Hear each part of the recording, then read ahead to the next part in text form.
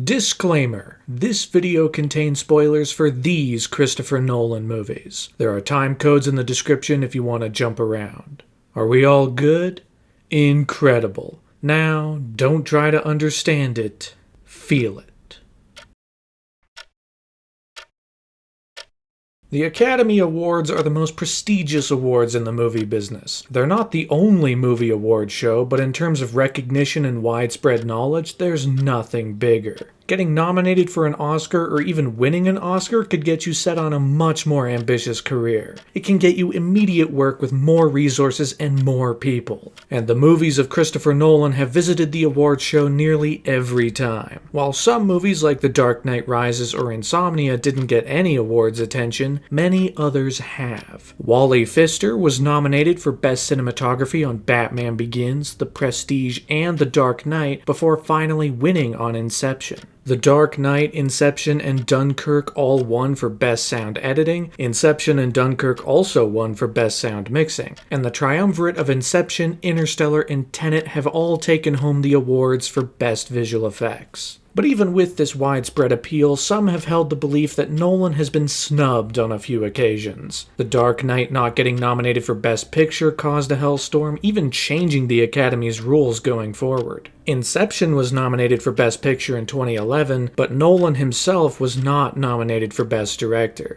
which many considered a snub at the time. He would eventually get nominated for Best Director for Dunkirk, but even then he'd lose out to Guillermo del Toro for The Shape of Water. As the years went on, many grew more and more surprised that Nolan hadn't won Best Director, that he hadn't gotten that recognition from the Academy. But perhaps it's only a matter of time. Perhaps while his movies would continue to get widespread acclaim from critics and audiences, they would one day also make a real and true splash at the Oscars. And the Oscar goes to... Dreams are interesting things. You roll into bed, you close your eyes, you go to sleep, and as part of processing whatever has happened in your day, your subconscious just feeds you something during the night. In a lot of ways, it's kind of a bizarre concept. We go to sleep and suddenly a projector turns on and we're given a movie that is a bit of a warped version of reality, or a warped version of things we know. They're recognizable enough, but slightly different, and it really isn't until you wake up you realize something was off, before you swiftly forget what the dream was in the first place. During his days at University College London, or UCL, Christopher Nolan would actually experiment a little bit with dreaming. Since he didn't have a ton of money, the free breakfast was very appealing. But it ended quite early, so he'd go to sleep for a while, wake up at some ungodly hour, get free breakfast, only to then go back to sleep.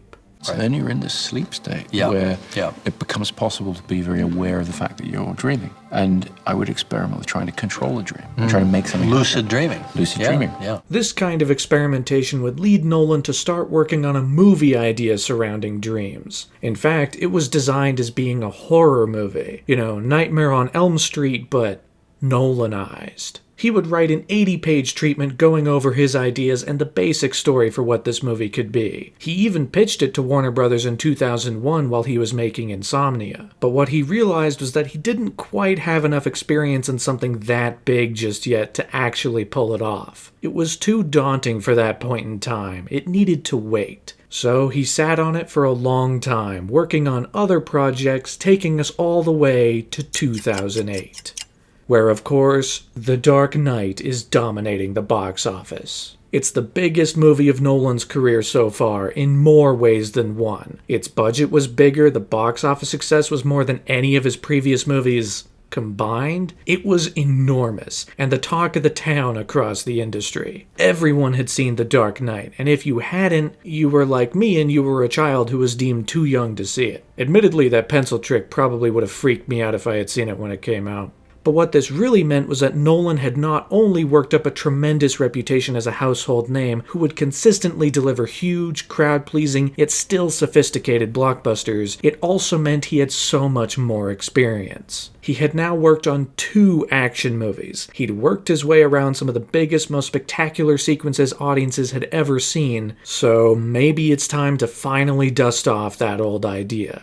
After a month-long vacation following The Dark Knight's success, Nolan would return to this dream project he had wanted to make for a decade. In many ways, you can call this moment the Inception.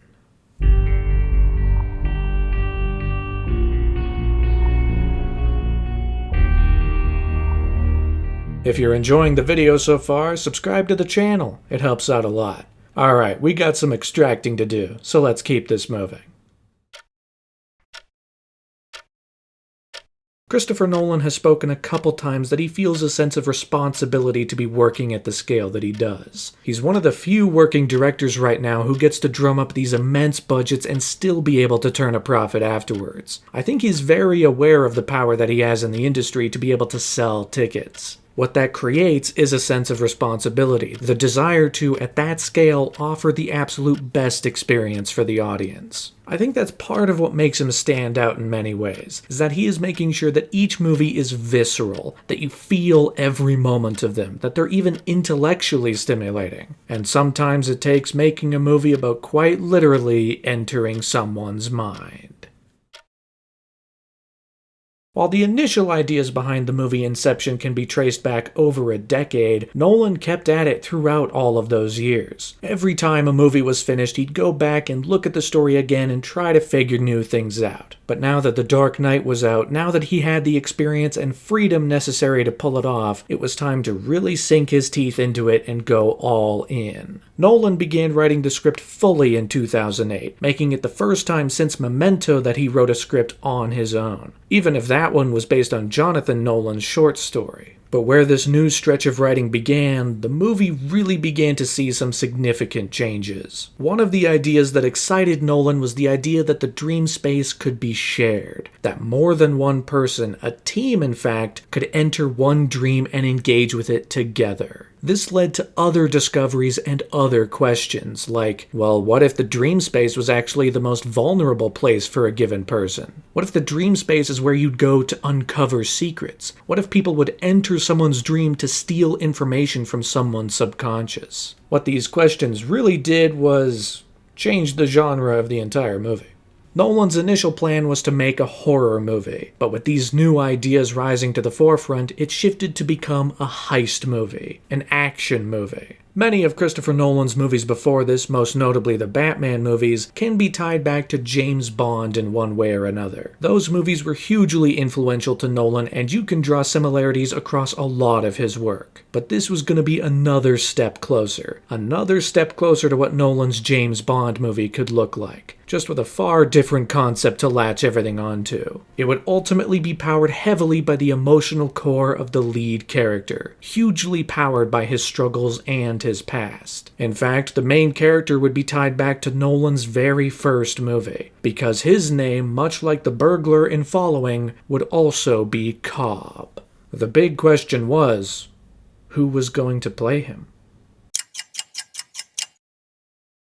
For years, Christopher Nolan had admired the work and career of Leonardo DiCaprio, someone who had launched to superstardom after the release of Titanic and managed to keep things interesting with the projects he took on after that, even working a lot with Martin Scorsese. Nolan had wanted to work with him for a long time, often approaching him, but scheduling conflicts always arose, making it impossible. That was until now. After another approach, and after DiCaprio found the script incredibly interesting, he signed on, joining Inception as the lead character Dom Cobb. From there, the cast exploded, featuring plenty of new faces who'd never been in a Nolan movie before. I mean, you got Joseph Gordon-Levitt, Tom Hardy, Elliot Page, Marion Cotillard, Dileep Rao, Tom Berenger, but don't fret because there's some returning faces as well. Of course, the great Michael Caine was going to jump in for his fourth Nolan movie. Cillian Murphy was back for his third Nolan movie after Batman Begins and a brief appearance in The Dark Knight, and Ken Watanabe was in for his second Nolan movie, having appeared as the faux Ra's al Ghul in Batman Begins. With the cast assembled, they all got together for the start of principal photography on June 19th, 2009, with the festivities kicking off in Tokyo, Japan.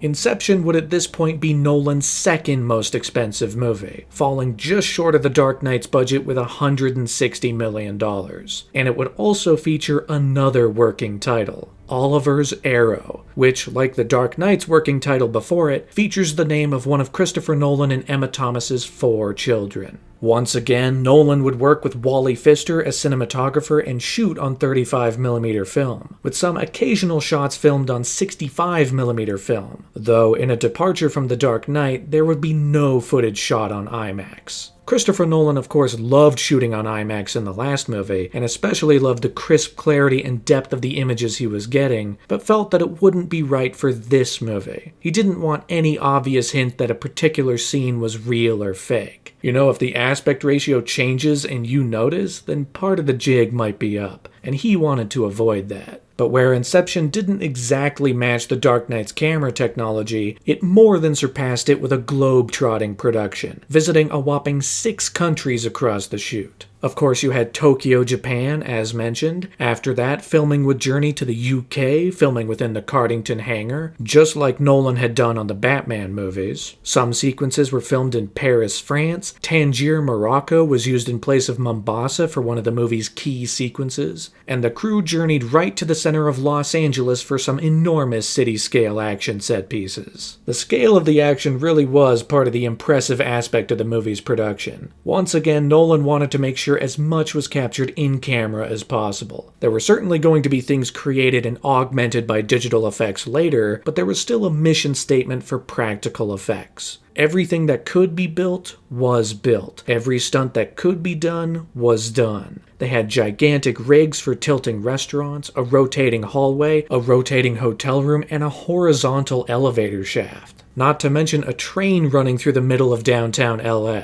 Of course, it wasn't actually a diesel train blasting its way through the city. It was a mock-up built around a semi-truck rig. But it really was there, pushing cars aside with some minor digital enhancements to blend it right into the scene itself. A lot of this was helped along by this movie's production designer, Guy Hendricks Dias, as well as regular Nolan collaborator, special effects coordinator Chris Corbould. It's without a doubt kind of inspiring to see this kind of work get put into these movies, that they're committed to getting as much in camera as possible so it feels as visceral as it can for the audience once it hits theaters. But it's also worth noting that right now, audiences knew very little about this movie, by design. The only details they knew about the story was a brief synopsis that revealed it was a contemporary sci-fi action feature set within the architecture of the mind.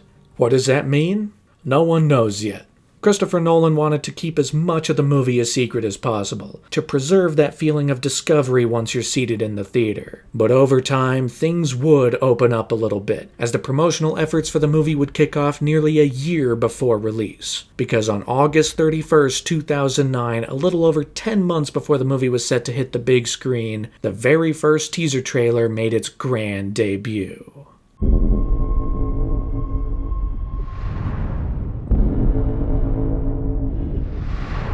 Since this was released during production, there isn't a ton to this teaser beyond cryptic imagery. A spinning top, shots of some of our characters, some incredibly trippy imagery within a hallway, and a pulsating boom heard throughout. It left audiences waiting for just a little bit more, just the tiniest bit of extra detail. But production was still ongoing into the fall of 2009, and you might have noticed I mentioned the fact that this movie was shot in 6 different countries and that I only mentioned 5. Well, because right at the end of production, the crew went to the Great White North, Canada. Filming at Kananaskis in Alberta, specifically at Fortress Mountain, where they were initially worried they weren't going to get the weather they wanted. They were hoping for snowy mountains and skiing sequences, but the weather wasn't really providing that. But thankfully, the day before shooting, a boatload of snow hit the area, creating the visual atmosphere the crew needed to film the sequence. There were big practical effects, an enormous set, they even set off some avalanches to get some incredible helicopter shots. I mean, they really go all out on this stuff. And with filming wrapped there, the whole production came to a close in November 2009. It was all hands on deck for post-production to get the movie through the door. Now, eagle-eyed fans could check out the movie's official website, which managed to kick off a viral marketing campaign not unlike The Dark Knight. This time, the website led to an online game called Mind Crime. It's a pretty simple game, allowing you to create a maze from one end to the other, only to then throw you into that maze with adversaries in the dream space that you have to fend off to get to the other side. And upon completing this game, players would get a look at the very first Inception poster. Now that right there is cool. But for those hoping for a tiny bit more, they were luckily able to get it right as the clock turned to 2010. A single idea from the human mind can build cities.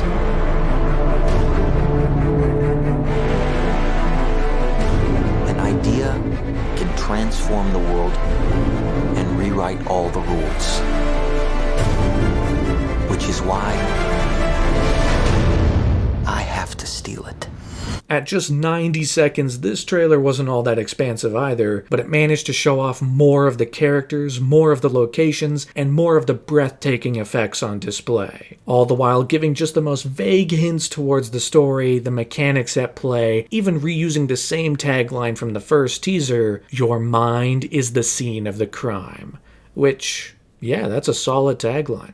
And there's still that boom occurring across the trailer.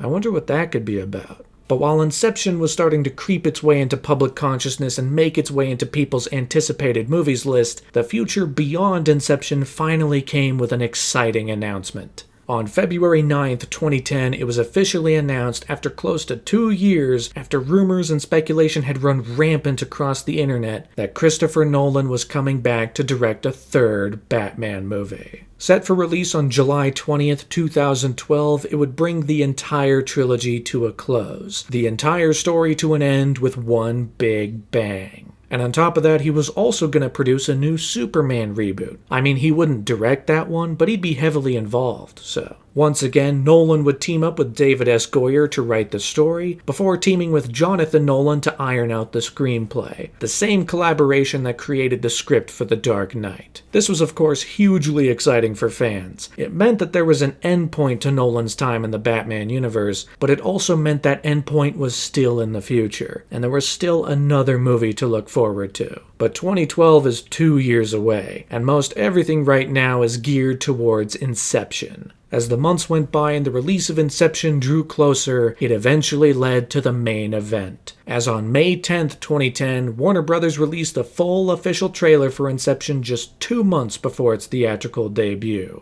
And this trailer, it's a doozy. There's one thing you should know about me. I specialize in a very specific type of security. This trailer is all about build-up. It establishes some of our characters, a little bit of what they're after, a little bit of the mission, before it begins to expand into the grander and more dramatic aspects. The music helps as well, with a rhythmic kind of pulsing music growing and growing in the background, before exploding into a huge orchestral piece. This original piece of music, called Mind Heist, was made by Zach Hemsey, and it immediately managed to take over trailer edits across 2010. Dreams feel real while we're in them. It's only when we wake up that we realize something is actually strange. But what really brings the trailer together is actually kind of the payoff to the marketing so far. The perfection of that booming sound, which is heard at its fullest here when the title card finally hits. I'd hate to see Out of Control. Ooh, now that's a good sound. It really punches up the title card. Can I hear that again?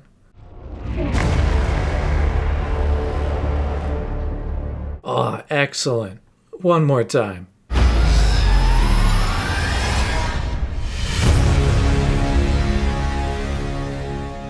It's just so good. Give me another.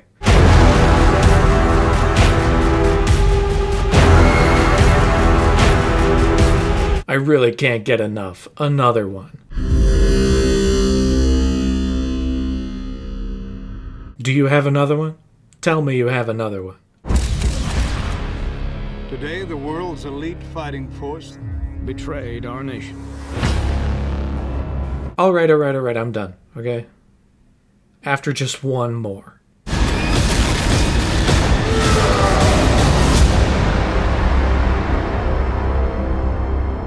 That sound was huge. It is no small thing to say that this trailer has shaped how blockbuster trailers have been made ever since. I mean, the Inception blah was such a meme at the time, for years after this came out. It's actually quite interesting to look back on this trailer with all of that context now and seeing where so many of these tropes come from, complete with a small joke tag to close it out before the release date. Whatever magic sauce they put into this trailer, it hit, and kept Hollywood trailers chasing it for years after the fact. From here, marketing only skyrocketed, with TV spots hitting the airwaves capturing a little bit more of what the movie was about, letting everyone know it was on its way. On top of that, Warner Brothers also released a prequel comic called The Kobold Job, which told the story of Cobb's time with Kobold engineering, which would lead directly to the opening scene of the movie and provide some additional context for Cobb's predicament within the story. Across promotion, Warner Brothers and Legendary Pictures spent $100 million to market the movie, which was quite significant, but they felt that if they played their cards right, they could knock this one out of the park. The first Christopher Nolan movie after The Dark Knight, when everyone's interested to see what he does next, that's a movie with a hell of a lot of potential.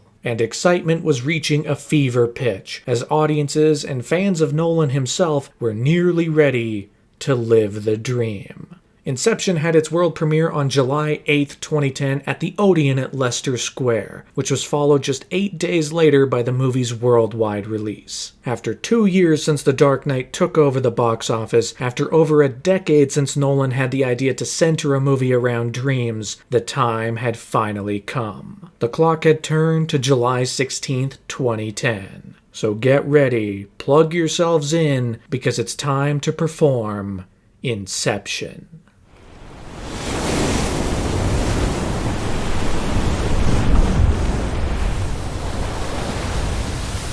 This is probably Christopher Nolan's most complicated movie yet. It all hinges around the concept that you can enter someone's dreams to extract information, usually for some kind of corporate espionage. There are tons of mechanics to how it works, there are tons of ways it can go wrong, there's plenty in there about how the mind works and how it all fits together to create thrilling and intense action sequences. There are so many pieces to consider, so many things to be worked out over the course of the movie, but at the end of the day, it's all latched onto the simplest idea possible. Cobb wants to get home to his kids. Cobb's wife, Moll, is dead, and the US authorities think he killed her. He can no longer enter the United States and has to search for less than legal mind-bending extraction jobs to make ends meet while he runs across the world, evading trouble wherever it might find him. Now, all of this eats away at him. He's constantly seeing his kids in the dream world, but he's made them slightly obscured on purpose. He doesn't even want to see their faces until such a time as he knows it's real. And his wife torments him down there, even attacking him if she gets the chance. All of this is very, very simple. His wife is dead, he wants to see his kids, and all of it haunts him. It gives Cobb a very recognizable, very understandable emotional core to grab onto and follow. But over time, prospects begin to change for him, as he is eventually approached by businessman Mr. Saito, who gives him a proposal. He wants Cobb to perform Inception on his competitor Robert Fisher, heir to his father's company. His father, Maurice Fisher, is about to die, and Robert must dissolve his father's empire. Now, Inception is different from Extraction. Extraction is getting ideas out, Inception is putting them in, which takes a lot more care because a person can always tell if an idea is not theirs, even subconsciously. Once again, when you boil it down to the bare essentials, it's very simple. They must infiltrate this man's mind to plant an idea. It's very easy to grasp. Now, with these very simple ideas put in place, the movie can naturally expand on them and become more complex as everything plays out, adding more intricacies and mechanics and new details to make the mission as thrilling as possible, while also keeping you on your toes. And it all starts with putting together the team. We already have Cobb and Saito, now we need everyone else. Arthur, Cobb's right-hand man. A straight man in a lot of ways, a bit of a stick in the mud to be honest. He's very realistic, very pragmatic, and as the movie says, he kinda has no imagination. At least not in the way some of the other characters have, but he's very good at what he does. Yusuf, the chemist, the person who will put together the compound so the team can accomplish the mission at the depth they need. It's not just about going into a dream. You have to go a couple layers deep for the idea to fully take hold. You have to go into a dream within a dream within a dream. While Yusuf might be the least action-oriented of the team, he's essential to pulling it off. Ariadne is the newcomer. Now, just to clarify so there's no confusion, when referring to Elliot Page the actor, I'll use he, him pronouns, and when referring to Ariadne the fictional character, I'll use she, her pronouns. I think that works. Probably. I'm doing my best. She is the architect, the person who will build the locations and mazes that will become the setting for the team's mission within Fisher's mind. She's also an outsider, the audience surrogate. We're learning all of this stuff alongside her, which helps us connect not only to the information, but also to the characters. She's a fantastic way into the world of this movie. Then you have the showstopper, Eames. He really does steal the show. He's the comic relief in a lot of ways, but also incredibly skilled at what he does. He's got a deft hand, a great imagination, and he's essential to pulling off the mission. He also has a lot of the movie's best lines. You mustn't be afraid to dream a little bigger, darling.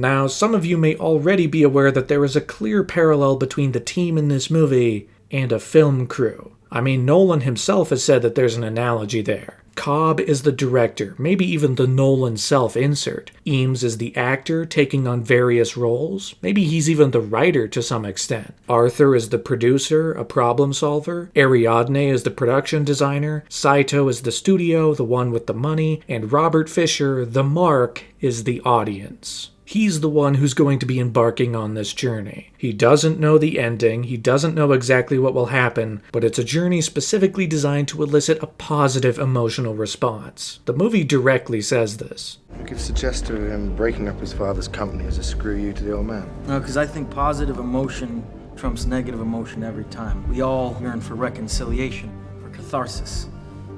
We need Robert Fisher to have a positive emotional reaction to all this. What this really says to me is that this movie has a really innate understanding of filmmaking and film language, the language of stories, especially within a visual medium. And it's not just playing lip service to this stuff either. The movie is actively employing its own advice at every turn. It's actively performing this stuff on the audience as they watch it. It might be a bit hyperbolic to say this, but I think in a lot of ways, this movie is perfectly constructed. It is just so incredibly solid. One thing that someone might be able to knock this movie for is the amount of exposition. And it's true, there is a lot, but it's 100% necessary to establish all the mechanics. Multiple dream layers, they plan to go 3 levels deep into Fisher's subconscious. If you die in the dream, you wake up. Unless you're under the sedative they will be under, in which case if you die, you head down to limbo at the very bottom. Unconstructed dream space. Well, what the hell is down there? Just raw, infinite subconscious. Nothing is down there. Except for whatever might have been left behind by anyone sharing the dream who's been trapped there before. Which in our case, is just you. Thankfully, there's the kick, another way of being startled awake, snapping you out of the dream with the sensation of falling. Everyone needs a totem, a small object that only they know the specifics of so they can check whether or not they're dreaming. Like Cobb's spinning top, which he actually got from his wife Moll. If he spins it and it never topples, he's in a dream. Now, I'm fully aware that me presenting this information as kind of a checklist might not be as effective as what the movie does, but trust me, the movie is communicating all of this really well. I mean, there's the basic stuff we mentioned, like Ariadne being the audience surrogate, but it's also worked directly into character conflicts, like Arthur and Eames constantly being at odds. They're often butting heads, though not necessarily over the details of the mission, more so just over their fundamental differences as people. Eames, I am impressed. Your condescension, as always, is much appreciated, Arthur. Thank you. But that gets you to understand their points of view. And if you understand their points of view, it's easier to understand the details of what they're proposing. The first half of the movie is all about setting this stuff up. It's all about getting you into the conceit of the movie, letting you in on the world. So that finally, once an hour has gone by and the team is on the plane ready to jump into the mission and enter Robert Fisher's mind for real, the whole thing can just go.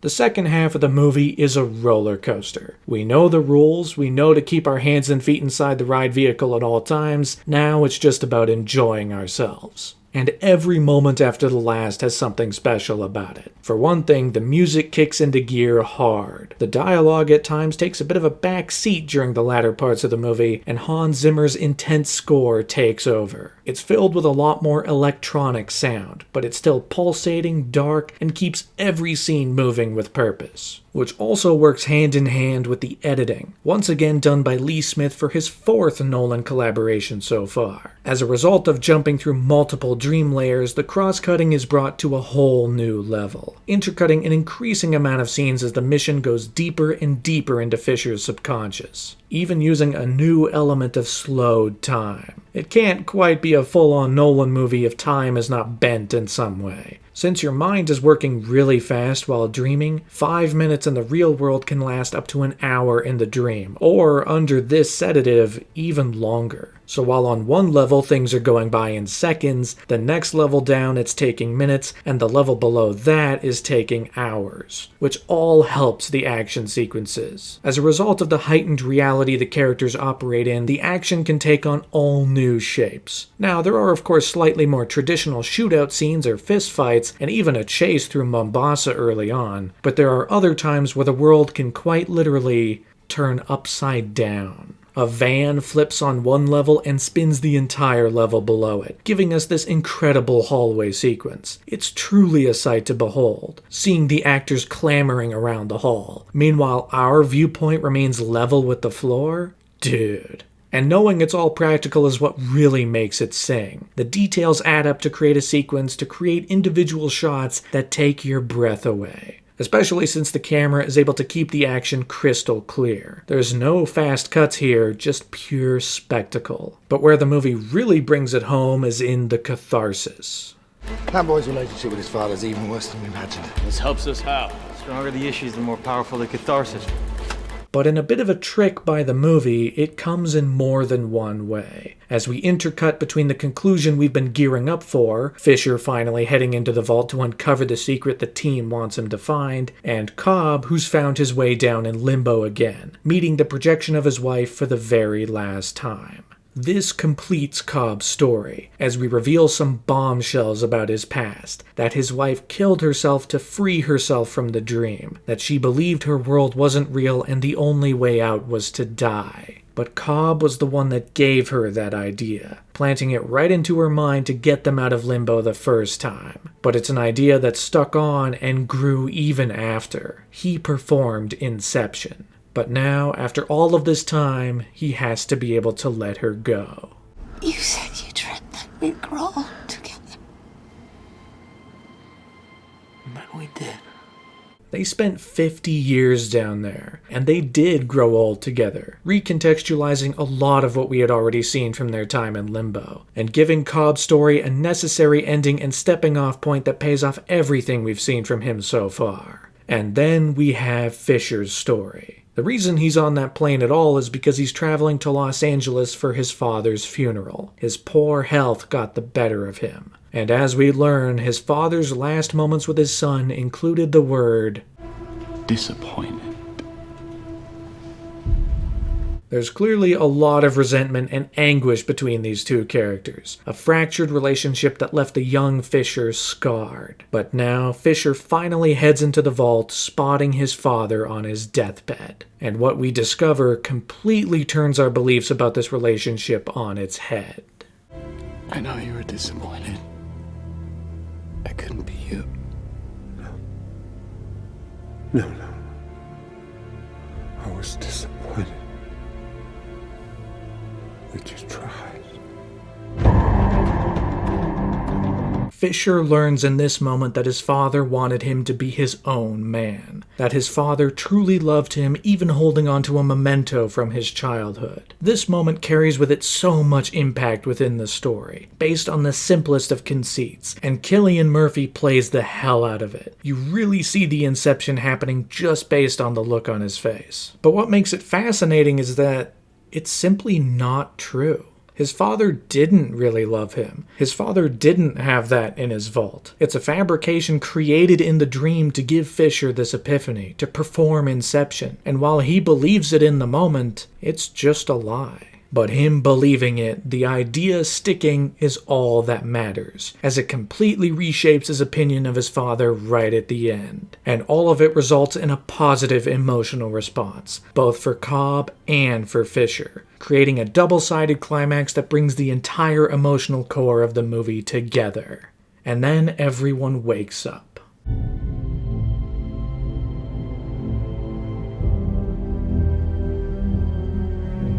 It almost feels like waking up yourself. You have to take a second to remember, oh yeah, that's right, this whole thing started on the plane. You have to regroup a little bit. It's great. And to some extent, it's almost like hardly anything happened at all. It's kind of the perfect crime in a way, because Fisher is really left to think about what's occurred in his own mind. The idea is in there, and it's not going away anytime soon. But he'd never question details like, who were all those people in the dream with me? Well, they're the same people around him in first class. The rational explanation is that his mind filled in the gaps and just added the last faces he saw to the mix. It's so simple you'd never even think to question it. So even after a profound experience like that, he can still look at Cobb as if he's just another passenger on that plane. Another person going to the same place that he will never see again. There's just one look from him that says 1,000 words. It's great. But it all comes down to the final moment. The plane landed in Los Angeles, Cobb is back in the United States, and as promised by Saito, his charges are cleared and he's free to re-enter the country.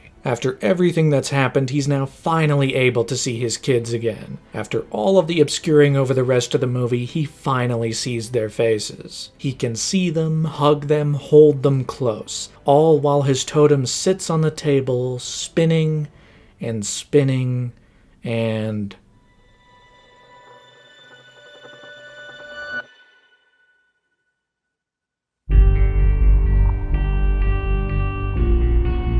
Oh, come on, dude. Was Cobb dreaming at the end or not? Did the totem fall or not? Would it surprise you to know that this question has been asked of Christopher Nolan more than any other in his career? Of course, he's never given a definitive answer. It was left ambiguous on purpose. But both he and Emma Thomas have gone on record saying that at its core, the real point is that Cobb himself doesn't care anymore. He's not looking at it. He's got his kids, and that's all that really matters. There's even the popular theory that Cobb's wedding ring is the real totem, because he doesn't wear it in the real world, but he does wear it in the dream. And he's not wearing it here, so... Although maybe it isn't real, what do I know? Actually, you know what I do know? Inception is awesome. In many ways, this is the quintessential Nolan movie. It's sparked solely from his own mind. It's playing mind games. It's filled with action and spectacle and a populist sentiment. It's got complicated concepts and a bunch of guys in slick, tailored suits. There's even a new recurring theme of a main character trying to get back to his children. A very similar idea can be found in The Prestige before this. And given the movies team can be analogous with filmmakers, what might this say about Nolan himself? Is he someone who wants to spend more time with his kids, but his work keeps him away? While at the same time the work is his passion and he can't just stop? That starts bleeding into more personal stuff, and I don't know the man, so I'll never be able to answer those questions definitively, but there's something there, and many people have pointed it out over the years. Critical reception to Inception was fantastic. Fans and critics alike praised the movie from top to bottom. It easily became one of people's favorite movies of the summer. A balls-to-the-wall, high-concept but easily accessible action movie. And financially, there was nothing to complain about. On a budget of $160 million, Inception took home $292 million domestically and a whopping $828 million worldwide, making it Nolan's second highest grossing movie so far, just behind The Dark Knight. And let's be real, an original idea cracking 800 million is awesome, and truly showed the power of Christopher Nolan's name. It was now solidified as a fact that if you were going to one of his movies, you were in for a good time. And really, at the end of the day, that's what gets butts into seats. The guarantee of a good movie. It also makes for an insane 3-movie run. I mean, The Prestige, The Dark Knight, and Inception all in a row, with each one releasing every 2 years? That's an insane triple feature. And Inception's own influence, coupled with The Dark Knight, would impact Hollywood throughout the 2010s. I mean, the music, the tone, the sensibilities, so many copycats would be made as a result of these movies. Hell, even the production of Transformers 3, which took place over 2010, drew comparisons to Inception with their very own tilted building sequence. You been in there? No. It's a mind. You get in there, it's dizzy. It's like the movie Inception. But now, Nolan was about to return to the character that launched him into stardom. After tackling his passion project, an original idea that had been cooking for a decade, it was time to return to Gotham. Christopher Nolan was now gearing up for his third Batman movie. It's common practice in movies to only bring in the composer towards the end. Usually they'll jump in during post-production or, if they're lucky, during shooting. But Nolan doesn't work that way. He believes that music is an integral piece, something that isn't designed simply to be overlaid on top of the movie, but something that is worked directly into the movie and impacts the way the audience feels coming out of it. Which is why he will bring in the composer very early in the process, maybe even talking about certain ideas before the script is fully finished. Famously, Christopher Nolan talked to Hans Zimmer about creating a piece of music for Interstellar without telling him that it was a science fiction movie. The music is an incredibly important piece to the puzzle, and where many movies might shrug it off, it's always a partnership with Nolan, and it has resulted in some of the best movie music in the last 20 years. I mean, Time from Inception, Stay from Interstellar, The Oil from Dunkirk, it's all batting 1,000 at every turn.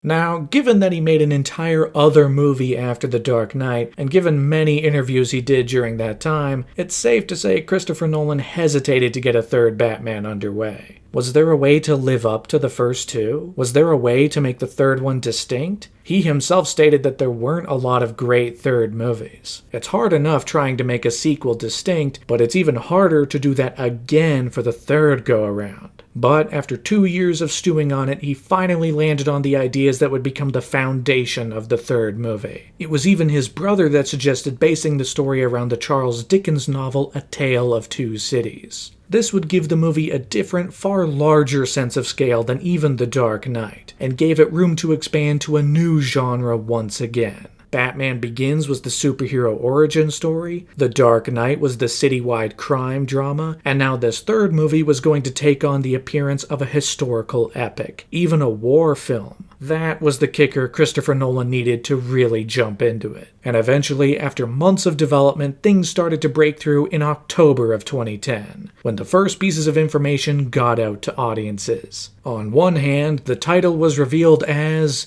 The Dark Knight Rises. That's right, they took the last movie's title and added a word to it. And at the same time, Tom Hardy was cast in a pivotal role, making this his second movie with Nolan after having just been Eames in Inception. But who would he play? Plenty of theories hit the internet before confirmation finally came around in the new year 2011. For a long time, Warner Brothers was hoping for the Riddler to be the movie's villain, but Nolan felt that you could get stuck trying to replicate the Joker a bit too much. The Riddler and the Joker are two different characters, for sure, but you could fall into the trap of making them a bit too similar, a bit too familiar. Christopher Nolan wanted someone completely different, someone who could physically match up to Batman as well as mentally match up. So it was confirmed that Tom Hardy would be taking on Bane, the main villain for The Dark Knight Rises. This was followed by the rest of the casting process, as plenty of returning cast from the first two movies made a comeback. I mean, Christian Bale was back, Michael Caine, Morgan Freeman, Gary Oldman, all returning for one last hurrah. In terms of carryovers from Inception, Tom Hardy would not be alone, as both Joseph Gordon-Levitt and Marion Cotillard joined the cast. And then there were a batch of newcomers. I mean, we got Ben Mendelsohn, Bern Gorman, Matthew Modine, and of course, Anne Hathaway as Catwoman. There were millions of rumors for the part of Catwoman, but it ultimately went to the Princess of Genovia, mostly because she was able to bring the exact level of theatricality to the role that Christopher Nolan was looking for. Now, with the cast assembled, filming finally commenced on May 6th, 2011. This time working under the title Magnus Rex. And if you're keeping up with the pattern, Magnus is the name of one of Christopher Nolan and Emma Thomas's 4 children. All under a whopping $250 million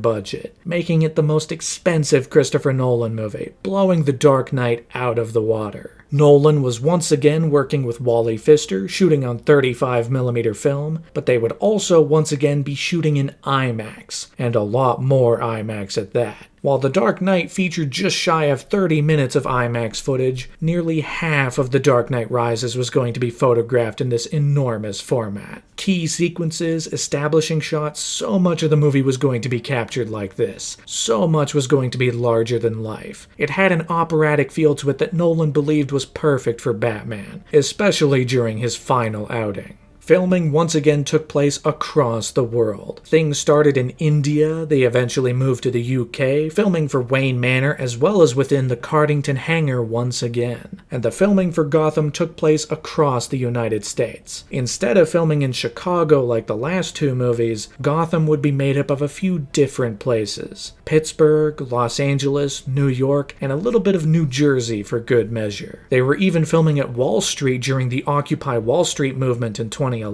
which fit in with some of the more revolution-esque themes the movie was going to tackle. Images, of course, were leaking out left and right of some of the costumes, even some of the new technology like the Batwing. But it wouldn't take long for people to lay their eyes on something official. Following in The Dark Knight's footsteps, The Dark Knight Rises would feature another viral marketing campaign. Though not nearly as expansive, it'd still get people involved. The first leg involved people tweeting the hashtag #TheFireRises, which managed to slowly but surely reveal the very first image of Bane, showing off just how massive he was going to be. And eventually, 2 months later, playing in front of Harry Potter and the Deathly Hallows Part 2 in theaters, Warner Brothers released the very first teaser trailer.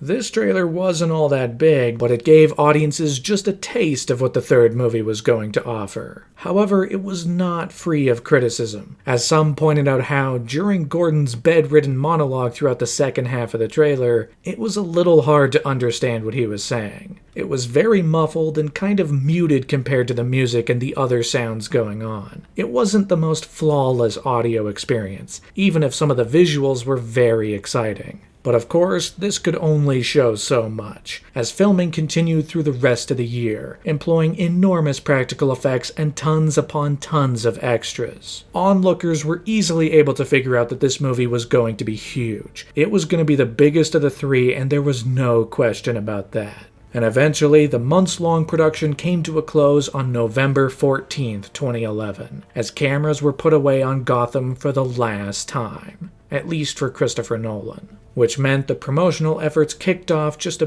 bit more before the end of the year. Given the expanded partnership with IMAX, this movie would follow in The Dark Knight's footsteps and give audiences a chance to see a piece of the movie before its release. If you saw Mission Impossible Ghost Protocol in IMAX, you'd also get to see the 6-minute prologue to The Dark Knight Rises. An expansive, never-before-seen cinematic showcase of what promised to be the biggest movie of Nolan's career. I mean, we got planes being tilted in midair, we got action, we got an enormous landscape, we have CIA. Dr. Pavel, I'm CIA. Probably one of the greatest characters in fiction. I mean, look at that stance, dude. He's so cool. And we have Bane, who is a little hard to understand. Doesn't matter who we are Like the initial teaser trailer, once again the audio came under scrutiny, as many people had a hard time understanding the muffled voice of Tom Hardy's Bane. Reportedly, this scared many executives at Warner Brothers half to death. You know, this was supposed to be a slam dunk and people were saying they couldn't hear a thing? Oh no. Thankfully, the rest of the sequence looked awesome. Everything visually was spectacular. And for those who maybe couldn't make it out to an IMAX theater to see the prologue, they were able to catch another glimpse of the movie in the form of the second teaser trailer, which released online just a few days later, all the while playing in theaters before Sherlock Holmes: A Game of Shadows. This trailer brought out the eeriness of this final installment, backed by a child singing the American anthem, followed by the chanting theme heard for Bane. It all showed off the scale and level of uprising this movie was going to tackle, complete with some breathtaking action shots, a football stadium getting destroyed, a little bit of Catwoman, and even some sparing new looks at Batman himself.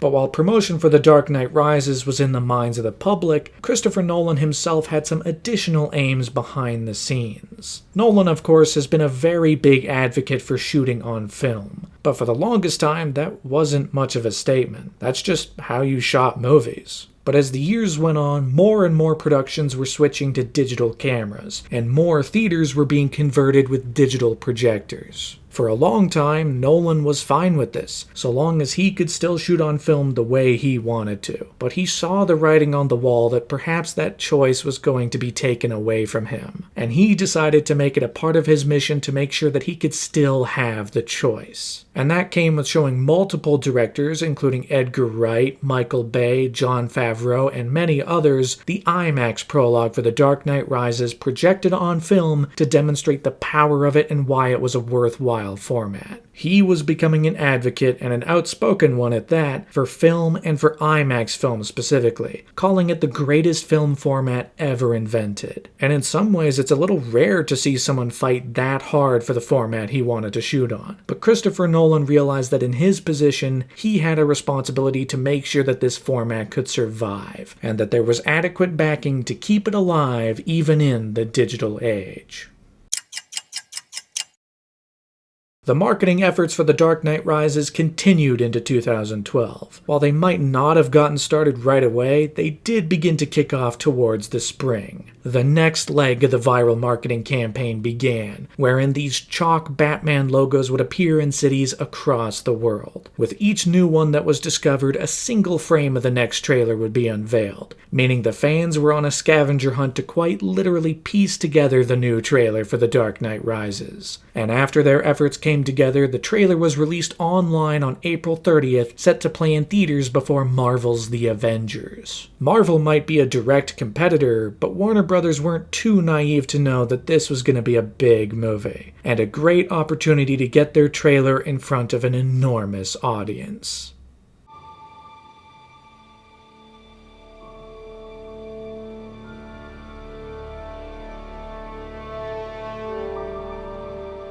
This is a trailer all about build-up, from light piano notes and an eerie high-pitched tone, building into the darker, more Hans Zimmer-esque music people have grown to expect from these movies. All the while, the spectacle and action builds over the trailer, giving away little on the story front, but just enough to get people engaged and wanting to know more, which all finally built into the last montage.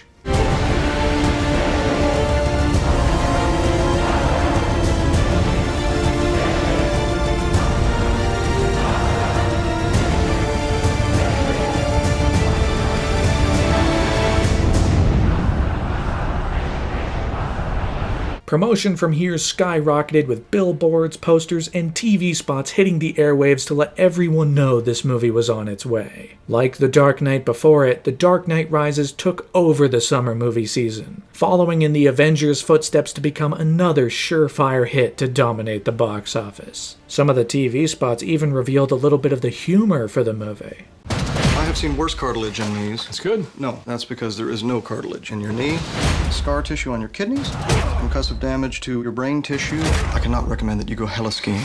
Even featuring Thomas Lennon in his second Nolan role, having briefly appeared in Memento before this. So that's fun. Unfortunately, right as this movie was set to release, it was struck with a tragedy. Because during a midnight showing of the movie on its release day in Aurora, Colorado, there was a mass shooting, killing 13 people and injuring 70. It is a black mark and an incredibly depressing event marking a senseless loss of life. Christopher Nolan would release a statement just after the shooting, stating on behalf of himself and the crew, "I would not presume to know anything about the victims of the shooting, but that they were there last night to watch a movie.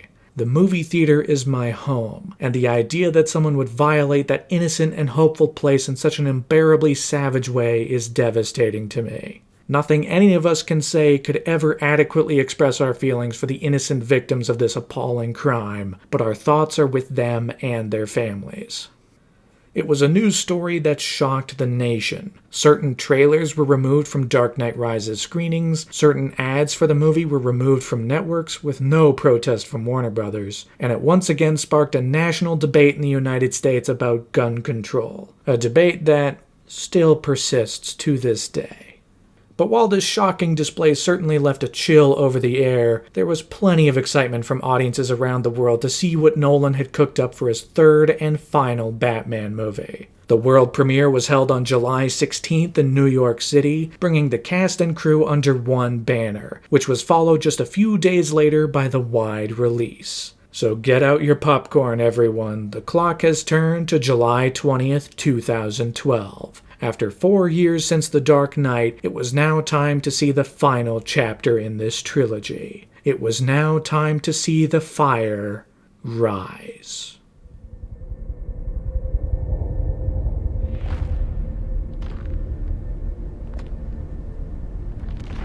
I knew Harvey Dent. I was his friend. Bane's voice is awesome. Whether for ironic or unironic reasons, there is a lot of joy to be found in hearing this guy talk. For one thing, he's insanely quotable. Calm down, Doctor. Now's not the time for fear. That comes later. In fact, the whole opening scene is incredibly quotable. You can almost recite the thing word for word. It's great. If I pull that off, will you die? It would be extremely painful. You're a big guy. For you. But the voice is also distinct. Tom Hardy and Christopher Nolan decided to make a distinct choice. They decided to go against just having a more generic, deep villain voice. And while it had been changed after people couldn't understand a word he was saying, it's still unlike anything else out there. It doesn't matter who we are.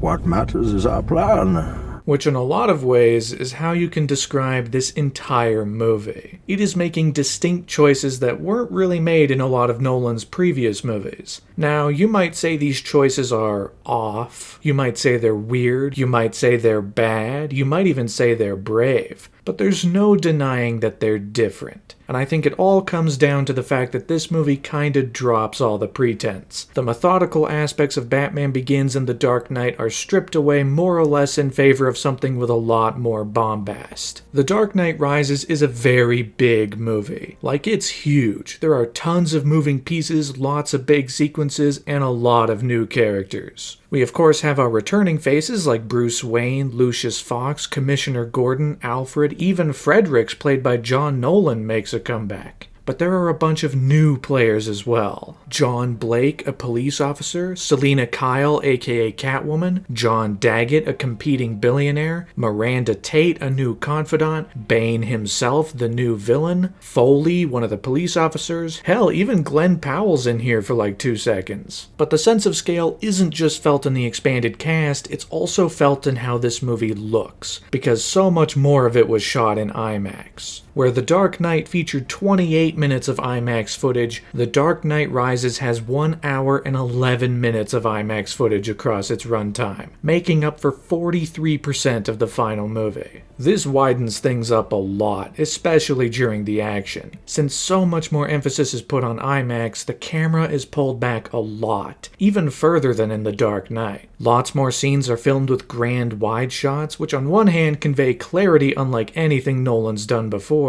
but it also reveals some imperfections, like moments where a guy will just fall over without getting hit by anyone. And this 16:9 image isn't even the full square IMAX frame, so imagine how much clearer that is in the theater. But the scale is also able to show off some stuff that you really don't get anywhere else. It really allows Nolan to present the coolness of Batman at a scale never seen before, especially when his all-new toy, the Bat, comes into play.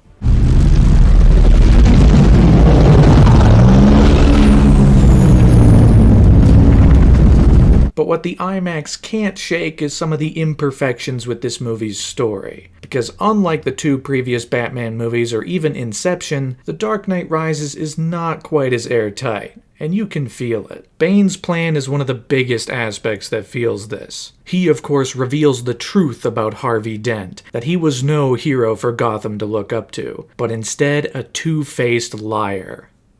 Get it? And that the efforts enacted in his name are a black mark against society. This is interesting stuff, but some might ask, to what end? How does the larger population feel about that? How do they feel about being lied to? And how do they now feel about Batman knowing that he was innocent the whole time? The movie doesn't really get into that, which I think is a missed opportunity. To plunge their hands into the filth, so that you can keep yours clean. Hands look plenty filthy to me, Commissioner.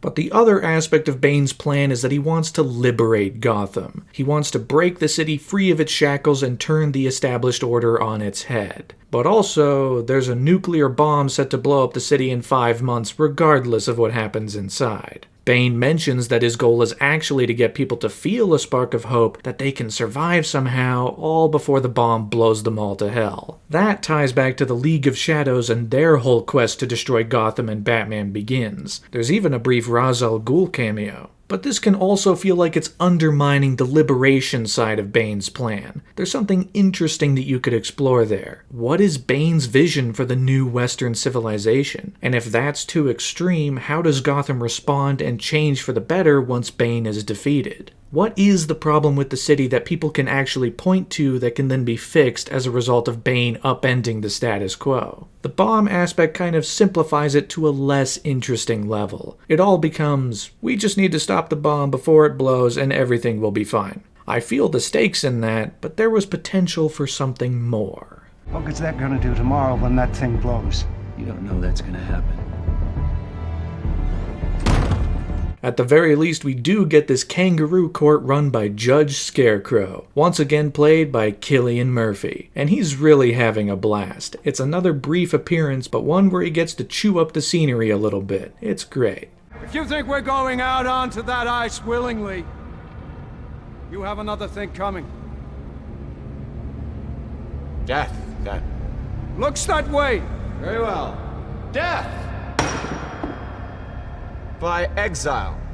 Now, Bruce Wayne's arc I like a lot. It's a journey to regain the will to live. After the last movie, he never moved on. The loss of Rachel put him into a kind of catatonic state where he's forever trapped in yesteryear. Even Alfred points this out as the two come to blows in the first hour of the movie. And even when Batman returns, which the movie presents as a hugely triumphant moment, it's really only a stepping stone to Bruce's quest to end his own life. And he kind of knows it.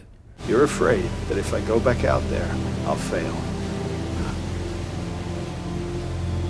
I'm afraid that you want to. Which very nearly happens, as this clash with Bane results in his back being broken. Bruce yearns for death, but Bane won't offer it, instead trapping him in this pit to watch as Gotham falls. But it's here that Bruce finally regains the will to live. In his mission to escape the pit, he embraces the fear of death once again and rises out of that hellhole as a new man. I like all of this, even though it does feel a little repetitive to have Bruce Wayne go on a journey to rebuild himself into Batman twice in the same movie. I wonder if there was a way to accomplish this without it feeling repetitive, but the ultimate aim for Bruce's character works really well here and is genuinely one of the movie's strongest aspects. The other strongest aspect is probably Catwoman, who's just having a lot of fun getting to play slick and murderous and charismatic all at the same time. She's actually enjoying herself in this movie, which is a welcome change of pace compared to everyone else. There are some smaller inconsistencies and logic gaps, like how does Bruce Wayne get back into Gotham after it's sectioned off from everyone else? Where does he get the time to set up a bat signal made out of fire? At the end of the day, neither of those things really matter, and that second moment is still very cool. But the bigger thing comes with the twist that Miranda Tate is actually Talia al Ghul. It kind of undermines Bane even more. It ties things back further to Ra's al Ghul, and since it's so last minute, the movie has to do a lot of work to connect these dots before the finale. I still wonder if there was another way of going about this, or even having Bane be his own villain completely detached from the League of Shadows. But it does give the trilogy a bit of a full circle kind of idea. And when it comes to the grandness of the action to follow, there's really nothing else like it. We got an army of cops versus an army of robbers. We then get Catwoman on the Batpod with Batman in the Bat chasing down enemy tumblers. Explosions, firepower, Bane is killed unceremoniously, the music's killing it, there's a lot of intensity and tension, it all comes through. Even during the bit where Talia dies kind of awkwardly. My father's work is done.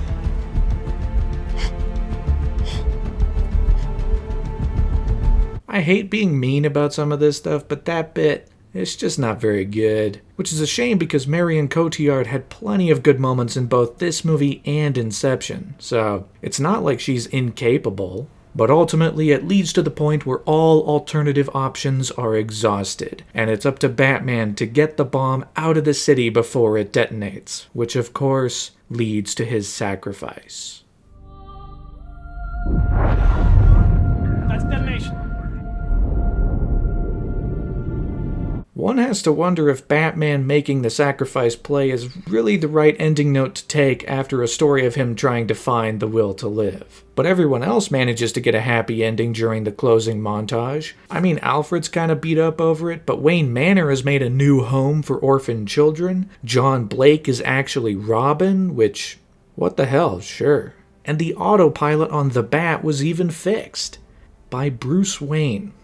Because of course, he wasn't gonna be dead. Instead, he managed to survive, living a life on the other side of the world with Selina Kyle. There's something to be said about how quick this reversal comes around. Like, we really get all of this within 6 minutes of movie. Batman's dead, Alfred mourns, then we reveal he's alive, all in this concluding montage. There's certainly room for more deconstruction of what Bane wanted to do, how Gotham will live on in the future. But it does fit Bruce Wayne's character and the aims of the movie to end it with him living his life far away from Gotham. And now, in one final note, John Blake is set to become the new Batman, carrying the mantle for Gotham's future.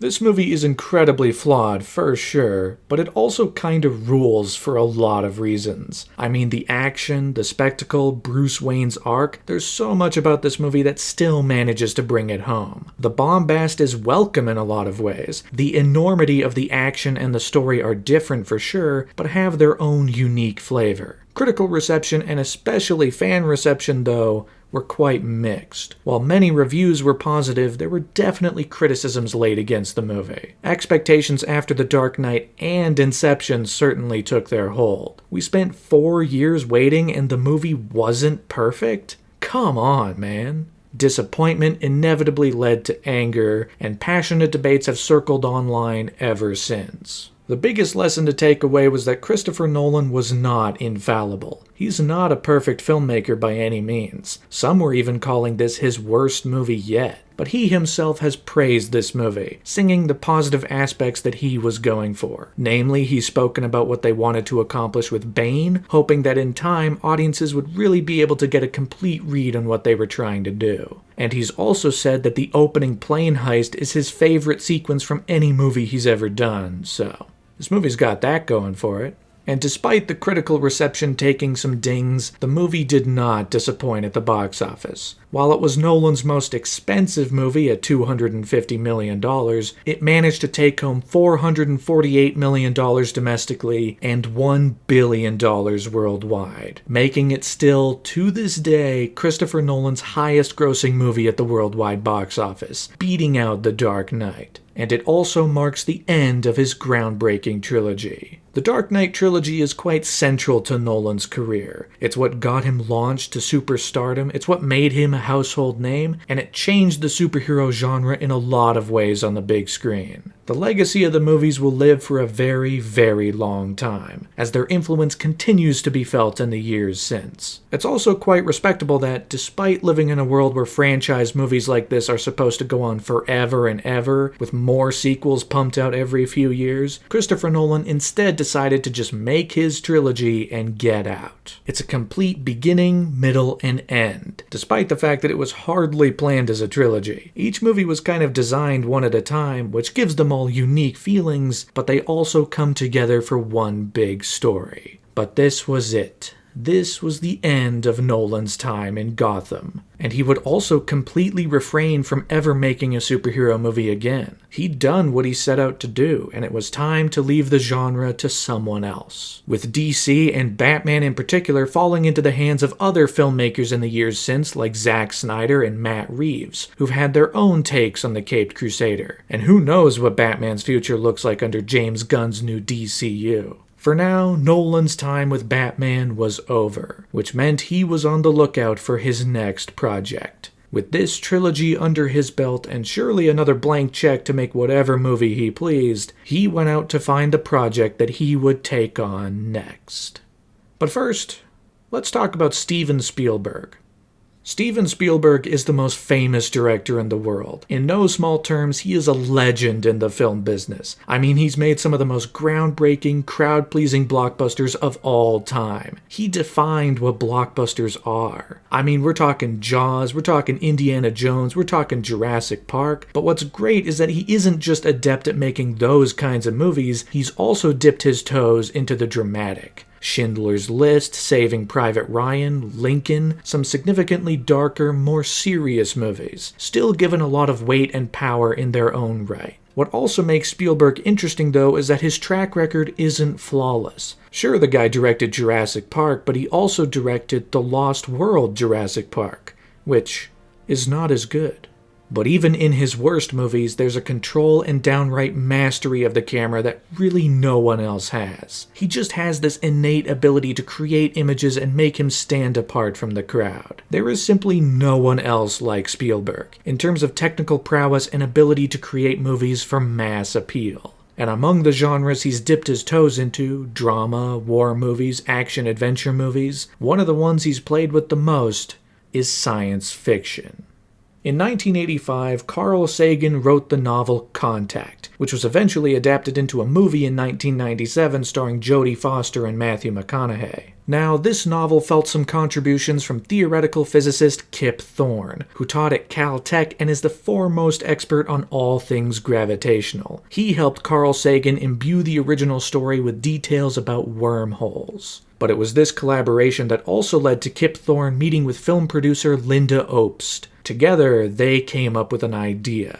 What if there was a science fiction movie that started with real scientific concepts? You know, not someone coming up with an amazing story and then adding real science onto it later. What if a movie genuinely started from the basis of real science and real physics? What would actually happen if humanity encountered a wormhole? What would happen if humanity encountered a black hole? How would that really work based on the physics we know? It took some time for this idea to start to gain traction, but eventually in 2006, development finally began at Paramount Pictures with Steven Spielberg set to direct. and it was only 1 year later that he brought on a writer. And who else would it be but Jonathan Nolan? Upon joining, Jonathan Nolan spent 4 years writing the script, developing his story ideas and even learning about relativity directly from Kip Thorne himself, implementing as much as he could into the story he was drumming up. The story was set in the not-too-distant future where the Earth is ruined, and in order to save humanity, we have to head out into the stars to find a new home. It's a bleak future, but something of an optimistic story. And of course, since Jonathan and Christopher are brothers, Nolan had heard a lot about this project over the years. The two were their own sounding board to help each other get their ideas across and make them even better. Even if there was a certain sadness in the fact that Christopher Nolan wasn't involved, because he found everything about the project incredibly exciting. But unfortunately, despite the project slowly taking shape, the business side of Hollywood would eventually get in the way. In 2009, Spielberg and his company DreamWorks split from Paramount Pictures, moving the company from their lot to the Disney lot, and as a result, everything kind of fell apart. Suddenly, because of this move, Spielberg was no longer going to direct the movie. What was going to happen to the project now? Where would it go from here? And perhaps most importantly of all, who was going to direct? What idiot would try and fill the shoes of Steven Spielberg? Well, Jonathan Nolan suggested his brother.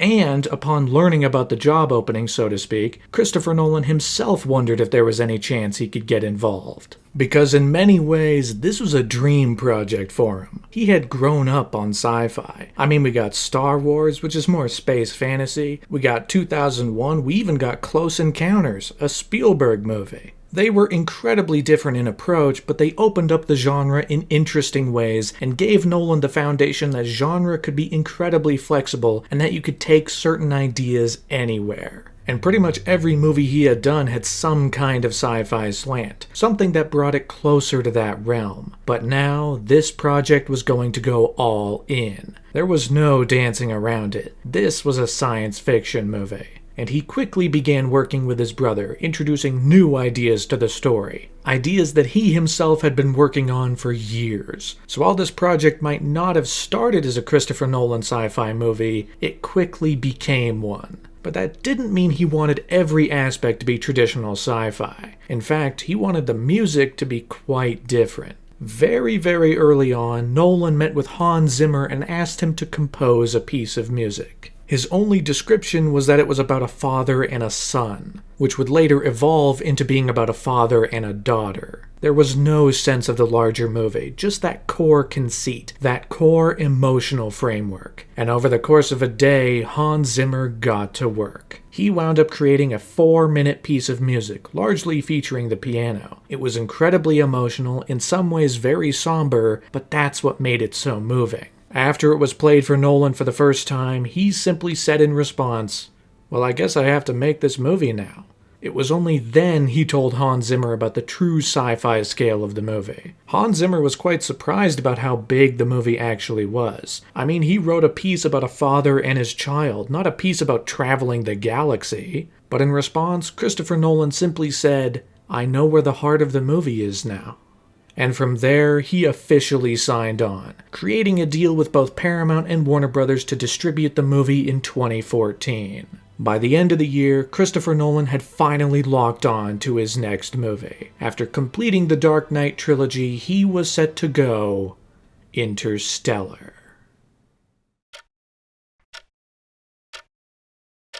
As an observer from the outside, it's hard to fully nail down every detail about Christopher Nolan. Not that anyone really should. He keeps things pretty close to the chest for a reason. But it's interesting seeing patterns in terms of his working relationships. And I think just by seeing these movies evolve over the years, one word that springs to mind is loyalty. Nolan is a very loyal person, and people are very loyal to him.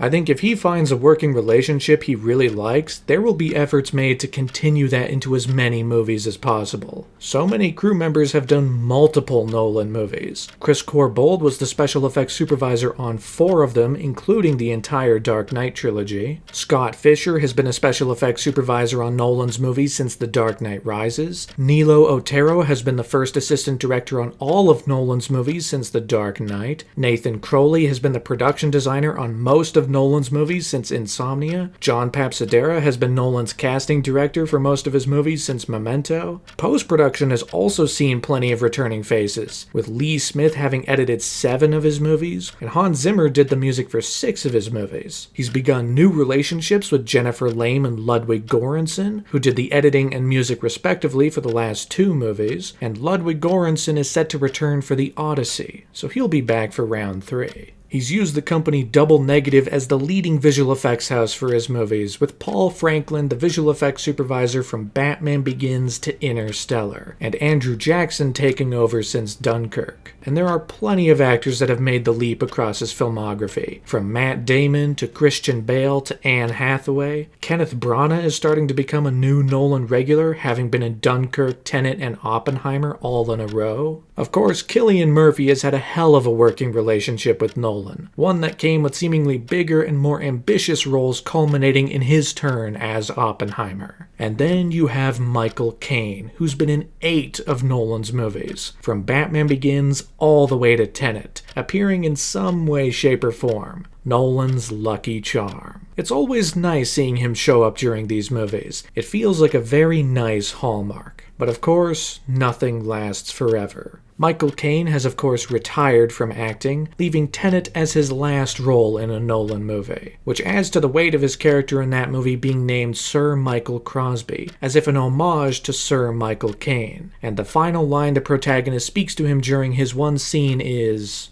"Goodbye, Sir Michael."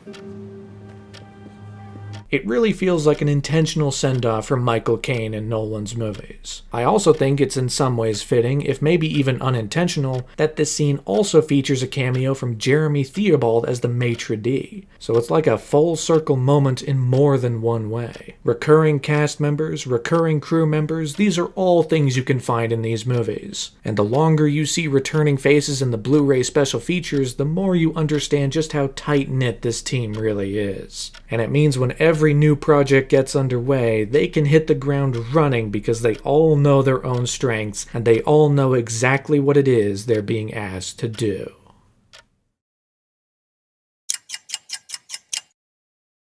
Throughout the first half of 2013, pre-production for Interstellar was in full swing. I mean, they were building sets, they were designing sequences, they were improving the script, they were doing everything under the sun to get the movie underway in time for shooting. And one of the major things involved with that process is casting.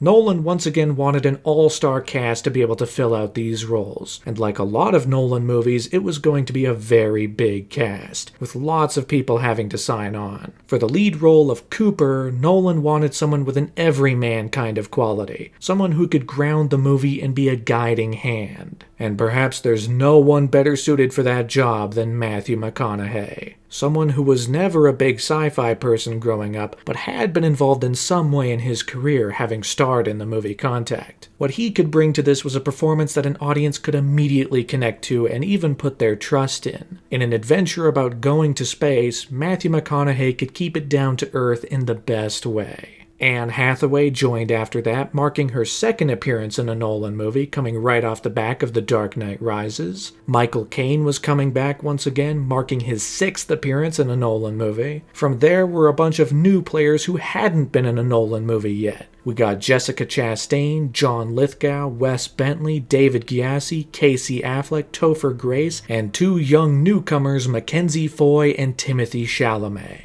And that is really only the beginning of the cast, as more would take part over the course of the movie's production. But with the central team assembled, production would begin on August 6th, 2013, under a budget of $165 million. Another big one for Nolan, even if it was not quite as big as The Dark Knight Rises. This time, the movie was filmed under the code name Flora's Letter. Flora, of course, being the name of Christopher Nolan and Emma Thomas's daughter. With all of the connections between fathers and daughters in the story, one can easily make the connection that this might be a letter from Nolan to his own daughter. There's something very personal about Nolan naming the working titles of his movies after his children, but this felt like an extra step in that direction. Now, as production took off, there was one major significant difference between this movie and many of Nolan's previous movies. Wally Pfister was not the cinematographer. After The Dark Knight Rises, he began to break off to work on his directorial debut, Transcendence, a movie produced by Nolan which would release in 2014. And eventually he'd even retire from cinematography altogether. So while the partnership between him and Nolan was quite fruitful over the years, it had come to an end. Instead, Nolan brought on the Dutch-Swedish cinematographer Hoyte van Hoytema, whose latest project was shooting the Spike Jonze movie Her. Together, he and Nolan would film much of the movie on 35mm, as well as select sequences in IMAX film. But one of the big differences with Hoyte van Hoytema was that he could go beast mode. Hoyte was determined to show us that we could handhold the IMAX camera, because we'd tried before and never been able to do it. I guess what we'd never tried is what he did, which is just pick the thing up and not worry about how heavy it was. How he did it, I have no idea. He's a very strong guy, clearly. You get what I mean? Beast mode. Filming for Interstellar took place in a number of places around the world, but it all started in Alberta, Canada. Filming across small towns like Nanton, Fort Macleod, Longview, and some of the mid-sized cities like Okotoks and Lethbridge, southern Alberta was chosen primarily for the nice rolling hills followed by the gorgeous Canadian Rockies. When you think of some of the great westerns that were set in Texas or Oklahoma or something, they were actually filmed in Alberta. Unforgiven was shot in Alberta, some of the original Superman was shot in Alberta, same with Superman 3. It managed to make for an incredibly interesting backdrop for the early scenes where you understood that humanity was in rough shape, but there was still an innate beauty to this world we call home.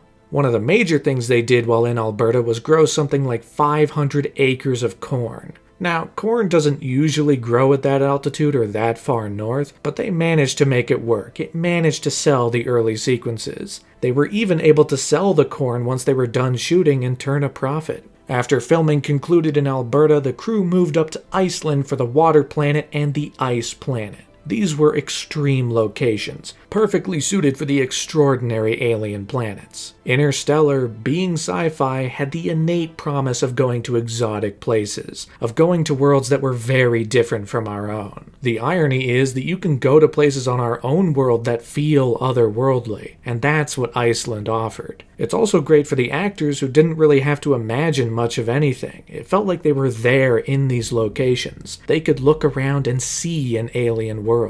Eventually, production would return to Los Angeles, filming plenty of interiors and different buildings around the city, before making a primary turn to the Sony Pictures soundstage in Culver City. There were lots of interiors, lots of spaceships, each with an impeccable amount of detail. I mean, the production design was all built around the mantra that it wasn't gonna be futuristic. It was going to feel as close to present day or even yesterday's NASA as it possibly could. Buttons, switches, tactile consoles, everything needed to have some kind of a purpose. Everything needed to be there for a reason. The whole thing was designed for function over form, even if they did make some more stylistic choices with the Ranger, which felt a little bit like a sports car in space. The other major thing was that they used projections to create the imagery the cast were seeing outside of the windows of the ship. You know, you'd think they'd do a green screen and add that stuff later, but no. The visual effects team actually created some of the shots during pre-production so they'd be ready to go on set. So they could be positioned in such a way where both the actors and the camera could see outside and see the vastness of space right out the window. It managed to create light, it managed to create reflections, and it gave the actors something to look at. There's no need to imagine a wormhole, you can just see it right there.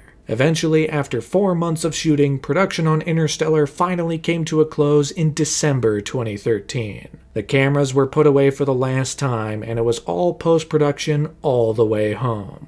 But that also meant that it was time to get the word out to audiences, because on December 13th, 2013, the very first teaser trailer for Interstellar was released online. We've always defined ourselves by the ability to overcome the impossible. There isn't a ton to this trailer. In fact, most of it is a collection of archival footage from some of humanity's greatest achievements, specifically in the world of aerospace. I mean, breaking the sound barrier, landing on the moon, the space shuttle program, stepping stones to getting out there and exploring. and that this movie was going to be the natural next step. That, to quote Star Trek, space was the final frontier, and our destiny lies among the stars. People looking to get a full grasp of Nolan's next movie might have left this trailer a little disappointed, but it was just a teaser. I mean, it even says the movie is coming out 1 year from now. That's fun. Instead of a release date, you essentially just put a countdown. But also, I have to wait a year? Come on, dude. Luckily, as the new year continued, promotional efforts for Interstellar would begin to take off. After a few months of silence in the early months of 2014, the movie would finally make a splash on May 5th. This is where Paramount and Warner Brothers would release the second teaser trailer, getting audiences right into the swing of things for what this movie promised to be. You're a well-educated man, Coop, and a trained pilot. And an engineer. The world doesn't need any more engineers. We didn't run out of planes and television sets. We ran out of food. This trailer gives a far better sense of the tone and story of the movie, of Matthew McConaughey's character Cooper, a father in a dying world, who's sent on a mission into the far reaches of space to save us. Complete with a musical track that was not made by Hans Zimmer, but was instead composed by Dario Marianelli for the movie V for Vendetta. It's an incredibly powerful piece of music that builds throughout this trailer, complete with some impeccable, never-before-seen visuals that would surely get anyone excited to see what the movie had to offer. Not to mention this tagline. We must think, not as individuals.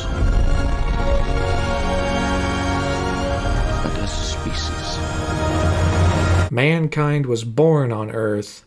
It was never meant to die here. One could argue the merits of trying to abandon Earth versus trying to save it right here and right now, and certainly in the world we live in, efforts should be made to save the one world we have. But while this movie is going to present interstellar travel as the ultimate endgame, we can take the tagline to mean that even without leaving, we still aren't meant to die here. There's just something kind of motivational about it to me. I don't know why. But excitement and intrigue were really starting to build up for the November release of this movie. It's also fun that with each new movie, the marketing can add new Nolan movies to the taglines, since so many are successful and crowd-pleasing. Back in the day, it was just from the director of Memento. Now it's from the director of Inception and the Dark Knight trilogy. And that carries weight, let me tell you. But of course, the marketing efforts didn't stop there. In July of 2014, both Christopher Nolan and Matthew McConaughey made a surprise appearance at San Diego Comic-Con. It was quite significant too, because despite making 3 Batman movies, this was the first time Nolan himself had been to Comic-Con. They talked a little bit about the movie, they shared some insight, but also they shared an all-new trailer. A trailer which released only a few days later online, breaking the barriers even more on what the movie promised to be. We used to look up in the sky and wonder at our place in the stars. Now we just look down and worry about our place in the dirt. This trailer greatly expands the scope of the movie, letting audiences in on so much more of what they're bound to see come November. Sure, we might have seen this funky-looking wormhole in the last trailer, but now we have an ice planet, a water planet, this enormous wave on approach. There's so much more spectacle to glean from this trailer. The scale of it is unlike anything Nolan had done before, and that's what made it incredibly exciting. Coupled with the clear emotional drive of a father having to leave his kids to go off on this spacefaring mission. A mission that will take him where no man has gone before. Sorry, I guess I have Star Trek on the brain. I don't know. And the trailer even builds into a very big reveal. The reveal of one of the most breathtaking science fiction images, maybe ever. We'll find a way. We always have.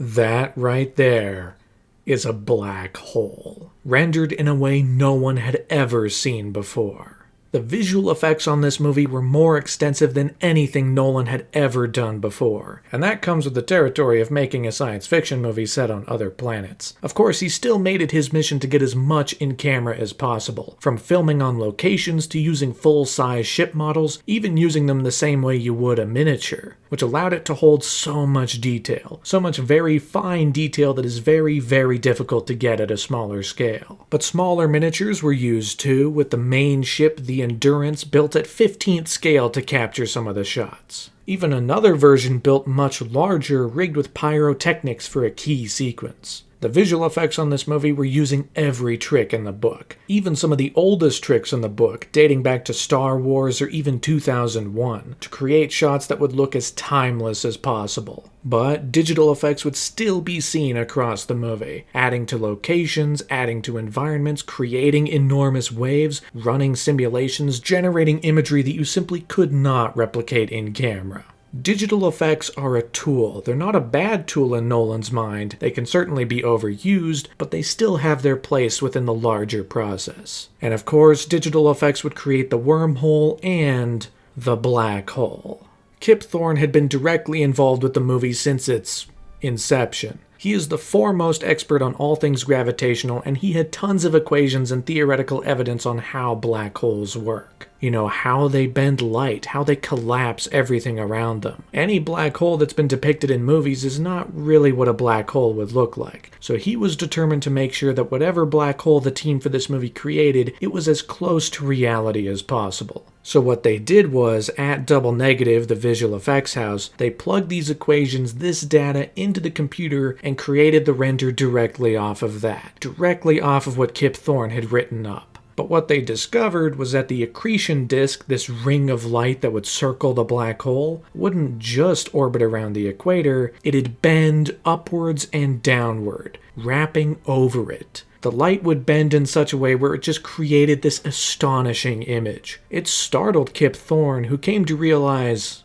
of course it'd look like that. All of that information was clear in the data, he was just now given the ability to see it for the first time. This was a discovery in and of itself, and they managed to learn even more about black holes because they now had the tools to visualize this information. It's quite extraordinary. From here, the last stretch of marketing for Interstellar took off. On October 1st, Warner Brothers and Paramount released the 4th full trailer, expanding even further on the spectacle the movie had to offer.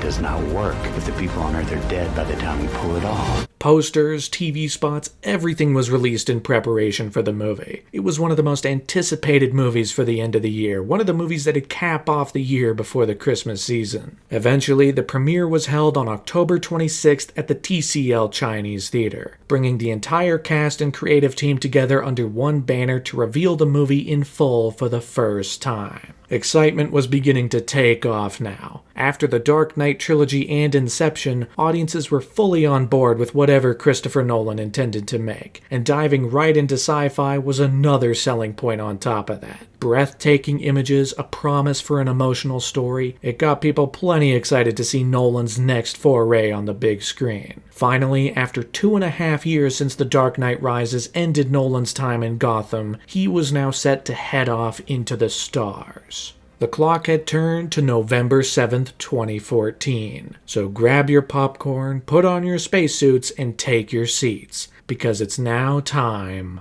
to launch.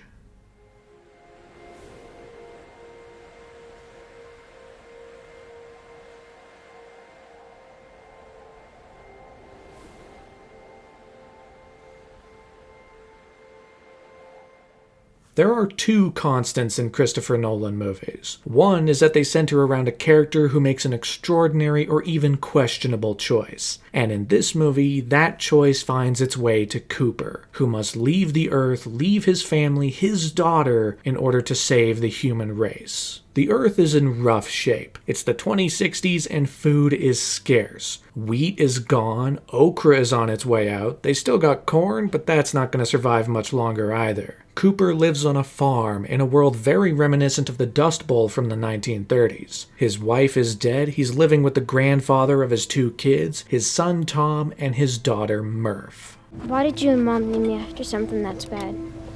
Well, we didn't. Murphy's Law. Murphy's Law doesn't mean that something bad will happen. What it means is that whatever can happen will happen, and that sounded just fine with us. The core of the movie undoubtedly rests in the relationship between Cooper and Murph. They have a lot in common. They're arguably too smart for the world they're living in, always reaching a little bit into science, which has become a lost art. You get the immediate sense that there's a lot of warmth there between the two of them, and Murph's occasional recklessness is actually really endearing to Cooper, which brings them even closer. By contrast, his relationship with Tom is a lot less warm. There are times where you get a sense that they're close too, and other times where it feels like Cooper just doesn't care about Tom at all. It's a little crazy. I mean, I'm sure he does, but he picked his favorite kid, let's be real. But the relationship between Cooper and Murph also revolves around what she calls the ghost. An anomaly in her bedroom, creating weird patterns in the dust, knocking books and models off of the shelves. What does it mean? Is there someone on the other end? Are they trying to communicate? Who knows? Well, Cooper does make one breakthrough. It's not a ghost.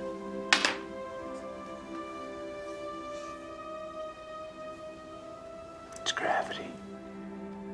Which leads them to discover or rediscover NASA, still operating in secret with a special mission to send a team through a wormhole to another galaxy to find a new home for humanity. An advanced team has already been sent, with 12 astronauts each on a different planet, 3 of whom are sending back promising data. Cooper, being the only pilot around with any kind of real flight experience, along with his own smarts as an engineer, is a prime candidate to fly the mission. Not to mention, something about that anomaly brought him here. It has to be for a reason. The problem is, if he goes, he leaves Murph behind. Suddenly, a relationship that was so close over the first half hour of the movie is shattered. Cooper tries to repair it, gifting Murph his watch, but that's not going to do anything. The only thing that'd fix this is if he chooses to stay. This is the pivotal choice, the one that launches the entire story, and the one that the movie puts the most weight onto. It's in some ways questionable, but also understandable. There's a goal to save the world, and Cooper himself has longed to get away from the farm and head back out there. He's an adventurer more than anything.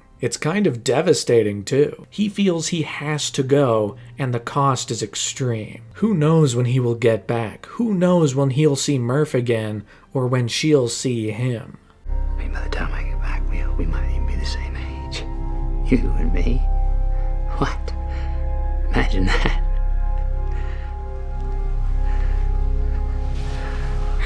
Murph. You have no idea when you're coming back. And the moment that really hammers it home is when he looks under the sheets in the passenger seat and Murph isn't there. The music, Matthew McConaughey's performance, it all builds that moment to the stratosphere. This is the choice he's making. We both want him to make it and don't want him to make it, which gives it this sense of tension and dread as he and his team blast off into the stars. So who is the team? Well, we got Amelia Brand, played by Anne Hathaway, who is the daughter of Professor Brand, played by Michael Caine, who stays behind on Earth. She's the most earnest of the bunch, kind of wearing her heart on her sleeve in a lot of ways. You got Doyle, played by Wes Bentley, a bit of a pragmatist and realist. You got Romilly, played by David Gyasi, who is in some ways the most nervous of the pack, constantly unnerved by the spinning of the Endurance and the simple fact that there are only inches between the crew and the vacuum of space. Which also leads to this great moment of Cooper giving him this iPod, which isn't playing music, but instead the sounds of nature, allowing Romilly to ground himself. It's a nice, very human beat.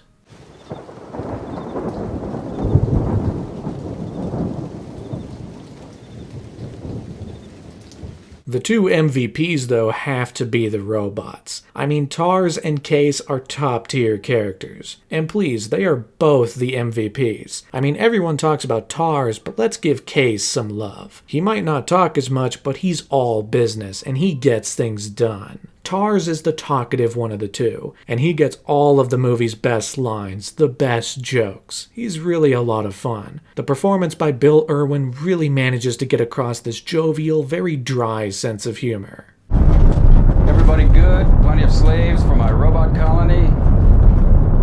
Jonathan Nolan even described in the behind the scenes that in a crew full of humans, the robots are the ones that feel the most human, which is an interesting way to go about it. I also love their design. I mean, who doesn't? The square geometry, the way they move, the way they unfold, the tricks they can do, fantastic stuff. Overall, this movie looks incredible. It's potentially Nolan's best looking movie ever? I mean, the ability to go to space allows for these sweeping wide shots of celestial bodies. Maybe Saturn, maybe other worlds, maybe the surfaces of these alien-like planets, and of course, the breathtaking sight of Gargantua, the black hole. One of the key things about this movie is that the camera is almost always in a place where it can reasonably be. It's almost always mounted onto the ships. There are very few Eye of God shots that observe these space environments from afar. We're almost always right there in the middle of everything. And coupled with the IMAX footage, we're looking at some fantastic stuff. In fact, this movie features 1 hour and 4 minutes of IMAX footage throughout its runtime, making up for 37% of the movie. But even the small stuff looks amazing. Like the cornfields on Earth, the mountains of Alberta in the background, it all comes together. As does the music. Christopher Nolan and Hans Zimmer have worked together a few times, so you might think they'd be repeating some old tricks by now. But instead, they made the conscious effort to not repeat anything they had done before.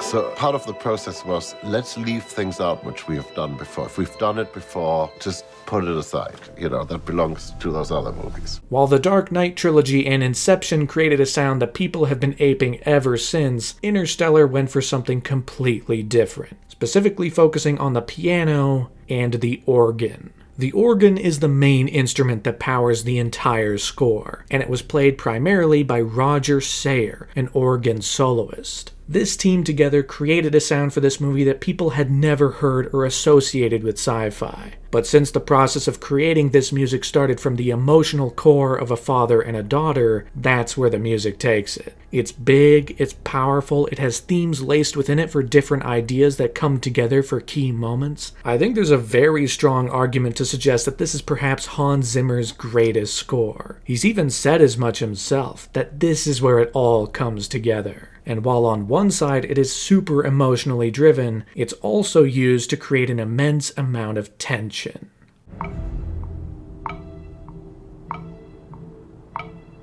The other constant in Nolan's movies is that in some way, shape, or form, they mess with time. Interstellar is no different. Given the basis of the movie in real-world physics, the primary concept that comes through is Einstein's theory of relativity. That if under a significant enough force of gravity, time would actually move differently. It would compress. You yourself would experience time in the same way, but while minutes go by for you, hours or even years can go by back on Earth. And that is the conceit for the first planet our team visits, Miller's Planet. The idea is, for every hour they spend on the planet, 7 years will pass on Earth. There's promising information down there that they can't just leave unchecked, so they gotta be quick. Get in, get the data, get out before too much time has passed. Go, go, go, go, go.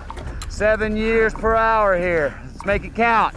There's something almost existentially terrifying about this. That time blinks away, and the music helps that. The sound of a ticking clock is heard all across the sequence. But famously, the ticks are not happening once every second, they're slightly less frequent. They're happening every 1.25 seconds, and each one signifies a day passing on Earth. You can blink and an entire day is gone. And of course, despite the best laid plans, everything goes completely wrong for this team. Miller, who was there before, is gone, the data virtually worthless, and the mountains off in the distance? Those aren't mountains.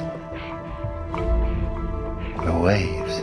I can only imagine that seeing this sequence in IMAX, to see Cooper staring out towards a wave 4,000 feet in the air, is nothing short of astonishing. The reveal of it, the music kicking in, it all adds to that feeling of terror. Until, of course, the wave hits, killing Doyle and stranding them on the planet for way longer than they intended. They're gonna be stuck for a couple hours, which eventually results in roughly 23 years having passed back on Earth. They've lost decades. There's such an interesting bit of theorizing you can do with this planet, some interesting math you can do. For one thing, it's been over 10 years and 7 months since this movie came out in theaters, which means in that time, only 90 minutes have gone by on Miller's planet. If you were to watch this movie on Miller's planet, 20 years would go by back on Earth. But let's take it a step further and look at the real runtime of the scene as it is presented in the movie. Obviously, we don't see the full 3-hour period that they spend there because that's longer than the movie itself. But from the moment they begin to descend towards the planet to the moment they finally escape is 11 minutes and 13 seconds of runtime, which would be just shy of a year and 4 months on Earth. The compression of time, the bending of time is, well, it's kind of astronomical. And the movie doesn't shy away from what that really means for our characters. It immediately dives into how devastating it is to have immediately missed all of that time, which creates this heartbreaking scene where Cooper watches the messages from his son Tom, watching the years go by in minutes, watching from a distance as all sorts of huge family events occur that he's completely missed out on. His son finding a wife, the birth of his grandson, the death of his father-in-law. A lifetime has happened in the blink of an eye and he wasn't there. Which is then doubly heartbreaking when Murph finally sends a message. A full-grown adult now, played by Jessica Chastain, who's the same age Cooper was when he left. Just seeing Matthew McConaughey reacting to this information in real time, because he hadn't seen these videos before when they shot the sequence. They put it together and the reaction he gave was a genuine one on the first take. It's like, man, Christopher Nolan's really making you feel things this time, huh? I was in here for a space adventure and now I'm worried about the passage of time on an existential level. What in the world? Also, we're only halfway into the movie, so... I'm not afraid of death. I'm an old physicist. I'm afraid of time. At the very least, there's a second planet to visit. You know, maybe this one will be more fun. It's not more fun. This is Dr. Mann's planet, an ice world with frozen clouds and seemingly multiple layers of an icy glacier-like surface. But at least they're able to make a new friend with Dr. Mann, emerging from his cryotube and... Wait, is that Matt Damon? That is Matt Damon. What's he doing here? Now, if you were paying close attention to the casting announcements as this movie was being made, you'd know that Matt Damon was set to be in it to some capacity. But since that's probably not the majority, most were surprised by his inclusion. He wasn't in the trailers, he wasn't in the TV spots, he wasn't anywhere to be found in the press circuit. His inclusion was kept a secret for the most part. But it's not stunt casting. It's not just to get butts into seats, which makes sense since most people didn't know he was in it anyway, but the casting does serve a specific purpose. Matt Damon has been a leading man in movies for a long time. He's a very charismatic person, he's very likable in a lot of the movies he's been in, even this one to start. I mean, he's saying that there is hope for this planet, that below the ice is a livable surface that humanity could call its new home. The movie is using the audience's own preconception of Matt Damon to immediately instill a feeling of trust. I know that guy. He's been a good guy in other movies. I can trust him. I can trust Matt Damon. Which is why it becomes a shock when you can't. Because everything is a lie. There is no livable surface under the ice. Dr. Mann knew that the day he arrived, but something took over in his head to keep sending the thumbs up so that someone might come rescue him. Was he ready to die? He thought so, but apparently not. Coupled with the years of loneliness after landing, even his robot friend Kip wound up kicking the bucket. Something obviously snapped. He's not even the only liar around, because Professor Brand back on Earth also lied about what he was doing. The plan was twofold. Either find a way to harness the power of gravity to ship the people of Earth to the New World, or simply repopulate the New World and leave everyone on Earth to die. But to harness gravity requires finishing an equation for which Professor Brand does not have all of the variables. Where do you find the last of the variables? Inside a black hole, which of course is a little hard to access. And it's in his dying moments that Professor Brand reveals this to Murph, who in turn sends a message back revealing this to Cooper, Amelia Brand, and Romilly. It turns the entire mission on its head, and is compounded by Dr. Mann's betrayal. It's a whole 20-minute section of the movie that is incredibly tense, incredibly bleak for a number of reasons, and surprising. You think you have a grounding on where the movie's gonna go, and the whole thing turns upside down. And Dr. Mann is one of the most interesting characters in a Nolan movie. I mean, someone who thought he was being a hero, who was lauded for being a hero, yet at his core is, well, Cooper puts it best.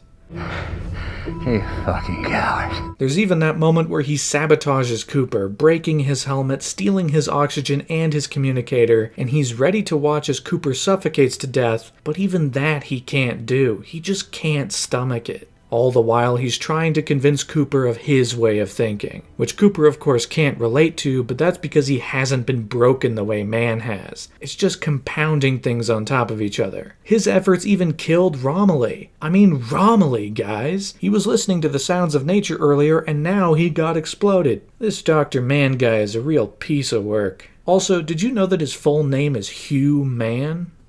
Did you know that? I mean, bravo Nolan. Do you see your children? It's okay. They're right there with you.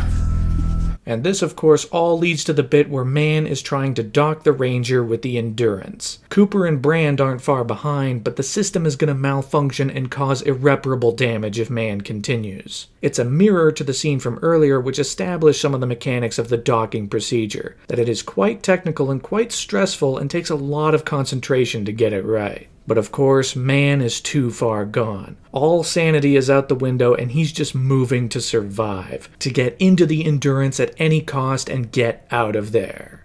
This is not about my life or Cooper's life. This is about all mankind. There is a moment.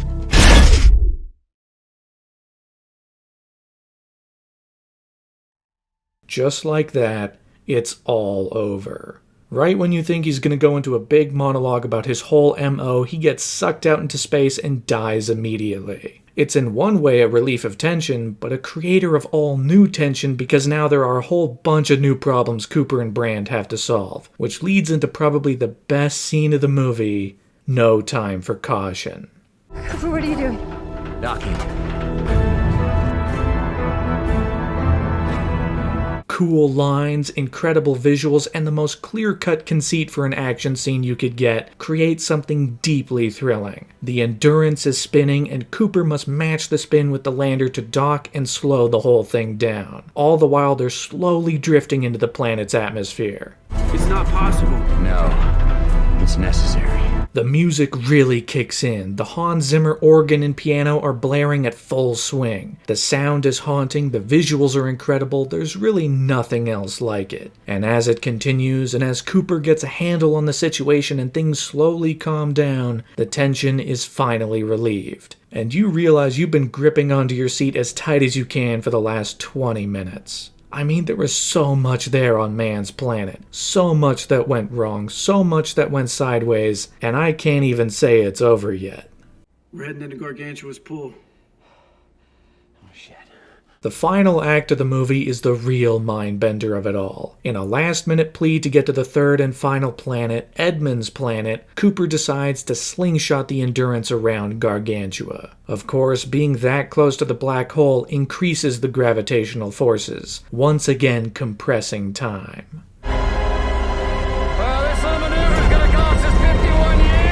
Cooper has seemingly lost all hope of returning to Earth, of meeting with his kids again, of seeing Murph again. And it even leads to the moment where he and Tars sacrifice themselves by dropping into the black hole. Tars is there to collect the specific gravitational data from the singularity, maybe even transmitting it back to Earth, but Cooper? This is it for him.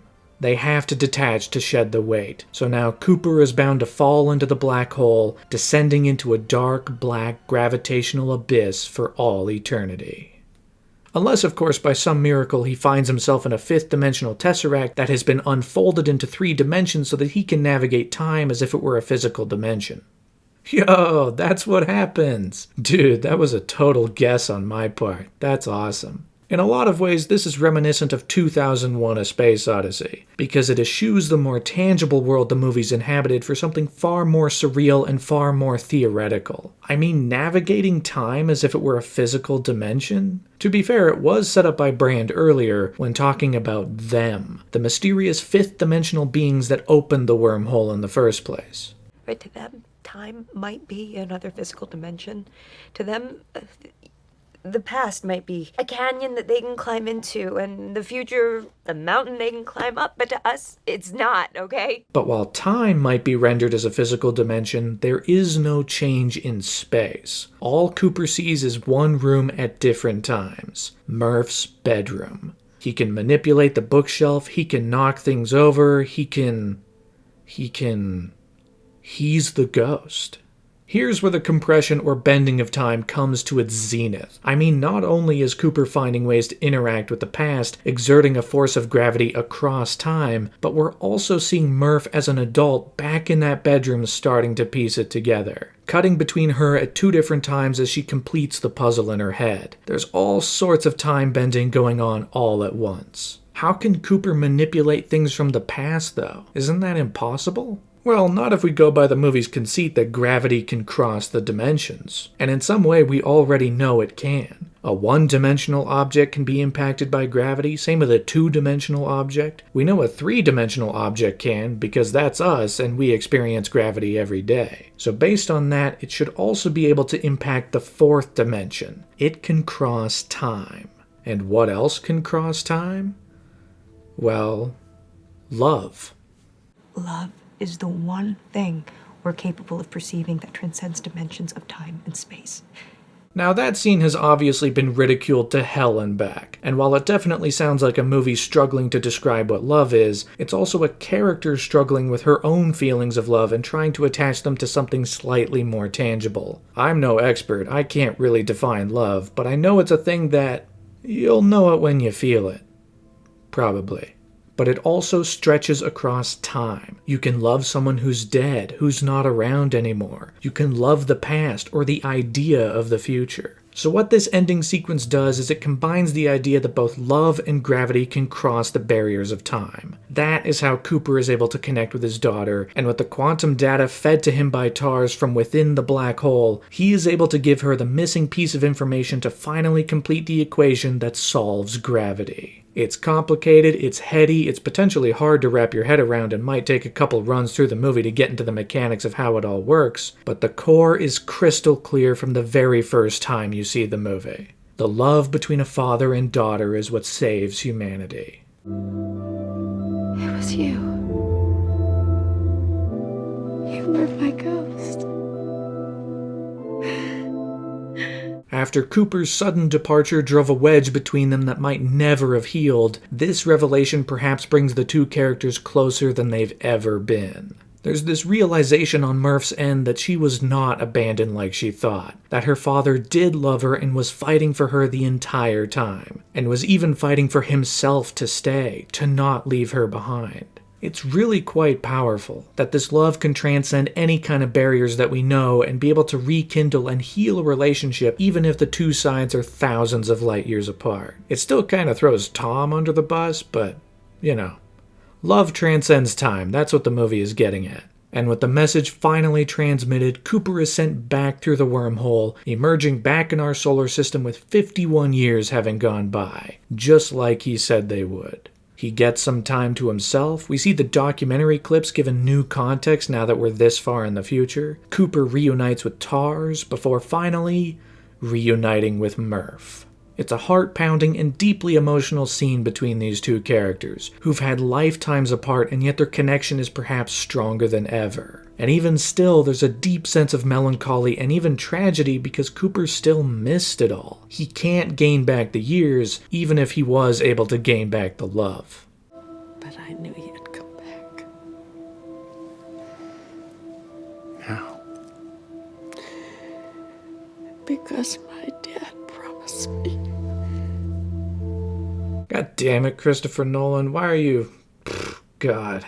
I'm fine. I'm gonna be fine. Oh, it's all good.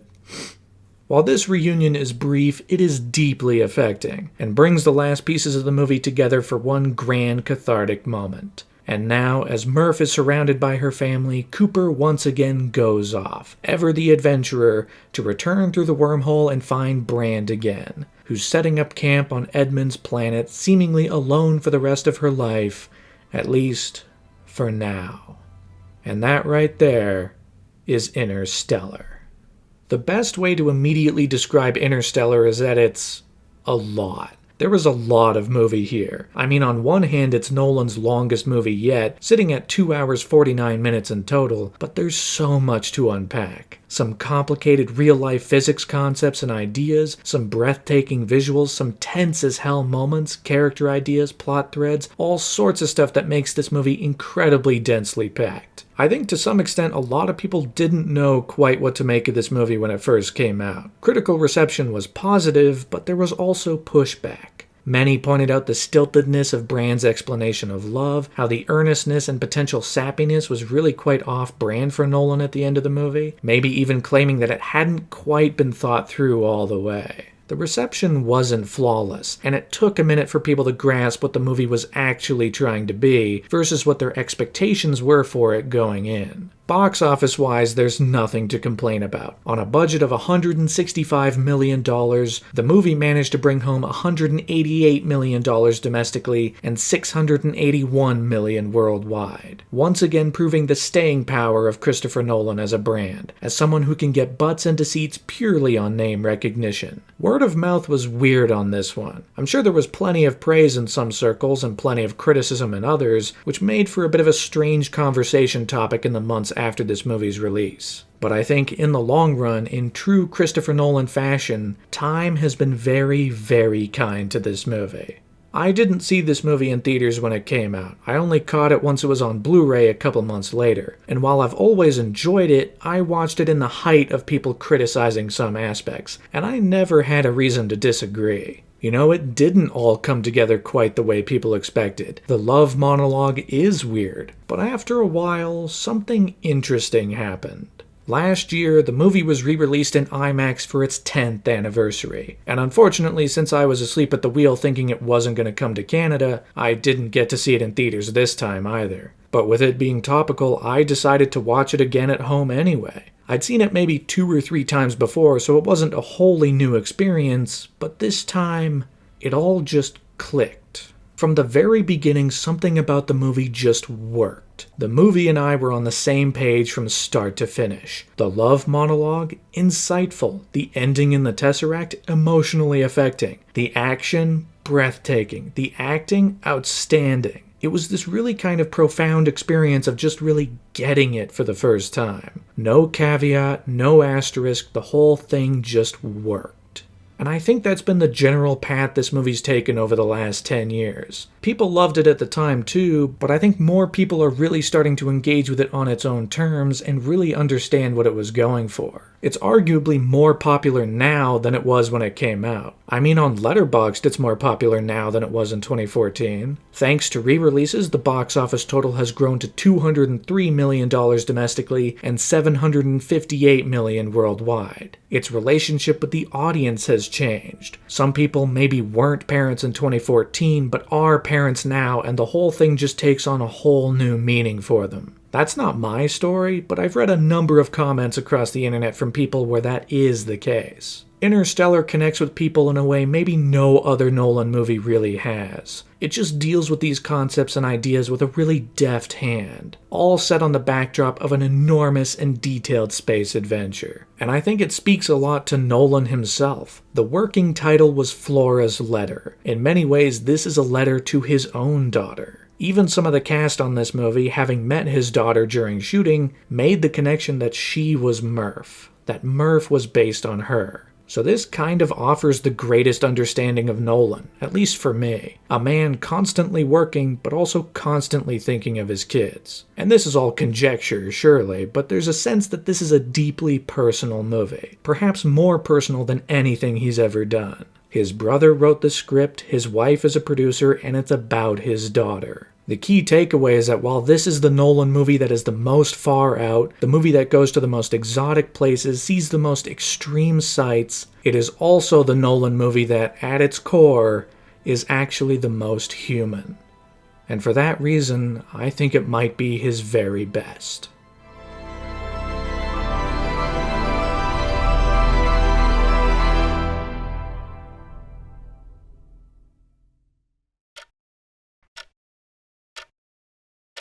Christopher Nolan does not do a lot of storyboards. When it comes to specific sequences where people need to have a very clear idea of what needs to happen, then storyboards are essential, but usually he doesn't do a lot of them. Whatever movie he's working on often exists within his mind, even more so than on the page. The scripts may translate to a finished movie quite closely, but the place the movie is worked out more is directly in his head. One of the things he might actually do is draw diagrams, find some kind of mathematical or scientific model to construct sequences or even entire movies. It's a unique way of working for sure, but it makes him an essential part of the process, and someone absolutely central to the creation of the movie. Because more than anything, Nolan wants to maintain complete creative control. He doesn't want to be sidestepped in any way. He is the driving force behind the movie, and he knows it. It's what makes them unique and special, and what keeps people coming back. Which became a sticking point when, after he left Warner Brothers, it might have seemed that Nolan was going to make his own James Bond movie, creating the next iteration after Daniel Craig's run would end with No Time to Die.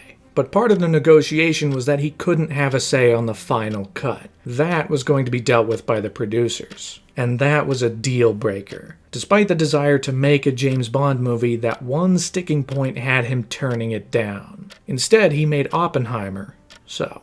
He also almost always sticks with one camera setups. It's a deliberate choice to be able to see every piece of footage as it's filmed. He's able to know every moment because he saw them happening live, instead of splitting his focus between two different monitors. Of course, it becomes a necessity to film with multiple cameras during big stunts like the truck flip in The Dark Knight or the plane crash in Tenet. But other than that, he likes to stick with one camera at any given moment. Nolan also never uses a second unit. Second units are common in productions, especially bigger ones, to let a bit of pressure off of the director. You have a second unit to capture things that maybe the director doesn't have time for, or that can be captured at the same time as the main shoot. But Nolan doesn't like that. His main thinking is, if you can section off part of the movie to be shot by someone else, why are you even involved in shooting any of it? Why does that piece even need to be in the movie? Nolan wants to be there for every frame of footage that's shot on every day of production. He wants to be there at the center of the action, calling every shot right then and there. Beyond that, when it comes down to the nitty-gritty of working on set, Nolan deliberately does not employ the use of video village, the area on set where the director sits behind a monitor and sees the shot from there. It's incredibly common on film sets, but Nolan doesn't like it. He always wants to be in the middle of the action. When it comes down to shooting a take, it all just boils down to Nolan, the camera operator, either Wally Pfister or Hoyte van Hoytema, and the actors. When you get down to it, that's all that matters. And that's all that Nolan wants to see. And the simple act of being right there in the middle of the action gives him the perspective on depth and the 3 dimensions of the shot that you might lose by staring at everything through a monitor.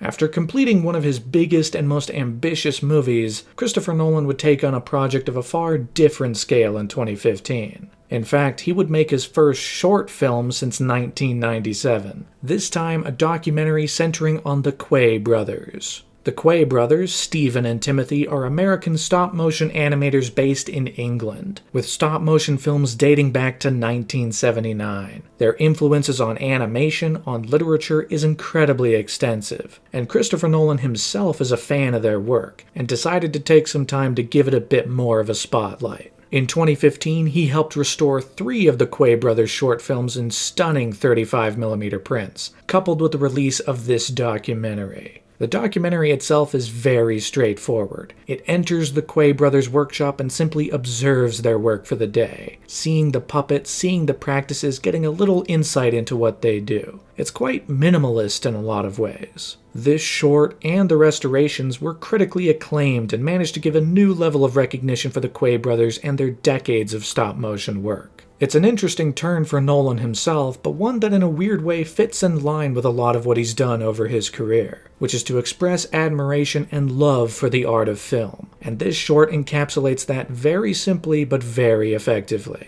But of course, there would eventually come a time for Christopher Nolan's next feature film, the impetus of which, like a lot of his movies, came a very long time before this. 20 years earlier, sometime in the mid-90s, Christopher Nolan and his wife Emma Thomas took a boating trip across the English Channel, going from England to France. It's a trip people make quite frequently. Of course, the waters were rough, the weather didn't necessarily cooperate, so it took them and their sailor a lot longer than they expected. It wound up being a bit of a foundational experience for everyone involved, and for Nolan himself, it reminded him of a very significant event in history. An event in which hundreds of civilians took their small boats across the English Channel towards France, not for a holiday, but into a war zone.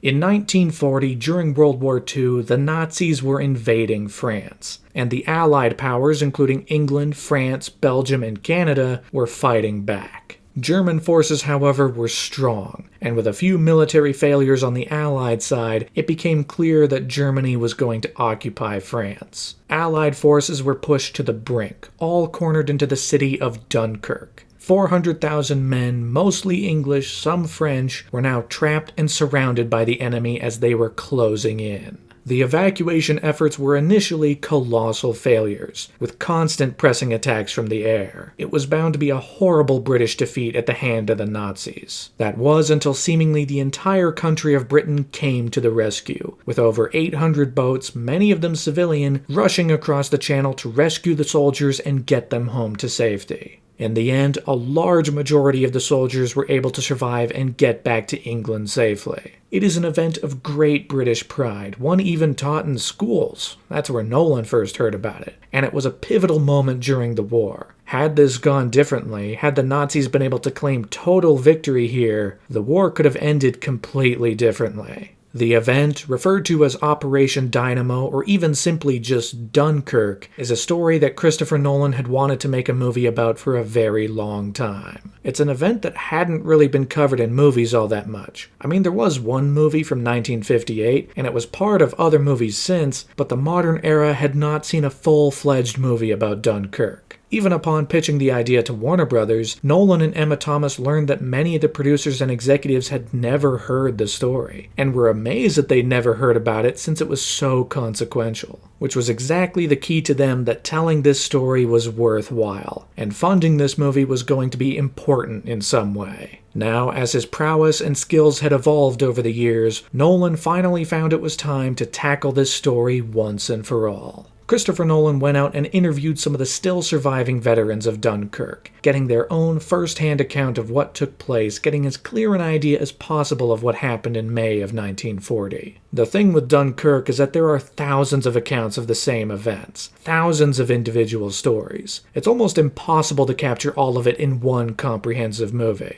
So, Christopher Nolan would create fictional characters and place them within the events of Dunkirk. That way they could see and feel as many aspects of the evacuation as possible, while still respecting the original event. The goal was to put you into the shoes of the soldiers so that you knew exactly what it was like to be there when it happened. This would square it to specific perspectives, using the real history to motivate the world around them, and to tell the story of heroism and survival against overwhelming odds. Though originally, Nolan thought about making a movie without a script, doing it completely improvised. Of course, that's wildly impractical. You can't just start shooting without a script. So he did write a script, but a far more lean script, sitting at just 76 pages, getting across the bare essentials of what the movie was going to be. And from there, pre-production continued into the year 2016.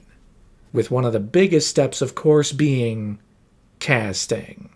There was an effort on this movie for at least the beach set sequences to cast relatively unknown and young actors to fill out the shoes of the young soldiers on the beach. Sometimes war movies cast people who are in their mid-30s, which isn't necessarily accurate to how old the people fighting this war actually were. So there'd be a lot of people cast who were just 18, to really get across how young they all were at the time. Among the central players were Fionn Whitehead, Aneurin Bernard, and Harry Styles, who, of course, wasn't all that unknown. It might have been his first movie outing, but he was part of One Direction before that. Although rumor has it Christopher Nolan didn't know that part when he auditioned, so I don't know how true that is, but it's funny to think about. From there, some more known and experienced British actors joined the project, from James D'Arcy, Barry Keoghan, Jack Lowden, Mark Rylance, Kenneth Branagh, and there were a couple of returning Nolan regulars, namely Tom Hardy in for his third Nolan movie, and Cillian Murphy in for his fifth Nolan movie.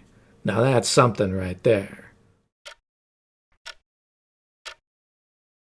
Sometimes you hear about a particular practice on Christopher Nolan sets that make you raise your eyebrows. Like, really? One of the big ones to come out of the last few years is that apparently he doesn't allow chairs on set. If you're on set as an actor or a crew member, you're on your feet, you're on the move. The thinking is that if you're sitting, you're not working, which is not completely unsound logic, but the prospect sounds a little ridiculous. Thankfully, it's not entirely true. Now, while the story initially broke from Anne Hathaway, who would have first-hand knowledge, apparently it's not 100% accurate. According to a statement released 24 hours later, Christopher Nolan himself doesn't usually use chairs on set, and some of the key crew around him don't either, but chairs are still available for everyone else should they want them. Which would be great for me, because if I was a PA and I was tasked with, say, watching a parking lot for 12 hours straight, which has happened to me before, sans Nolan, I'd want a chair. All we do know is that Nolan himself likes to work fast, and that is something many cast and crew have praised him for. They like the pace he keeps on set. It keeps everyone moving, it keeps everyone working. So, in short, shouts out to everyone working on a film set, no matter how high on the totem pole you are. Keep it up. With the cast of Dunkirk assembled, they all journeyed to the start of production on May 23, 2016, all under the working title Bodega Bay. In fact, the very first location they shot on was the beach of Dunkirk, the exact location the real event took place 76 years earlier. It was actually deliberate to film there at the same time of year, right on the anniversary. They rebuilt the mole, the long pier that stretched from the beach, right where it was during the real historical event. The movie was shot on a budget of somewhere between 100 and 150 million, kind of in line with a lot of Nolan's movies, probably with an added boost since so much was shot on the water. But the scale of cameras was also given a slight upgrade this time. Once again, Nolan shot this movie with Hoyte van Hoytema, who could still go beast mode and hoist an IMAX camera over his shoulder, which was great because roughly 3/4 of this movie were shot using IMAX cameras, a higher percentage than any of Nolan's movies before this. But even the parts that were not IMAX were still shot on 65mm film. That's right, the team behind this movie decided to leave 35mm film behind, instead shooting entirely in large format, shooting with 65mm vertically at 5 perforations to still capture absolutely stellar images, even if they weren't quite as big as IMAX. I mean, it's the same type of film that was used to shoot Lawrence of Arabia, so a lot of the locations used for this movie were in fact the same locations the real event took place. We talked about the Dunkirk beach itself, but they also filmed around and above the English Channel, featuring real boats that were actually present during the evacuation of Dunkirk in 1940. Real boats that had been kept up for 76 years, that would have a starring appearance during the movie. Even some of the planes were as authentic as possible, with real Spitfires soaring above the English Channel, captured in spectacular IMAX footage by nearby helicopters and other following airplanes. It was perhaps the first time this level of aerial photography was used with IMAX cameras, capturing these never-before-seen images in real time in camera. From there, additional, more controlled photography was taken in Los Angeles, in tanks of water, at Universal Studios, at the Warner Brothers studios, even on a cliff face overlooking the Pacific Ocean to grab some of the close-ups of the pilots inside their aircraft. Pretty much everything was made to be as authentic as humanly possible. Real boats, real planes, a ton of extras on the beach of Dunkirk, with cutouts used in the distance to extend the crowds even further to capture the real sense of scale from the event. But there was also a level of toughness to the production that hadn't been seen on any Nolan movie, mainly because of the unpredictability of water. There were harsh weather conditions, balancing acts. I mean, if you're standing on a boat in the water with an IMAX or 65mm camera over your shoulder, you gotta make sure you're well balanced. You don't want to be falling into the water with that thing, for a number of reasons. But while the conditions were tough, it also made it highly rewarding. Capturing this true story of British heroism and overcoming impossible odds was also in some way felt by the cast and crew working on the movie. Of course, not to the same life-threatening degree, but there was still accomplishment and pride to be had in getting this movie done. And it all led to September 2nd, 2016, when the film finally wrapped production. It was post-production all the way home for Dunkirk towards its summer 2017 release. But of course, while the movie might have been a ways out, promotional efforts got started even before production wrapped on the movie, as the very first announcement trailer hit the internet on August 4th, 2016, set to play in theaters before Suicide Squad.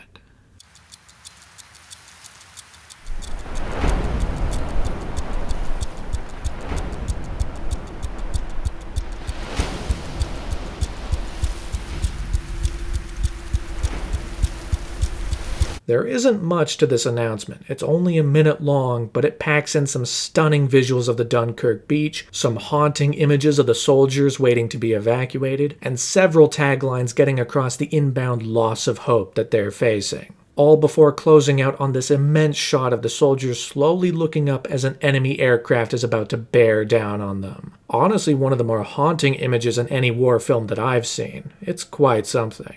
But that was simply the beginning, because as the year drew to a close, the marketing efforts would get picked up once again. And it would come twofold. On one hand, on December 14th, Warner Brothers would release the second teaser trailer, something a little more expansive. The enemy tanks have stopped.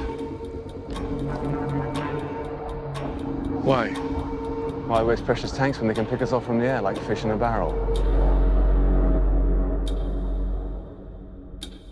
This trailer is far grander than the announcement teaser. It shows off more of the action, more of the spectacle, but what it really manages to get across is the terror. More than any other Nolan movie so far, this one seems entirely built up on the feeling of being trapped on that beach, and the fear that comes with. The tension of whether or not you'll be able to survive, all the while showing off some of the different sides of the story, and even imbuing a slight sense of hope against it all. But this was only one part of the December promotion for Dunkirk. The other part came in the form of an IMAX prologue, playing in select IMAX theaters before Rogue One. Now, unlike previous Nolan IMAX prologues, this is not simply a 5-minute scene from the movie played for people seeing Rogue One in IMAX. Instead, it's more an abridged version of a section of the movie, building up 3 different plot threads, not exactly as they'd be edited in the final movie, but put together in just the right way for this 5-minute showcase. Featuring grand spectacle, a taste of the music, and especially a look into the tension the movie was trying to accomplish. I mean, the escalating pace of the 3 sequences intercut together was key to creating tension even within just 5 minutes. There was going to be something very impactful about this movie, and the IMAX prologue showed it off. But that, as they say, was just the beginning. You can practically see it from here. What? Home.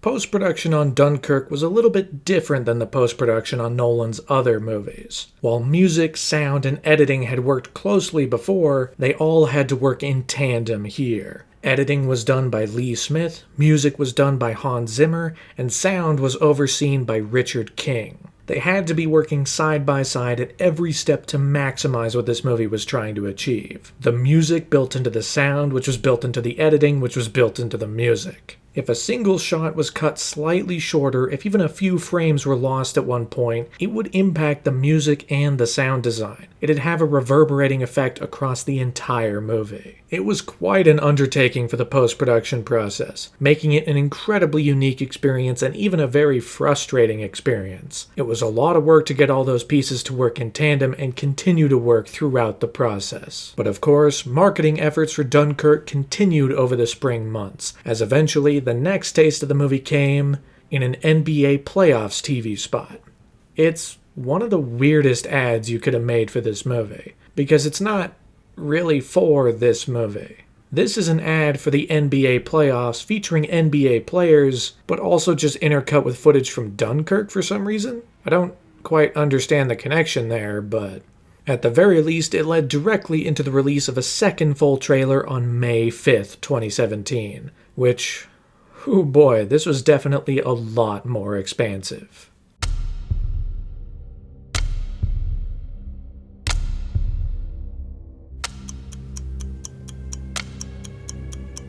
Across another 2.5 minutes, this trailer once again goes full tilt into the tension and pure feeling of intensity that this movie promised to offer, featuring more action, more spectacle, and more glimpses towards the movie's overlapping stories: the land, the air, the water. Dunkirk quickly managed to become a highly anticipated movie over the summer of 2017. While there might have been others dominating the conversation, particularly in the realm of big franchise hitters, Christopher Nolan's name still had some pull, and people were still very interested.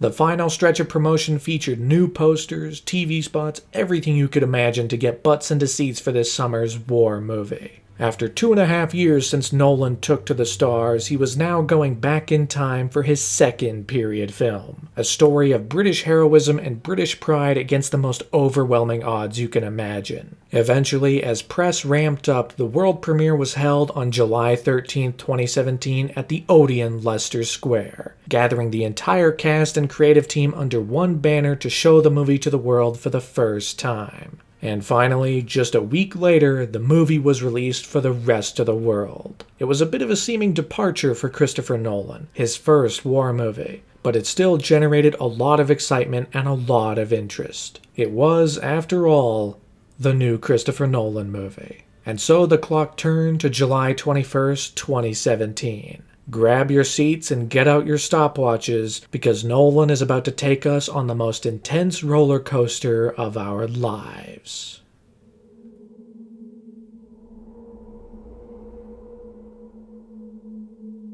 This was the first Christopher Nolan movie I caught in the theater. I didn't see it in IMAX since there isn't one super conveniently close, but I did manage to see it on the biggest screen I could find when it came out. And one of the few big takeaways that I remember is, this movie is really loud.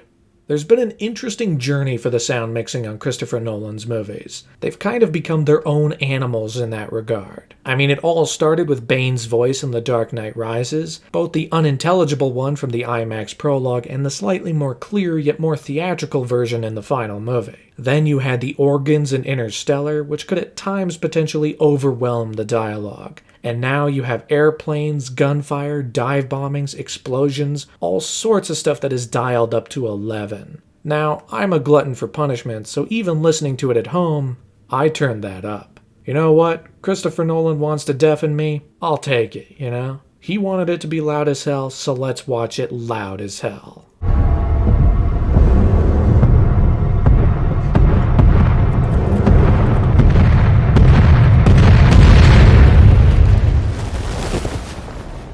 Now, unlike a lot of war movies, or even a lot of movies in general, there is no effort here to explore a character's backstory. This movie isn't interested in the specifics of anyone's lives, really. It's not about knowing every intimate detail of everyone the story comes across. I mean, we might learn little things here and there as they come up naturally, but the main goal of the movie is simply to put us in their shoes. It's about understanding exactly what it was like to be on that beach, to feel that desperation, that want to escape, all from the comfort of your own chair. And it's also hell-bent on doing it with the most breathtaking imaging technology around.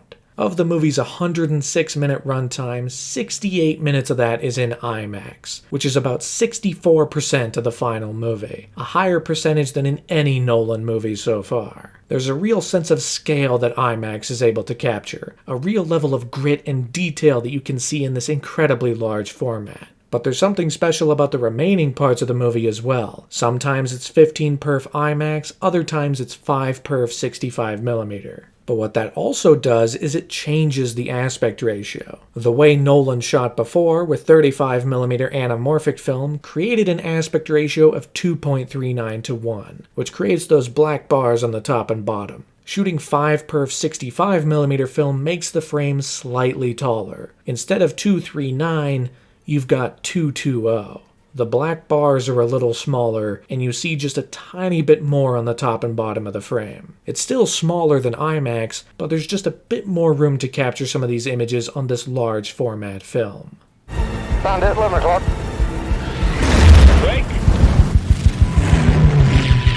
The pace of this movie is also something to look out for, because while most Nolan movies are fast, none have been this lean since Following. And that's partly due to the fact that this is the shortest Nolan movie since Following, sitting at 1 hour 46 minutes. Kind of a jump from the near 3-hour runtime of The Dark Knight Rises and Interstellar. But it manages to pack a punch, all because it is hell-bent on providing one effect above all others: tension. This movie is hardwired to create tension at every single turn. Everything about this movie is tense. Everything about it gets your heart racing pretty much from the moment it starts. A few characters we've never met are instantly shot down in a street and we're off to the races. There's no time to wait, there's no time to breathe, the thing gets moving and it does not stop until it's over. And part of that effect is accomplished by the music. Every piece of music in this movie is set to the sound of a ticking clock. It's kinda that one sequence from Interstellar, but for the entire movie. In fact, the conversations all started with Christopher Nolan pulling out a stopwatch and making that the basis for the movie's music. The sound of his stopwatch is even worked in throughout the movie. Now, while that kind of rhythmic pulsating sound is not uncommon for Nolan and Hans Zimmer, the specific application, the constant sound of it, really helps power this movie along. Coupled with the fact that this entire score is using the Shepard tone, the auditory illusion of something constantly building yet never rising out of reach. The consistent rhythm, the building of the sound, there might be times where it shifts down after a hugely tense moment, but it just continues building again from there. It's using this concept to full effect to maintain the anticipation and tension throughout the entire movie. And there are plenty of sequences where it comes into play, like the bombings on the beach.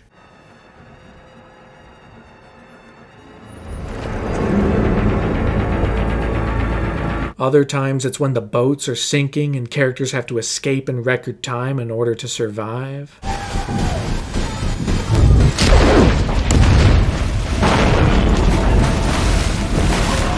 Other times it's a compounding of different circumstances that just create a mountain of pressure against the main characters. Like a scene where a whole group of them are trapped inside of a beached boat. They're hiding out until the tide comes and pulls them out to sea. But the enemy is starting to use it for target practice.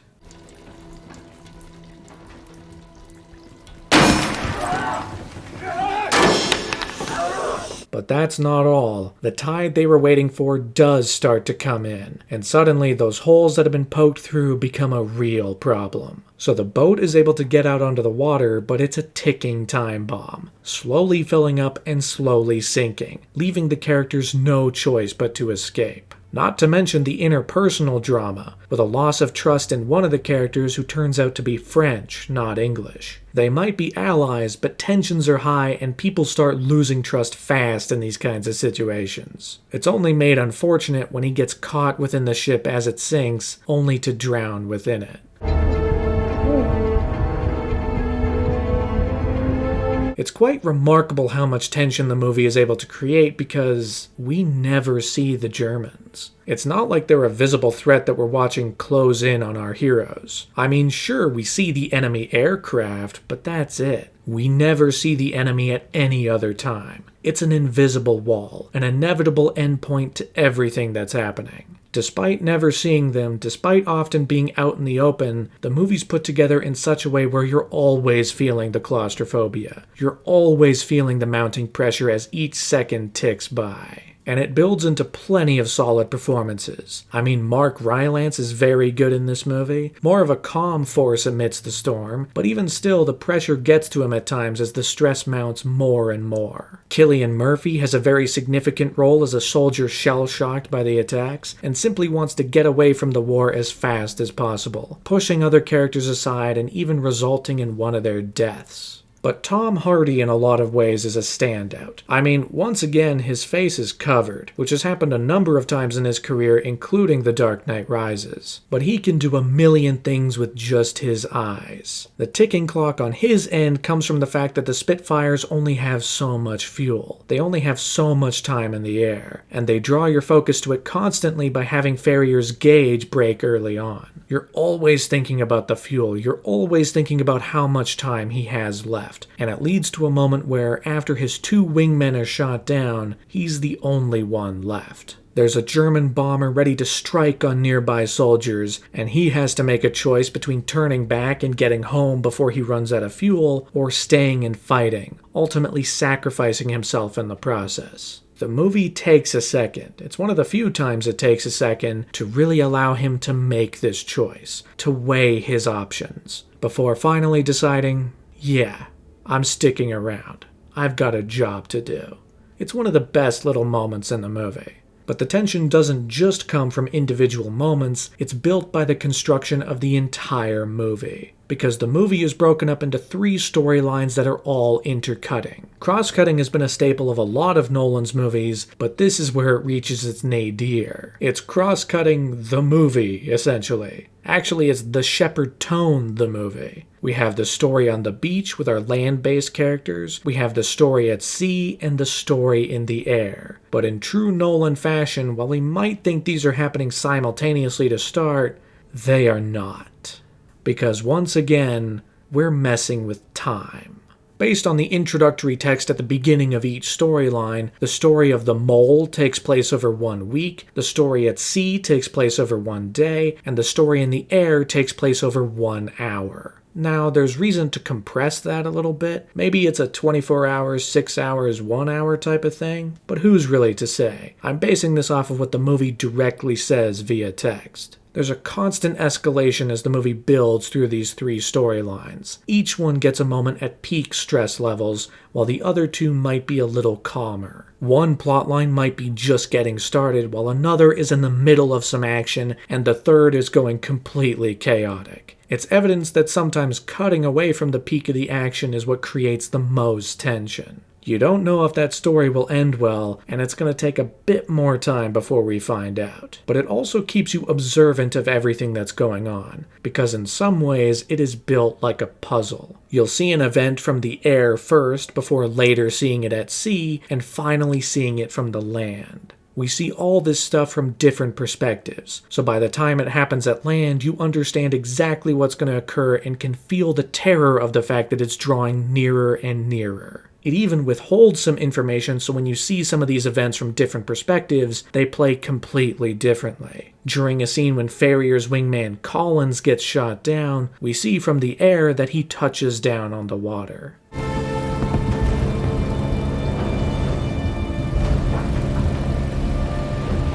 That doesn't look too bad. He can survive that, surely. I mean, we can even barely see his arm reaching out of the cockpit, giving Ferrier the signal that he's still alive. But later, we see the same event from Colin's perspective, and it looks a fair amount different.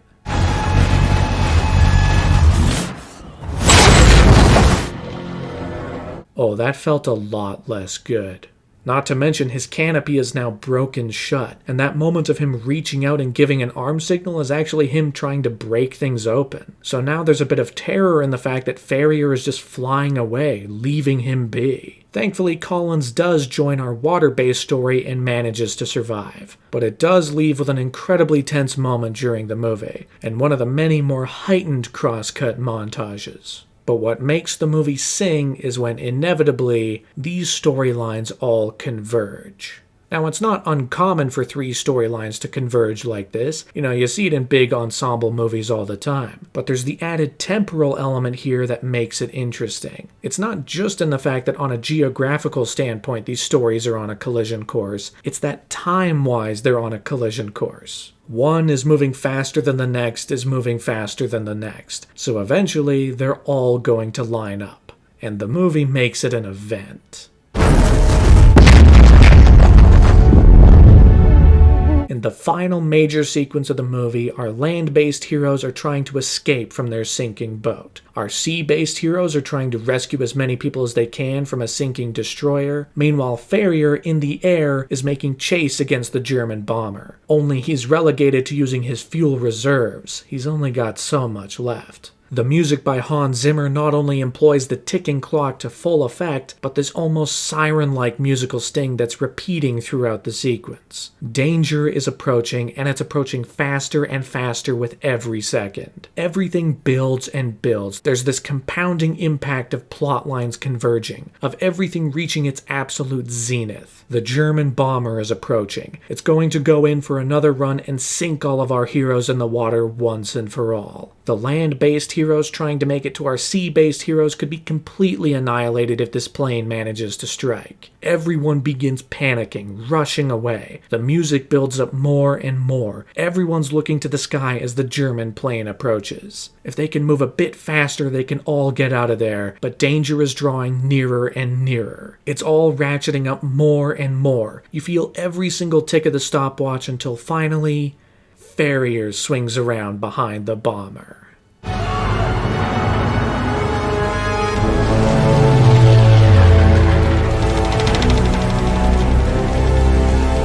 It is right when that beat drops that the timelines converge, that we see every thread sync up after 90 minutes apart. The music brings it home, deepening to a slightly more heroic motif as Ferrier begins to blast away at the bomber. And it provides perhaps the single greatest fist pump moment in the movie. Everyone watching can say, "Hell yeah, Ferrier, take him down." And he finally manages to shoot down the German bomber. It crashes into the water, igniting the oil, right as our sea-based heroes manage to cart our land-based heroes out of the danger zone. And with that, an entire movie's worth of tension is relieved.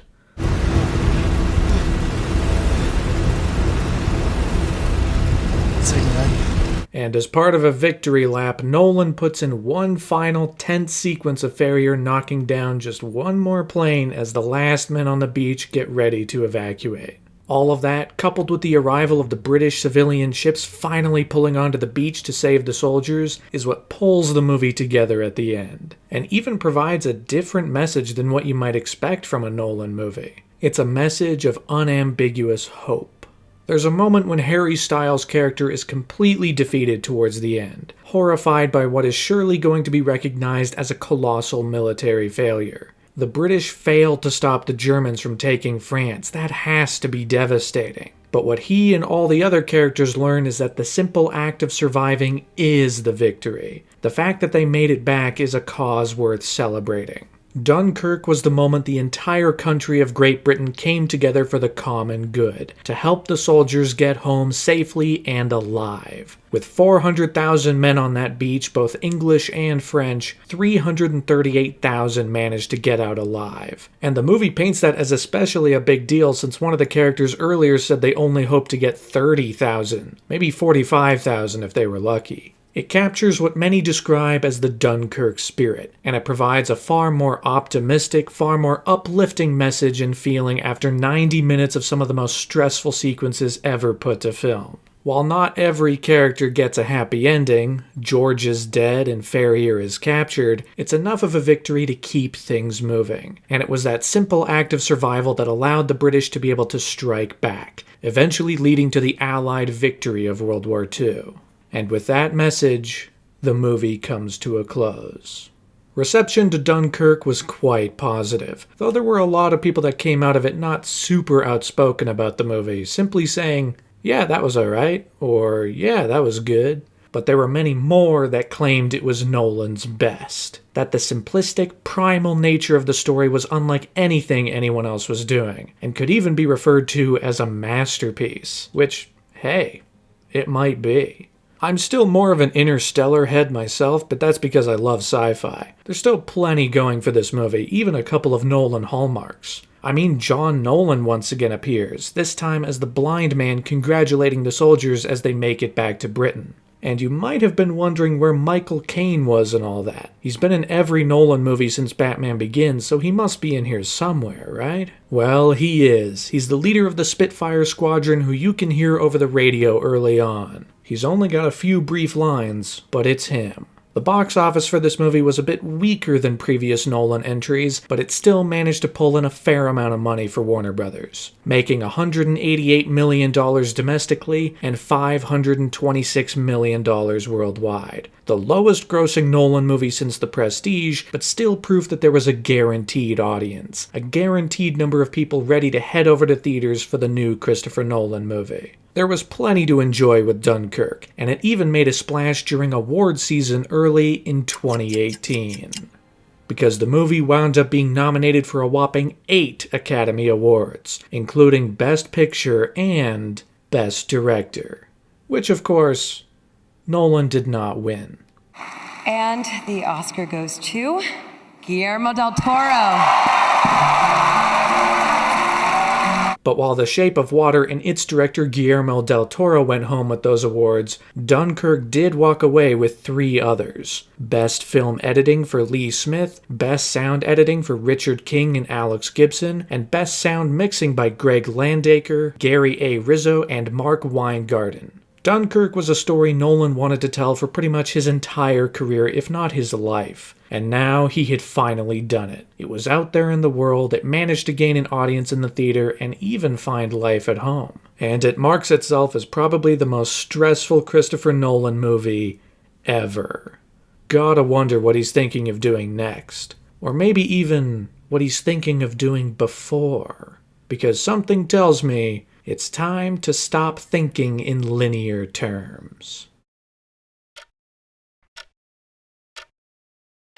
I'm convinced that, to some extent, Christopher Nolan lives in the past.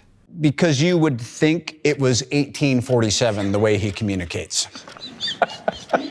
On one hand, this is fantastic for the results in his movies. I mean, the look of film, the look of IMAX film specifically, is unmatched. The reliance on practical effects over visual effects is always awe-inspiring. And even the visual effects that are there are made all the better combined with real in-camera photography. Sticking to traditions in that way, sticking to how movies were made 20 or 30 years ago, is I think something that's praiseworthy when it comes to Nolan, and has become a selling point on each of his movies. But then you hear something like, he doesn't have a cell phone, which, I mean, okay. On one hand, it's like, good, Christopher Nolan isn't doom-scrolling X the Everything app. I bet that'd do some damage. But it is still the 21st century, and it's hard to imagine life without a cell phone. But maybe that's what makes it admirable. He's a man living in the present day without the constant distraction of a small screen in his pocket. But he also doesn't have email? Maybe he's still sending things via carrier pigeon. Who knows? I mean, it is true that he likes traveling directly to the actor when giving them the script. That kind of stuff is never sent online, so... It's worth noting that none of this is inherently bad, but it does paint an interesting picture of how this man operates day to day, which is usually quite secretive. Gotta wonder if it's freeing to not have to worry about cell phones or email. And admittedly, it'd be pretty hard to imagine Christopher Nolan actually having a Twitter account or something. That would be quite the spectacle. Remember the very opening of Memento, where Leonard shot Teddy, but it was all played in reverse motion? That imagery was quite striking to Christopher Nolan, and something he'd think about for a very long time afterwards. Of course, in that movie, it was used to kind of clue the audience into the specific narrative structure that movie was going to have, letting them know that they were about to watch a movie backwards. But what if that was an actual physical thing that characters were dealing with? What if there was a movie where some things just moved backwards? In a way, it's kind of emblematic of film as an art form. Before the invention of the motion picture camera, people hadn't been able to really conceive of slow motion or reverse motion. In a way, making movies is playing with time. You don't quite get any of that same sensation, any of that effect anywhere else but in the motion picture camera. And Nolan wanted to use that tool to great effect on his next movie. After years of letting it stew in his mind, he finally started writing a script in earnest in 2014, basing it on, or at least alluding to, the Sator's Square. A square tablet from ancient Rome that has been found in 2 variations, with its earliest discovery being in the city of Pompeii. It's significant for being a palindrome going, 5 different ways. The words on the tablet read, Sator, Arepo, Tenet, Opera, Rotus, and they can be read either horizontally or vertically. These 5 words would become the spark for Christopher Nolan, and very specifically he zeroed in on the central one, Tenet. A palindrome itself would become the movie's title. And now that Dunkirk was complete, Tenet would become Nolan's next movie. And Warner Brothers was completely on board. There was a lot of reason to have faith in Christopher Nolan by now, but this specifically felt like the closest thing they'd get to an Inception 2.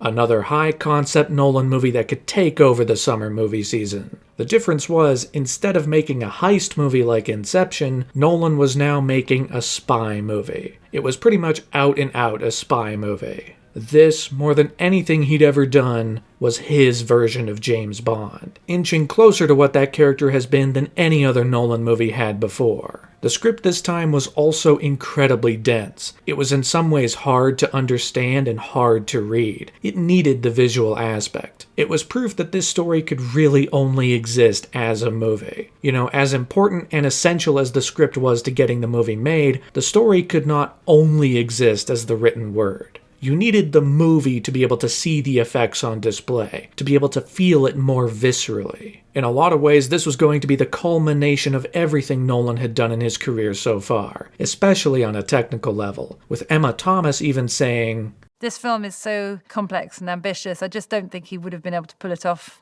10 years ago." But the machine was rolling. Pre-production was continuing right into the year 2019. Which is, of course, where casting comes into play. Tenet, like all of Nolan's movies, was going to have a large ensemble and all-star cast. This time, at the center of it was John David Washington. He specifically stood out because of his performance in BlacKkKlansman, directed by Spike Lee. That, coupled with the idea that this could be a very non-cynical character in the spy world, was exactly what Nolan was looking for this new protagonist. From there you had Robert Pattinson, who of course rose to prominence making the Twilight movies, but in the years since those wrapped up, he had been breaking out into a bunch of other wildly different kinds of roles. Christopher Nolan and Emma Thomas were impressed by the breadth of the roles he was taking on, how each one was quite different, how each one was very distinct. He was an actor clearly interested in doing a lot of different things, so they brought him on board. And then, rounding out the central trio of characters was Elizabeth Debicki as the character Kat. Now, Nolan wanted someone potentially a bit older to play Kat, but after being shown Debicki's performance in the movie Widows, it became a no-brainer to bring her on board for this movie. The rest of the cast began to fill out quite swiftly after that, with plenty of newcomers in the world of Christopher Nolan. I mean, we have Dimple Kapadia, who's a superstar in India, Aaron Taylor-Johnson, Clemens Poesy, Himesh Patel, alongside some returning regulars, like Michael Caine, of course, returning for his 8th Nolan movie, and new regular Kenneth Branagh, back for his 2nd Nolan movie after having starred in Dunkirk. And in many ways, his own presence here was going to be inversion of his last Nolan role. Instead of being the rather straightforward heroic commander, he was going to be this movie's villain. Very deliberately designed to be one of the worst people you could ever come across. Now, with the cast assembled, the crew got together on May 22nd, 2019 for the start of principal photography. This time, Nolan was operating on a budget of $200 million. There was a clear effort to get back in some ways to a broader, more wide-reaching blockbuster, like Inception, and that even carried over into the locations. After Dunkirk was mostly set in one location, Nolan wanted to go out and see the world again. He wanted a movie that took the crew and the audience to wonderful exotic locations around the world. Things may have started in Los Angeles, but they eventually continued out into Denmark, Estonia, India, Italy, Norway, the United Kingdom, before circling back towards the United States at the end, weirdly making a location-based palindrome. That meant this movie shot in a whopping 7 countries, making it the most traveled Christopher Nolan movie to date. The production was even shooting under the working title Merry-Go-Round, so... Once again, Hoyte van Hoytema was back as the movie's cinematographer, filming a large portion of the movie in IMAX, with the rest to be captured in 65mm film, just like Dunkirk. But on another level, this was by far the most technically challenging movie Nolan had ever made, and that included practically every aspect. While Dunkirk was one of the biggest marine shoots in movie history, Tenet was going to give it a run for its money, with plenty of sequences shot over the water, plenty of sequences shot within boats, pleasure boats at that. Even the use of racing sailboats, kind of the Formula 1 cars of the boating world, which had never been photographed for a film before and needed tons of technical expertise in order to capture those sequences. Planes got a bit of action as well. While there wasn't any air-to-air photography like in Dunkirk, there was a bit where they crashed a 747 into a building at LAX. It really was another moment of, oh, they're crashing a 747 in the script, how are they going to do that for the movie? Oh, they're going to crash a 747 for real. Alright.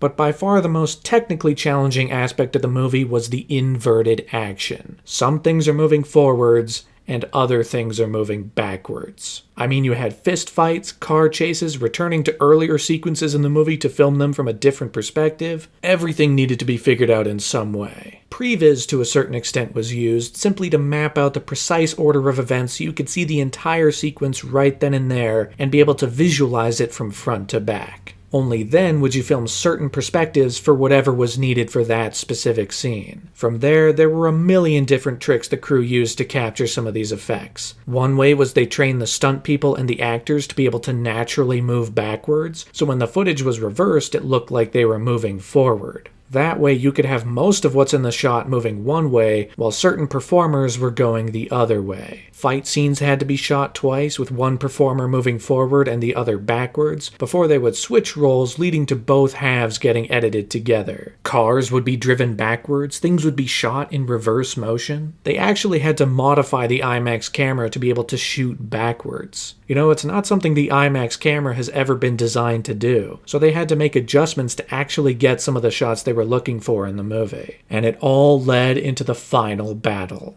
Shot at Eagle Mountain in California, an abandoned city, putting every single trick the crew had come up with to use for the biggest, most intense sequence of the movie. It was like filming a movie within the movie. It was something they simply could not have done without the experience of the rest of the production behind them, having figured out these tricks to then apply them all at once for the grand finale. When the machine on this movie started, the crew had no idea how they were reasonably going to capture some of these sequences. But upon getting to the end of the shoot, having actually accomplished these scenes, it was perhaps the toughest shoot for a Nolan movie, and yet at the end, the most rewarding.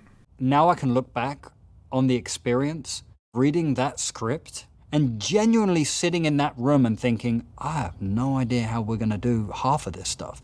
To then completing it and Chris being happy, that's incredible. And finally, after nearly 100 days of shooting, production came to a close on November 12th, 2019. though in true Nolan fashion, promotion had already begun. Now, for the longest time, like many of Nolan's movies before, people knew virtually nothing about what this movie was gonna be. They knew the title, they knew it might have something to do with time travel, leaked set videos revealed some crazy backward stunts, but other than that, there was really nothing.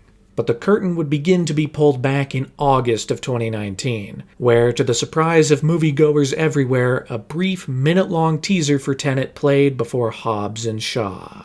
Now, there isn't a lot to this teaser. It is mostly one shot of John David Washington approaching a glass wall with bullet holes having broken through, but there's something ever so slightly off with it. And if you look closely, you realize that he is actually moving backwards, while the footage is played in reverse to make it look like he's moving forwards, which creates the effect of the smoke not billowing from the bullet holes, but contracting back towards them, all before heading into a brief montage of some of the action and spectacle the movie promised to offer, all the while revealing virtually nothing about the movie's story or even the central conceit just yet. It was just a taste, but it was an interesting one. Though of course you'd only see this teaser if you saw Hobbs and Shaw in theaters. It wouldn't be released online until December. Until then, however, post-production efforts were now moving in full stride, though with a couple of new faces. Hans Zimmer had been a Nolan regular ever since the two started working together on Batman Begins. But some scheduling conflicts began to get in the way, as Hans Zimmer decided to work on Denis Villeneuve's Dune instead of this movie. So, Christopher Nolan brought in Ludwig Göransson, a rising star in the composing world, having done music for plenty of things like Community, before winning an Oscar for his work on Black Panther. And on the other end, Lee Smith, Nolan's editor since Batman Begins, also couldn't take part, instead working on the movie 1917.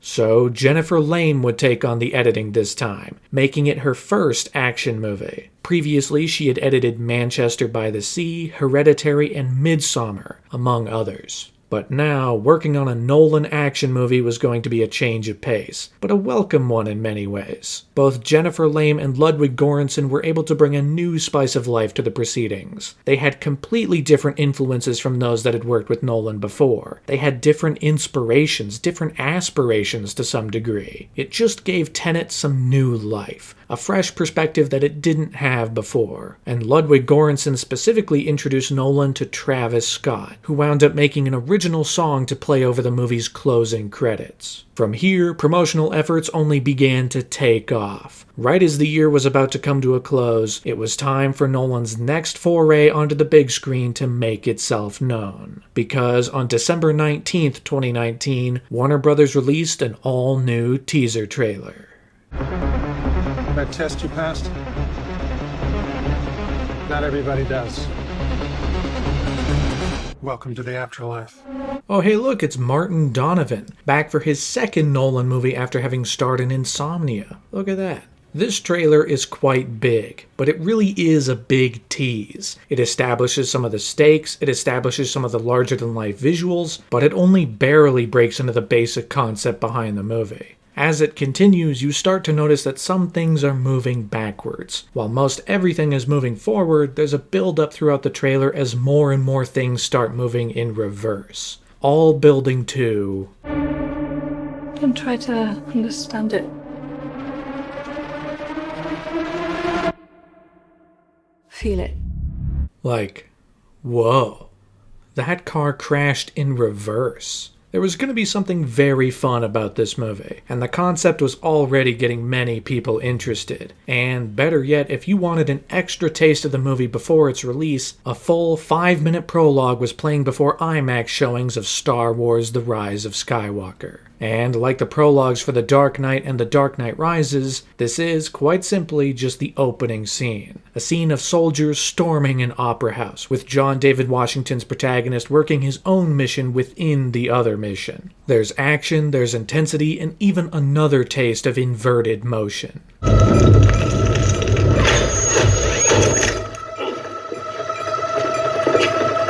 Once again, whoa.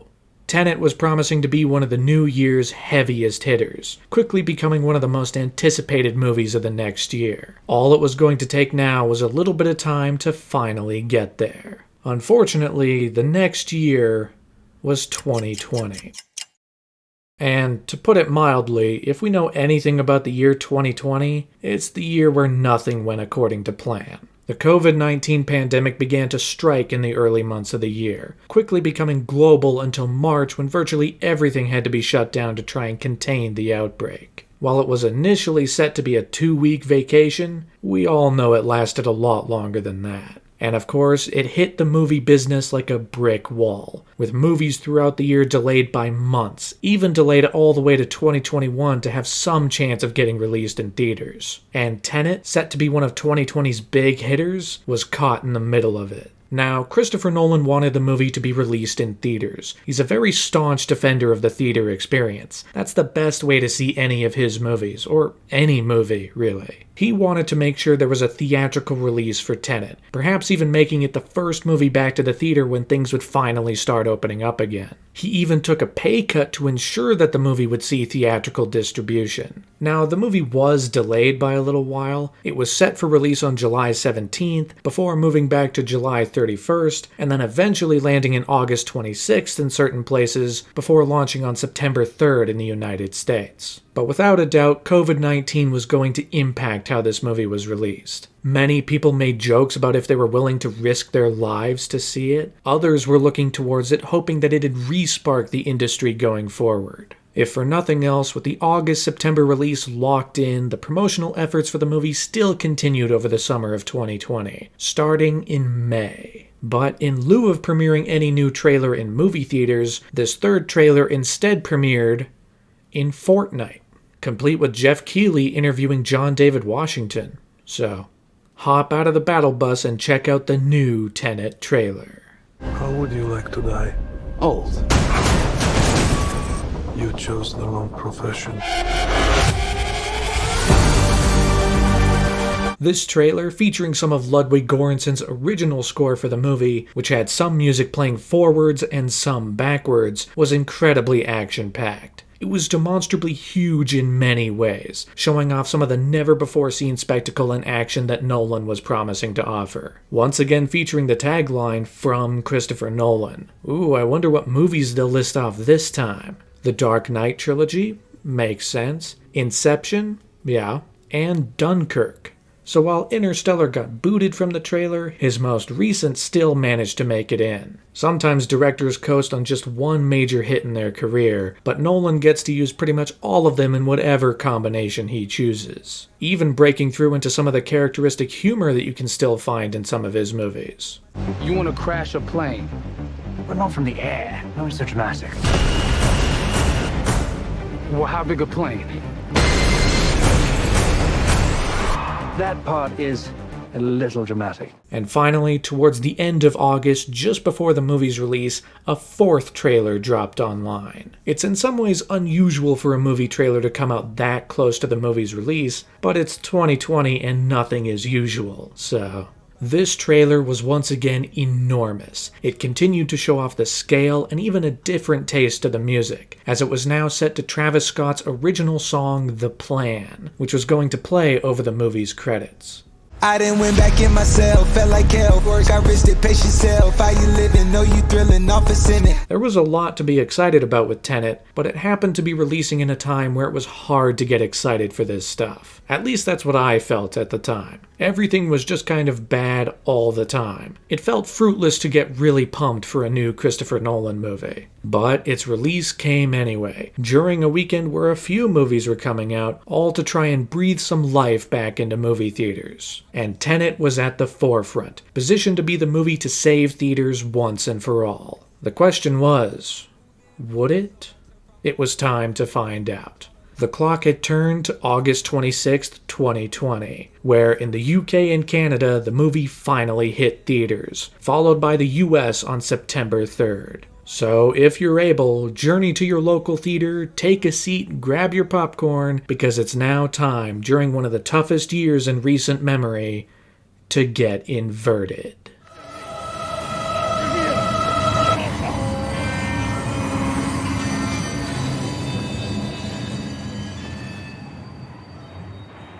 I saw this movie in theaters in August 2020. Was that the smartest move of all time? I don't know, but I did it. It's not like there were many other people there to infect or get infected from. I mean, they had it set up so that you could only pick seats in groups of 2. There were like 4 or 5 seats between every pairing, and every other row was completely blocked off. It took a screen that could have held maybe 300 some odd people to only being able to hold around 50, and it didn't sell out, so... But the experience of seeing this in the theater gave me a couple big takeaways. One in particular. The sound mixing in this movie is... I hesitate to say bad altogether, but it's definitely frustrating. Christopher Nolan has been going further and further towards capturing whatever dialogue on set on the day. He never does ADR, he never adds it in after. Whatever you get on the day is what you get. At the same time, in a quest for realism, whenever a character's wearing a mask, there's often a bit of muffling for their dialogue. That adds to it as well. Bring you in or kill you. I have 2 minutes. Make up your mind.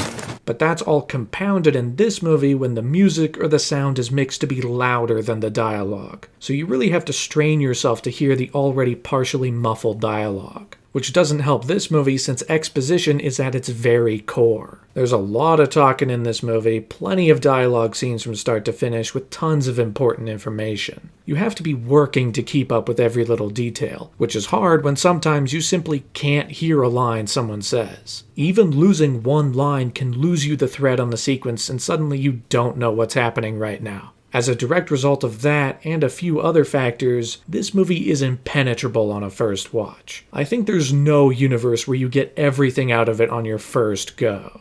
In a parallel worlds theory, we can't know the relationship between consciousness and multiple realities.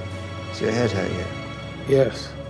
Tenet is Nolan on overdrive. This is the quintessential Christopher Nolan movie for better or for worse. It's a high-concept, densely packed action movie, one that you have to run to keep up with, while it also remains a deeply visceral experience unlike anything else you'll see in the theater right now. So, has Nolan gotten ahead of himself? Is this movie too complicated? I mean, maybe. It's definitely the first of his movies that requires a second or third watch to fully get it. And it's also in general less immediately accessible, mainly because there's no immediate emotional hook. The most direct comparison would be to Inception, which is Nolan's other most high-concept action movie. But that movie is built right on the back of Cobb's desire to see his kids, and the loss of his wife. There's a universal concept at the center of it all that keeps the action flowing and keeps the story emotionally investing. That kind of hook does not exist in Tenet. Our main character, played by John David Washington, is very deliberately a blank slate. He is actually only known as the protagonist. To get anywhere near it, I would take a fresh-faced protagonist. And you, how fresh as a daisy. The only thing we know about this character is the actions he takes within the story, mostly because his backstory comes after. Weird, right? The most human connection we can make to any character in this movie is with Kat. She is the wife of the movie's main villain, Andrei Sator, and she does not like him one bit. Which is easy to understand. He's not a very likable man. But now she feels trapped in this marriage. She tried to defraud him with a fake painting, but now he just lords it over her head. Even using their son as leverage against her to keep her as part of this marriage and not go running off free. If I can't have you, no one else can. Once again, a Nolan movie puts the emotional core of the story on a parent trying to protect their child. And while we're kept at a distance from said child, it's still a very clear emotional anchor for this character. And it's really what motivates the protagonist throughout the entire movie. The end goal on top of saving the world is to make sure Kat can run free and be able to raise her son without Sator looming over her head. Now, you might think the movie lacking a real, clear, emotional anchor is debilitating. There's no way it can come back from that. But I think the movie offers in plenty of other areas. Like this line from the protagonist. I ordered my hot sauce an hour ago. That line was apparently improvised, but it's absolutely essential for the specific timing of that scene. Just a tiny little moment to get us into it. But beyond that, we have Neil. Probably the most fun character in the movie. He's got plenty of the best lines, plenty of the best moments, and his charisma is kind of unmatched. It makes for a really entertaining presence in this story. What's happened. The action is often spectacular. A major highlight, without a doubt, is the plane crashing sequence. I mean, it's so big, it's powered by the music, you feel the tactile nature of it since it is real. I mean, the visuals across the entire movie are impeccable. Once again, we got ourselves around 1 hour and 8 minutes of IMAX footage throughout the movie, making up for 45% of the total runtime, just under half of the movie in the largest format around.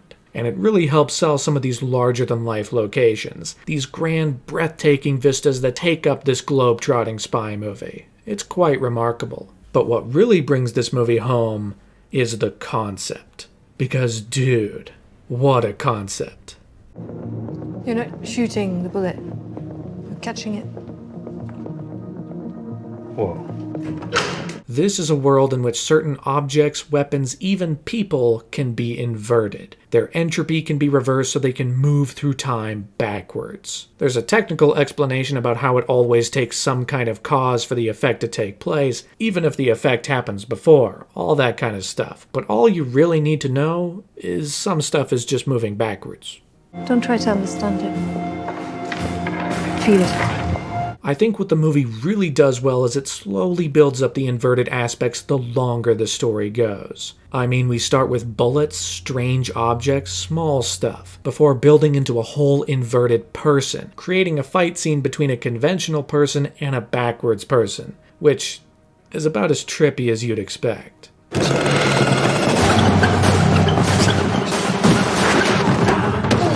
Then cars start getting involved. The sequences start getting more complicated. Soon enough, you can't quite put the pieces together first run through. It takes the added context to be able to make sense of everything. Context that comes after, because the effect comes before the cause.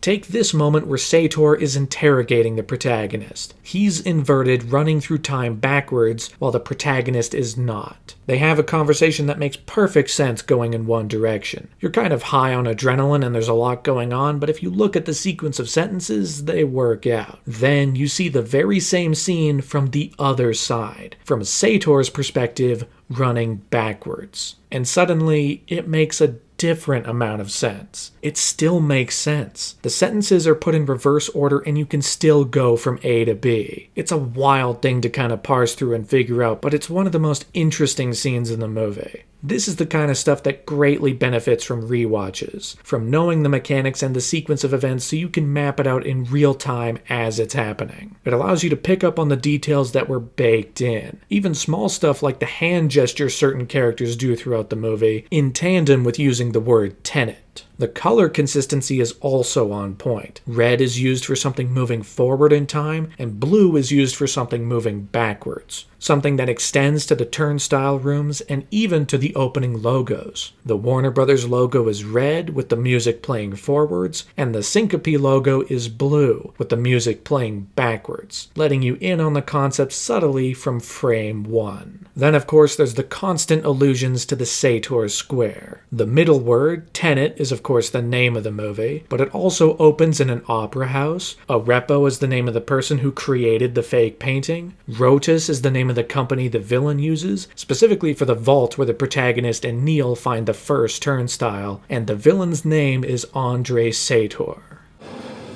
Do you like opera? But things get really trippy when the protagonist goes through the turnstile and inverts himself. He begins to go through the world in reverse, interacting with sequences we've already seen, but from a different perspective. Complete with wild concepts like fire actually making things cold because the heat transfer is reversed. So if you get lit on fire, you might get frostbite. Or even the idea that if you invert yourself after an injury, you can heal with enough time. The majority of the entropy of the world is moving forward, so those moving backwards are, as the movie puts it, swimming upstream. Pissing in the wind. Also an equally valid way to say it. So using the natural order, you can invert yourself and then heal over time because the injury is, in effect, going backwards. So it's being removed from existence, I think. What I know for sure is there's a bit where the protagonist fights himself. He didn't know it earlier, and neither did we, but that's what happens. You get the same scene from that other perspective, as the protagonist now fights a new part of the mission. You kind of have to line up the timeline a little bit, because I think the last event that happens chronologically is the turnstile in the middle of the movie. Everything else happens before that, be it before that running forwards, and before that running backwards. It's actually revealed that the end of the movie and the sequence at the start in the opera house are taking place at the exact same time. So, the movie ends where it began. Don't get on the chopper if you can't stop thinking in linear terms. But let's ask a basic question. What is the villain's plan? It's quite simple. You see, there's an algorithm that's been rendered into physical form. You with me so far? It was made in the future by a scientist who eventually broke it into pieces, hid them in the past, and then killed herself to make sure no one could ever find it. Now, a villainous organization from the future is informing Andrei Sator of these pieces so that he can assemble them now. Meanwhile, the organization known as Tenet, which the protagonist has been recruited into, featuring characters like Neil and Ives, is fighting against that to save the world. Because the goal of the algorithm is to reverse the entropy of the entire planet, thereby ending all of human existence in the blink of an eye. Not to mention it's all tied to Sator's death. So if he dies, the thing goes off, boom goes humanity. Which leads into the final battle. The end of the movie is all about stopping the algorithm from being buried in an abandoned city. So, two teams have to engage in a war zone against antagonists, half of them moving forward, the other half moving backwards. It is, as this movie says in the most exciting terms possible, a temporal pincer movement. Let me just say that one more time. It is a temporal pincer movement.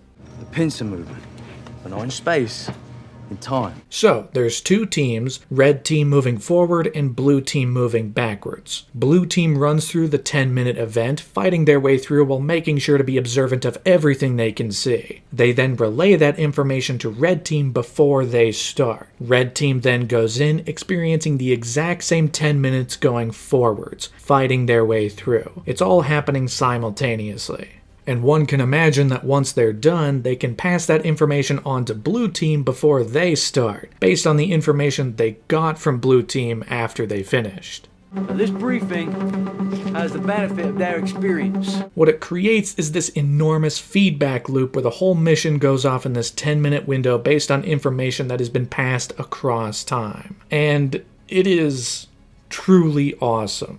This sequence has pretty much everything going for it. I mean, it is the culmination of everything the movie's done so far. It's fulfilling the promise of the premise. Not to mention, there's very simple stuff backing it up, like a ticking clock, suspense, some cross-cutting between the battlefield and the scene with Kat and Sator on the boat, because it's not a Nolan movie without some cross-cutting. There's still a masterful employment of tension going on here, as everything builds and builds over the sequence. But it's given the added benefit of the incredible effects. Some stuff is moving forwards, some stuff is moving backwards at the same time. I'm sure some people were trained to run backwards so they could capture these wide shots on camera, but the explosions sometimes blow my mind. There are forwards and backwards explosions in the same shot. It's crazy. Then you get the money shot. Exactly halfway through the sequence, the two halves sync up briefly to destroy this building. But it's not just about destroying the building, believe me. It's one thing to blow up a building, it's another to put it back together only to blow it up again, backwards and forwards at the same time.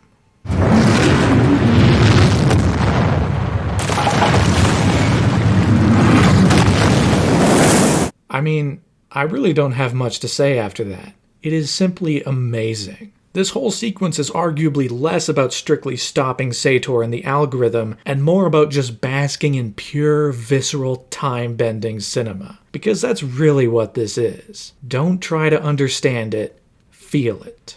Of course, the algorithm is stopped, Kat does kill Sator, it builds up plenty of tension around both of these events, but ultimately they come through with relief and satisfaction. But if you thought the movie was done playing with time, oh, you have another thing coming. Because while the central plot is over, the story is just beginning. as we reveal that the protagonist actually recruited Neil sometime in the future. Years in the future. The protagonist created Tenet in the future. Neil recruited him in the past, having already lived a shared experience. The whole movie, the whole story of the protagonist is a temporal pincer movement. Who's?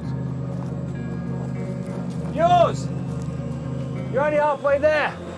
I'll see you at the beginning, friend. Yeah, I'm as mind blown as you are right now.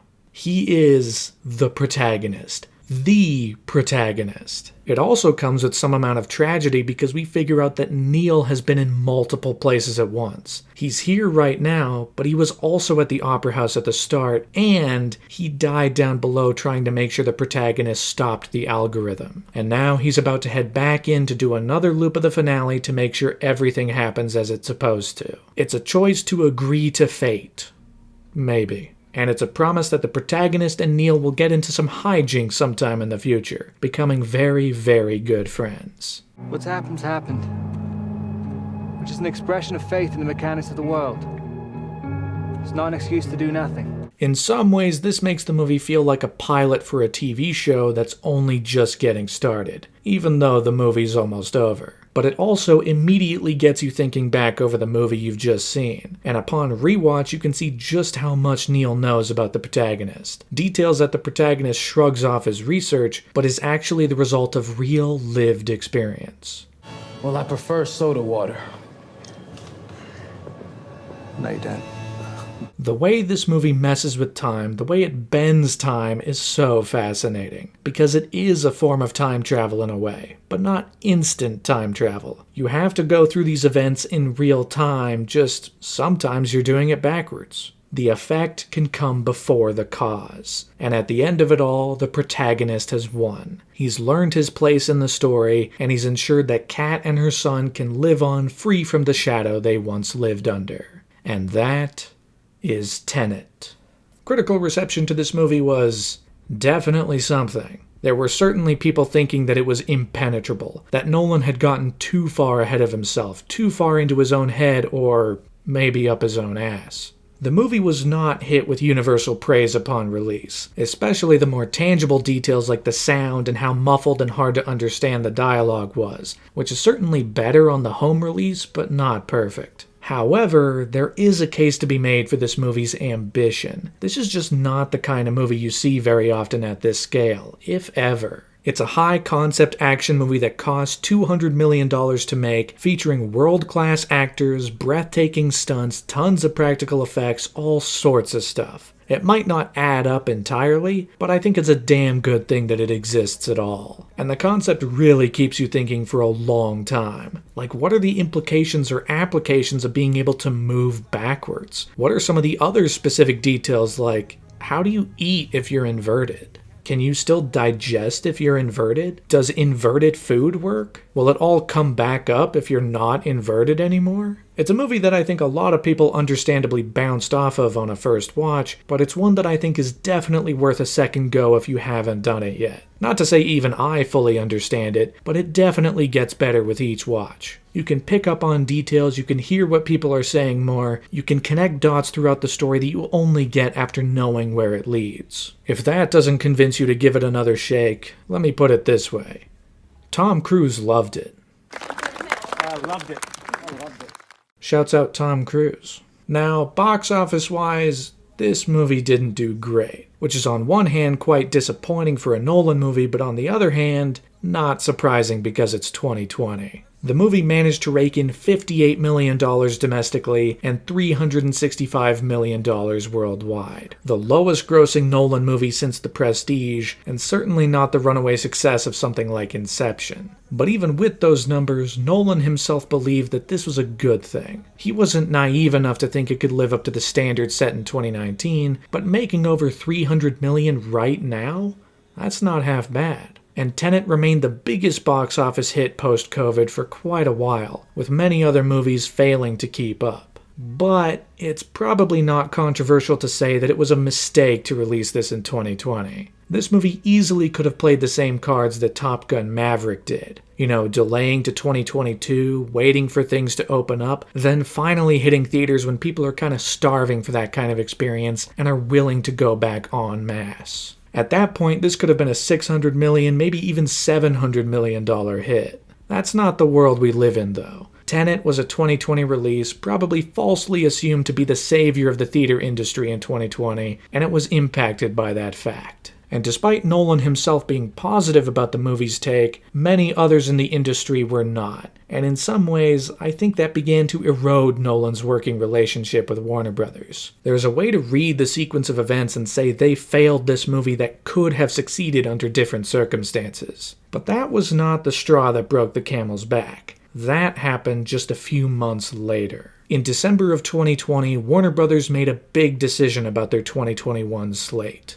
In a quest for short-term gains against the continuing pandemic, they decided that every single one of their 2021 movies would get a day-and-date release, meaning they'd be released in theaters and on HBO Max on the very same day. They, of course, did this without consulting any of the filmmakers behind these movies. Christopher Nolan was reportedly very frustrated, even angry, on behalf of both himself and every other filmmaker working for Warner Brothers. To him, this was a horrible, short-sighted mistake. These movies were made for the theater, and taking that choice away to promote HBO Max wasn't beneficial for anybody. In fact, Nolan's direct quote reads, "Some of our industry's biggest filmmakers and most important movie stars went to bed the night before thinking they were working for the greatest movie studio and woke up to find out they were working for the worst streaming service." As someone who can rarely be found trash-talking anything about the industry beyond overuse of CG, this was pretty damning. Warner Brothers had really built up a reputation over the years as a filmmaker-friendly studio, a filmmaker-first studio. That's how Nolan was able to cultivate such a strong relationship. But with a few quick changes, and especially the change in leadership that came after this, that got flipped right on its head. This was in many ways a betrayal, one that caused a lot of noise internally, and even one that caused the end of one of the most lucrative movie-making partnerships of the 21st century. Because in 2021, Christopher Nolan split ways with Warner Brothers. After working with them for 20 years, this was it. Nolan's faith in the studio had fractured beyond repair, and he decided to go down a different path going into the future. Not to say Warner Brothers didn't fight a little bit to have him back, they did offer him a 7-figure check sometime after this. That money was originally taken out of his paycheck to release Tenet in theaters in 2020, but now they gave that money back. And Nolan did take it. He'd be a fool not to. But he didn't go back to the studio. It was more or less a severance check. Now, Nolan's next movie would have to be distributed and financed by someone else. And across 2021, Nolan himself listed off a number of quite steep demands. He wanted $100 million to finance the movie, with an equal amount going to marketing. He wanted a 100-day theatrical exclusivity window, though some rumors suggested he asked for up to 130 days of theatrical exclusivity. He needed complete creative control, 20% off the back end, and 6 weeks of a studio blackout around the release of the movie, meaning whatever studio he signed with couldn't release a movie within 3 weeks before or 3 weeks after this one. It needed to stand on its own. These are steep demands, and many people would be laughed off the lot for even suggesting them, but these were taken seriously because it's Christopher Nolan we're talking about, not some random hack off the street. Not to mention, this was the kind of stuff he got pretty consistently with Warner Brothers, and it worked out pretty well every time up until Tenet. A number of studios considered taking on Nolan's next movie. There was a bit of an internal battle in Hollywood. Paramount wanted him, but a shakeup internally made that impossible as they decided to shift their focus towards streaming just like Warner Brothers had. Apple was going to swoop in, but they couldn't commit to a theatrical window as large as Nolan wanted. It wasn't until Universal Pictures came around that things finally happened. Universal Pictures is a bit of an oddity in Hollywood right now. They have a couple theme parks, that's crazy, I've been to 2 of them, but they've become a lot more filmmaker friendly. They have a solid business model behind them. They have some heavy hitters like Despicable Me, DreamWorks animation movies, Fast and Furious, some of the biggest franchises and moneymakers out there to make up to or more than $1 billion every time. But they use that to fund smaller, more mid-budget movies. They're kind of the only major studio left putting this much effort into directors like Jordan Peele or M. Night Shyamalan. They've even financed Spielberg's latest. Universal has kind of become the filmmaker-friendly studio, and they were able to match all of Nolan's demands for his next movie. They managed to swoop him up after the falling out with Warner Brothers and get his next movie off the ground. The question was, what's the movie? It's not the easiest thing to nail down some of Christopher Nolan's favorite movies. I don't think Letterboxd has hit him with the top 4 question yet, but there are plenty of movies he's talked about that he loves. From Blade Runner to Star Wars to The Man Who Would Be King to Lawrence of Arabia, Chinatown, 2001 obviously, Withnail and I, Chariots of Fire, along with a lot of love for James Bond, specifically the Roger Moore era that he grew up with. But Nolan has also expressed that he's a big fan of the Fast and Furious movies. Beyond the seemingly serious exterior and a series of movies that many might call cold or calculating, Nolan himself seems to be a very fun guy and is willing to have fun. And hearing him describe the Fast and Furious movies is a bit of a trip. I have no guilt about being a fan of the Fast and Furious franchise. A tremendous action franchise. It's this really eloquent explanation of movies where the characters might be on a 20-mile-long runway, or they might jump a car between buildings, or they might even send a car into space. But really, when you get down into it, the movies believe in themselves. There's a level of sincerity, and hearing Nolan himself talk about it, I hear that sincerity from him too. It's only the last few where a very specific arc and mythology is sort of developed. I would start with Tokyo Drift and just watch that as its own thing. Coupling all of this with the revelations that he's a big fan of MacGruber and the Wayne's World movies, he apparently was even quoting Wayne's World 2 on the set of Tenet with John David Washington, which is fun. At the end of the day, maybe the real takeaway is that Christopher Nolan is just a funny, silly, goofy little guy. As we've mentioned a few times now, Christopher Nolan loves to focus on characters who make extraordinary or even questionable decisions. He said himself that he likes putting the audience right into a person's head, getting them to understand why a character would make a particular choice, while also posing the question of whether or not they should have made that choice. And despite the grand decisions characters have made, both positive and negative, over the course of Nolan's career, there is one choice in history with more consequence than any of them. The choice to make the atomic bomb.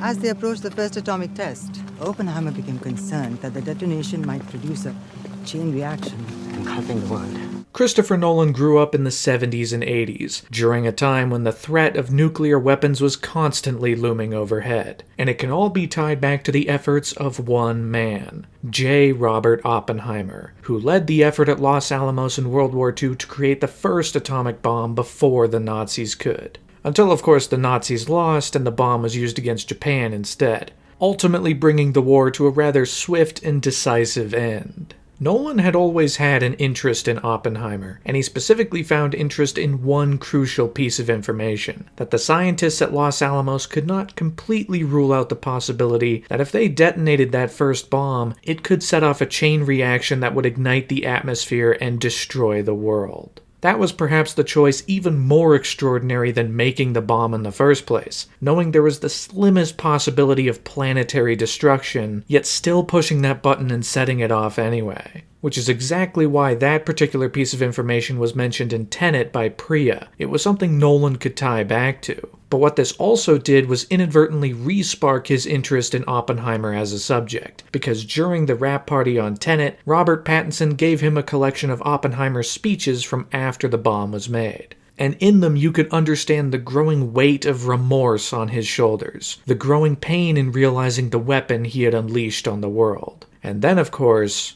you had the book. American Prometheus, written by Kai Bird and Martin J. Sherwin, was published in 2005 and is the single most comprehensive look at Oppenheimer's life ever.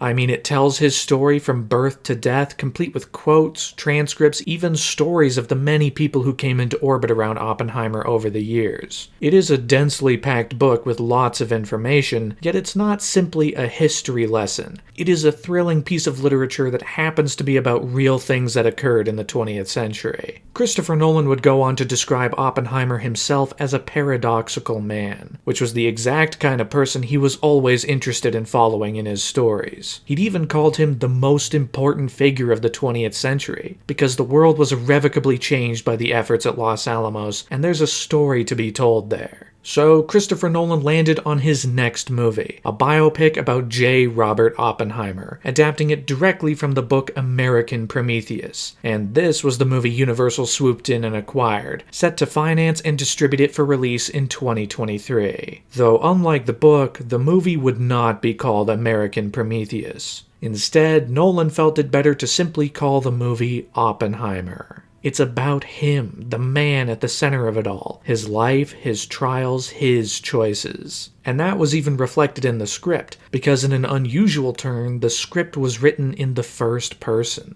Scripts are pretty much never written in the first person. They're always omniscient third-person texts, but this one was trying to get the reader right into the mind of Oppenheimer. I drop a beaker. I am working. I walk down the main drag with Groves. It's all from his point of view, which made it a very different experience to read and yet still a deeply thrilling one. It accomplished its goal. But who would be in it? Christopher Nolan, of course, doesn't think about casting too much when he's writing. He doesn't want to tailor a role to a specific actor in what they've already done in the past. He wants to write the character, then find the best actor to play that character. Now, once Nolan had finished the script for Oppenheimer, he turned over to American Prometheus, which was by his side, seeing the face of Oppenheimer staring back at him, and the thought that entered his mind was, I know who can do that. Right after, he made a surprising yet rewarding call to Cillian Murphy. This would be their 6th collaboration, the 6th time Murphy had been in a Nolan movie, but the first time he'd take on the lead. There was no preamble for this one. He just called me out of the blue and said, listen, I've got this script, it's about Oppenheimer, and I'd like you to be my Oppenheimer. And then I realized, oh, that's a huge responsibility. The whole movie would, in effect, be riding on Cillian Murphy's performance, not only portraying a real historical figure, but being the centerpiece for the entire movie, the thing it all revolves around. But he would be surrounded by a huge team of other extraordinary actors, and there would be a lot of them in this movie, let me tell you. From here, the casting process simply exploded. Emily Blunt joined as Oppenheimer's wife Kitty, a more fiery persona who was perhaps too smart for her time. Matt Damon joined as General Groves, which, according to Damon himself, he had negotiated in couples counseling that he was going to take a break from acting for a bit, unless Christopher Nolan called. He'd of course already been in Interstellar, so there was a relationship there already, but now he was getting stepped up into one of the more significant parts in this story. Florence Pugh joined as Jean Tatlock, another incredibly important figure in Oppenheimer's life, one of his many loves over the years. Josh Hartnett joined as fellow scientist Ernest Lawrence, almost the complete opposite of Oppenheimer himself, which actually managed to finally bring the actor back to Christopher Nolan after 15 years. He was briefly up for both Batman and one of the magician roles in The Prestige, and while he didn't get either of those for one reason or another, he did get this. And Robert Downey Jr. joined as Louis Strauss, head of the Atomic Energy Commission in the 1950s, and someone who would become a thorn in Oppenheimer's side in the years after the war's conclusion. These casting choices were already quite exciting. I mean, Josh Hartnett getting another big movie, Matt Damon, Robert Downey Jr. It's kind of wild to think that Robert Downey Jr. and Nolan had never worked together, but that pairing was sure to create something incredible this time. But that was just the start. The cast on this movie was unbelievably huge. I mean, on top of them, you had Kenneth Branagh, David Krumholtz, Jason Clarke, Tom Conti, Matthew Modine, David Dastmalchian, Dane DeHaan, Alden Ehrenreich, Scott Grimes, Josh Peck, Jack Quaid, Benny Safdie, Olivia Thirlby, Gustav Skarsgård, Jefferson Hall, Rami Malek, Casey Affleck, James Remar, James Darcy, Gary Oldman, and Devin Bostick? Roderick Rules? Yes! Roderick Rules, yes! I could keep going. There were so many people attached to this movie. That's really only a portion of how many actors signed on. Alden Ehrenreich even had this to say about it in the behind the scenes. It reminds me of like these old Hollywood movies where like everyone would be in them, you know? It's really great. It's really exciting to be a part of it. It's great when you don't have to fucking lie about this shit.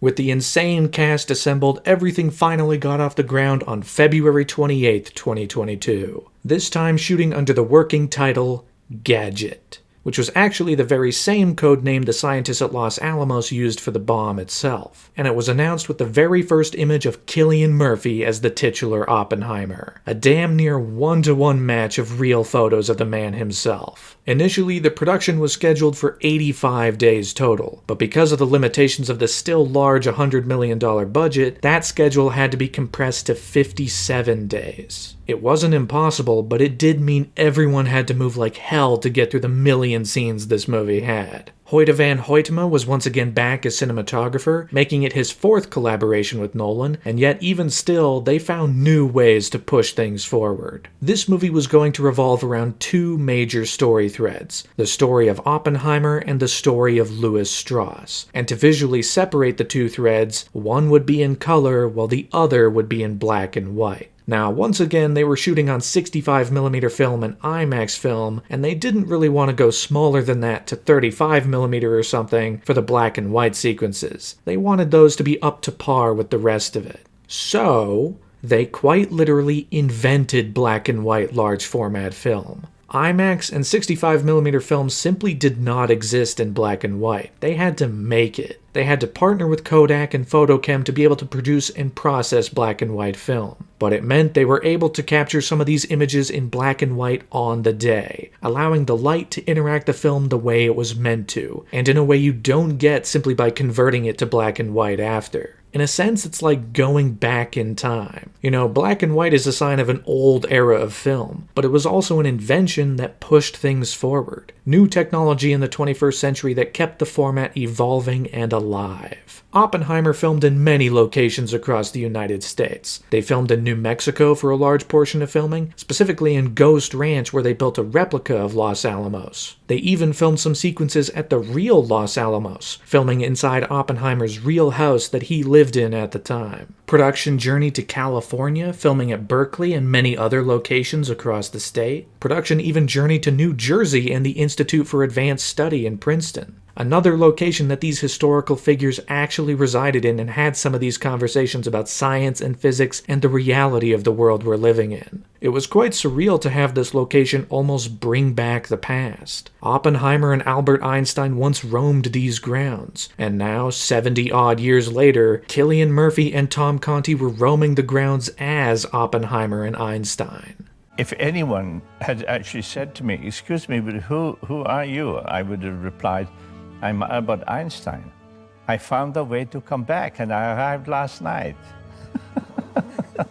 The production design was quite immense. Ruth de Jong was the production designer this time, getting into an insane amount of detail for the movie to get the period right. Though there was a slightly different approach on this movie compared to other period movies. Instead of basing the look of the 1940s and 50s on assumptions created by other movies and TV shows set during the time, they wanted to make sure there was a lot of effort paid to getting to what it actually looked like at the time. That meant a slightly more modern version of the era, using things that you might not think existed back then, but were actually in existence for decades beforehand. Though there was certainly a lot of stress involved. Not only was the schedule quite compact, but there was one day, one immovable day, where they were going to film with Gary Oldman playing President Harry Truman. They had everything lined up for an Oval Office set until it fell through a week before shooting. They suddenly needed a set, and they couldn't move the date. So they had to work fast, using the leftover pieces of the Oval Office set from Veep to get something in working order within just 5 days. It required work 24 hours a day with day and night shifts, but the team got it done and managed to get a set up and running just in time to film the scene with Gary Oldman. That's the kind of stuff you can expect on a movie like this. On top of that, there was a lot of miniature work, with plenty of special effects shots captured in camera at a small scale to represent what was going on in Oppenheimer's mind, to see his thoughts. Filmed with special macro lenses so they could still shoot these elements with IMAX cameras. I mean, come on, man.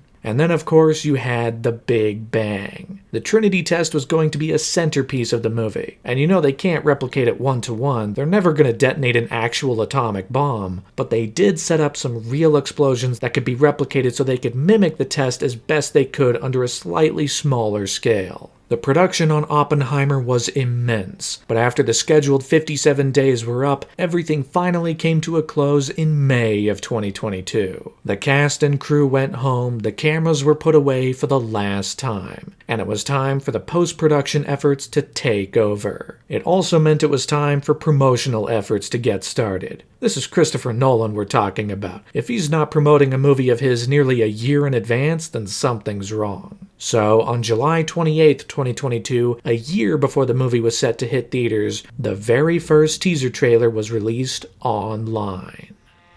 How could this man, he saw so much,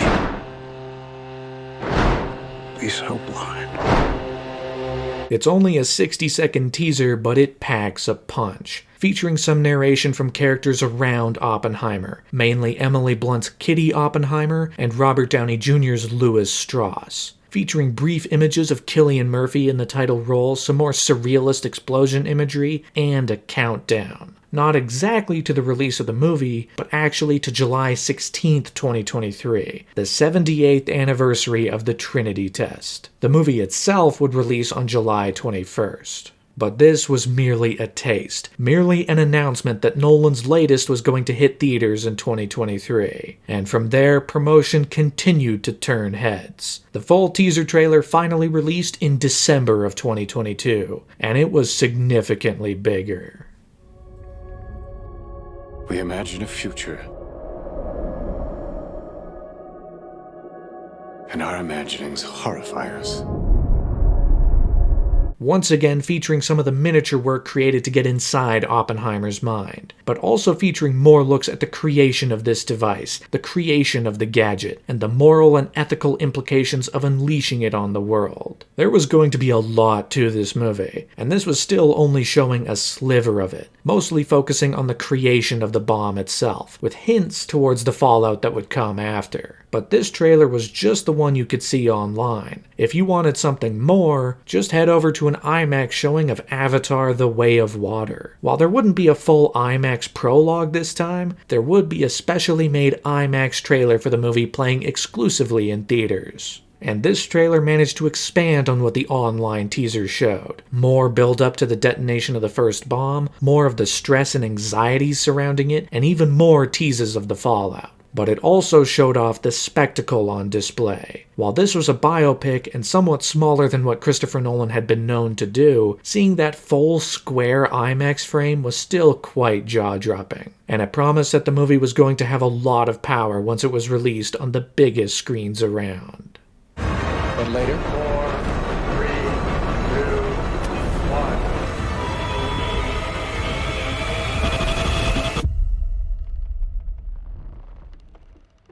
Well, we all know what happened later.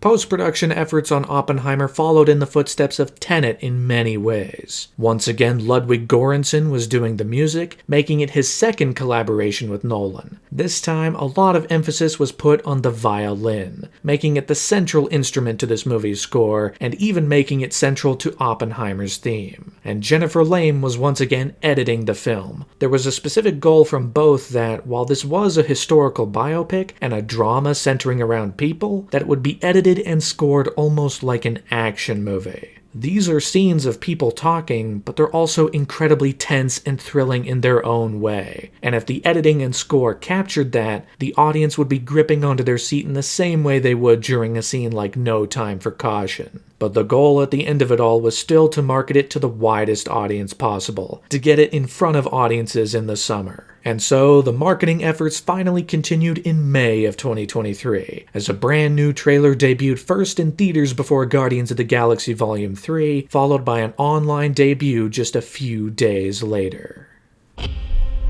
This is a national emergency. Detonator charged.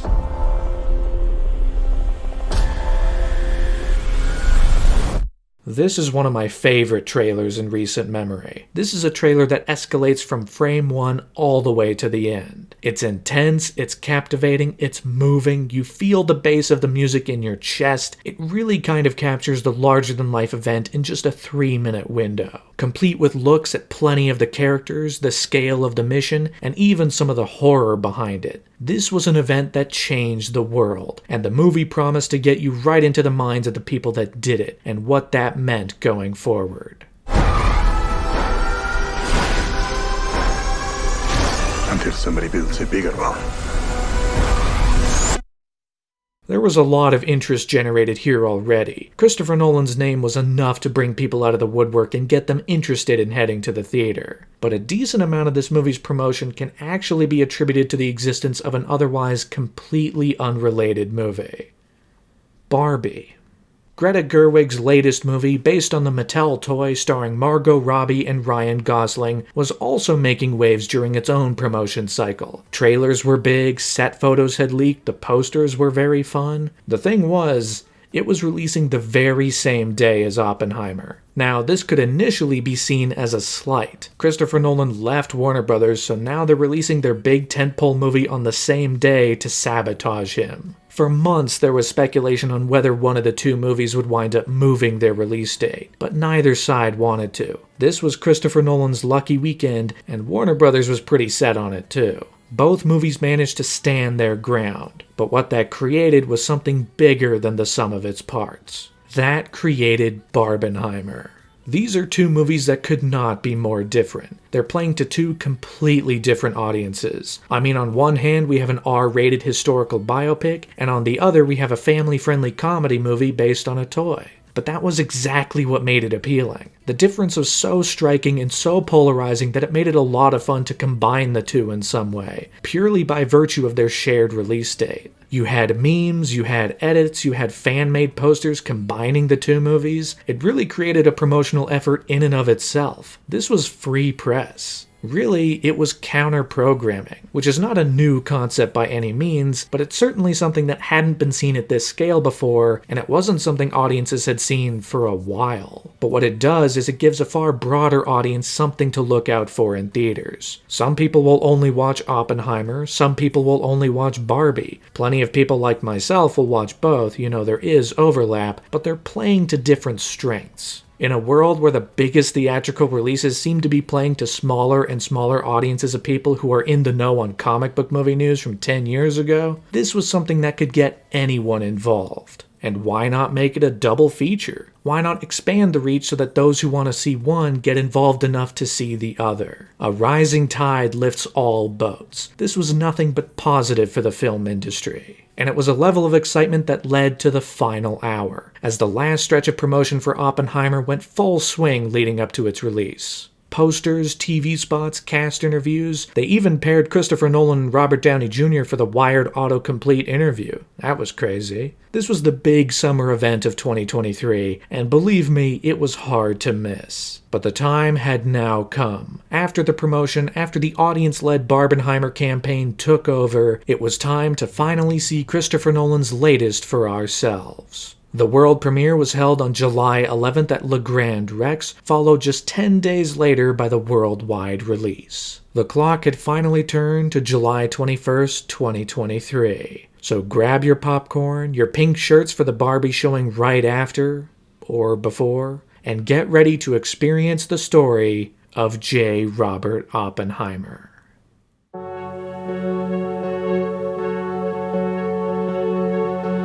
it can be said about a lot of Christopher Nolan movies that they are the culmination of everything he had done before. The Dark Knight was a culmination, Inception was a culmination, Tenet was a culmination, but I really think that has never been more true than with this movie right here. Oppenheimer really is the result of 25 years in the movie business coming through, with various things that tie back to almost every Nolan movie before it. I mean, obviously you have the cast, with returning faces like Cillian Murphy, Matt Damon, Tom Conti, Casey Affleck, Jefferson Hall, even Jack Cutmore Scott, who played the guy who showed Neil around the Freeport in Tenet, makes an appearance here. There's the returning, non-linear narrative, very similar to The Prestige in its construction, combined with the visual split of color and black and white sequences like in Memento. There's even a bit of emphasis placed early on the concept of black holes, that they were part of what Oppenheimer was researching before the war, which of course has an added layer when you think about Interstellar and where some of that research has gone in the decades since. Density increases. Correct. Increasing gravity. Increasing density. And? It's a vicious cycle until... what's the limit here? I don't know. You can even draw a line from the use of Einstein's theory of relativity in Interstellar to the fact that Einstein is in this movie. I mean, that's maybe not the most direct line, but it is a line. But more than any of that, this is the 6th time Nolan has shot with IMAX cameras. 6 out of his 12 movies feature IMAX footage to some degree. In this movie, 40 minutes of runtime are in IMAX, which makes up for just 22%, which is below average, but there are still some key moments in the large format. But it's used slightly differently than before. Most of the time, IMAX was used for the grandest moments. Landscape shots, cities, action sequences, that's what IMAX is built for, right? While a little bit of that is present here, IMAX is mostly used to get in close. It's used to see the immense detail on the human face. The human face in this movie is as important a sight as anything else. Why? Because this movie is an adult drama. It might be Nolan's first movie since The Prestige, maybe? Since ever? That he's done an out-and-out drama. This movie is not built around action, it is built around conversations. The whole movie is built around characters talking, which is why it's great to say that the dialogue is more intelligible this time. Tenet was undoubtedly the worst in this department, but improvements were made, so it's a lot easier to hear what everybody's saying this time. There's even a couple cutting remarks and little jabs the characters do that are quite quotable, if not just simply fun and insightful in the moment. I don't like it. You don't like anything enough for that to be a fair test. But while the movie is mostly talking, it's still edited like an action movie. There's so much tension achieved throughout the movie, so much push and pull to all of these sequences. Coupled with the movie's non-linear structure, you manage to accomplish tons of cross-cutting pieces that keep you on your toes from front to back. A standout is undoubtedly a sequence with Colonel Pash, played by Casey Affleck. Oppenheimer is trying to give intel about someone maybe trying to leak information to the Soviets without revealing the intermediary, and Pash will not be satisfied with anything short of the entire truth. Intercutting that with a conversation with Groves, establishing even further the reputation Pash has, and you have yourself a thrilling sequence that is really all set in 3 small confined spaces. I don't like the idea of it going out the back door. It might not hurt to be on the lookout for it. And you said that to Bash. Those kinds of sensibilities really stretch across the entire movie. Yes, it's an adult drama, but with the bones of a blockbuster, and it's still having fun with some of these moments. Like, anytime Albert Einstein shows up, it's an event. I mean, he appears and you're ready to cheer to the same degree you cheer for Tobey Maguire showing up in a Spider-Man movie. Except more because this is cooler. Christopher Nolan is ever the populist, using the language of blockbusters, their tone, their pace, their sensibilities, to fuel this drama and make it as broadly appealing as possible. Anyone of age can watch this movie and enjoy it, and get out of it what it's intending. Those sensibilities especially come through in the middle hour of the movie, the section Nolan himself described as being like a heist movie. I mean, it's all about assembling the team, gathering everyone at Los Alamos, putting together the plan, assembling the bomb piece by piece. There's an escalation, a build-up over this middle section of the movie that has a lot of purpose to it. It's constantly propulsive. Combine that with the big personalities clashing, these scientists trying to work together under these conditions with each other, it's the most fun the movie has. I won't work for that man. Oh, let him go. He's a prima donna! I agree. But without a doubt, this is Nolan's most complex movie. If not in concept, then in subject matter. It might not be reversing time or entering dreams, but it is tackling a complicated period of time, a complicated character, and a complicated series of events. Now, this next bit isn't a slight by any means, but a lot of Nolan's characters can be defined very simply, very quickly. They're mostly defined by the actions they take within the story rather than by pure character traits, which is brought to its most extreme in Dunkirk. But J. Robert Oppenheimer is anything but simple. He is a very, very complicated and intriguing figure. And part of what makes the movie interesting is that it doesn't shy away from any of it. He was born and raised in America, taught in Europe, gained an interest in communism but never actually became a member of the Communist Party, at least by most accounts. Then the bomb program came his way and the excitement was perhaps overwhelming. The idea of what this could mean. He became a leader, a cult of personality formed around him. He was very charismatic, appeared at times very confident, but this movie sheds light on the undercurrent underneath all of that. The idea of building an atomic bomb started one way. It started with the thought that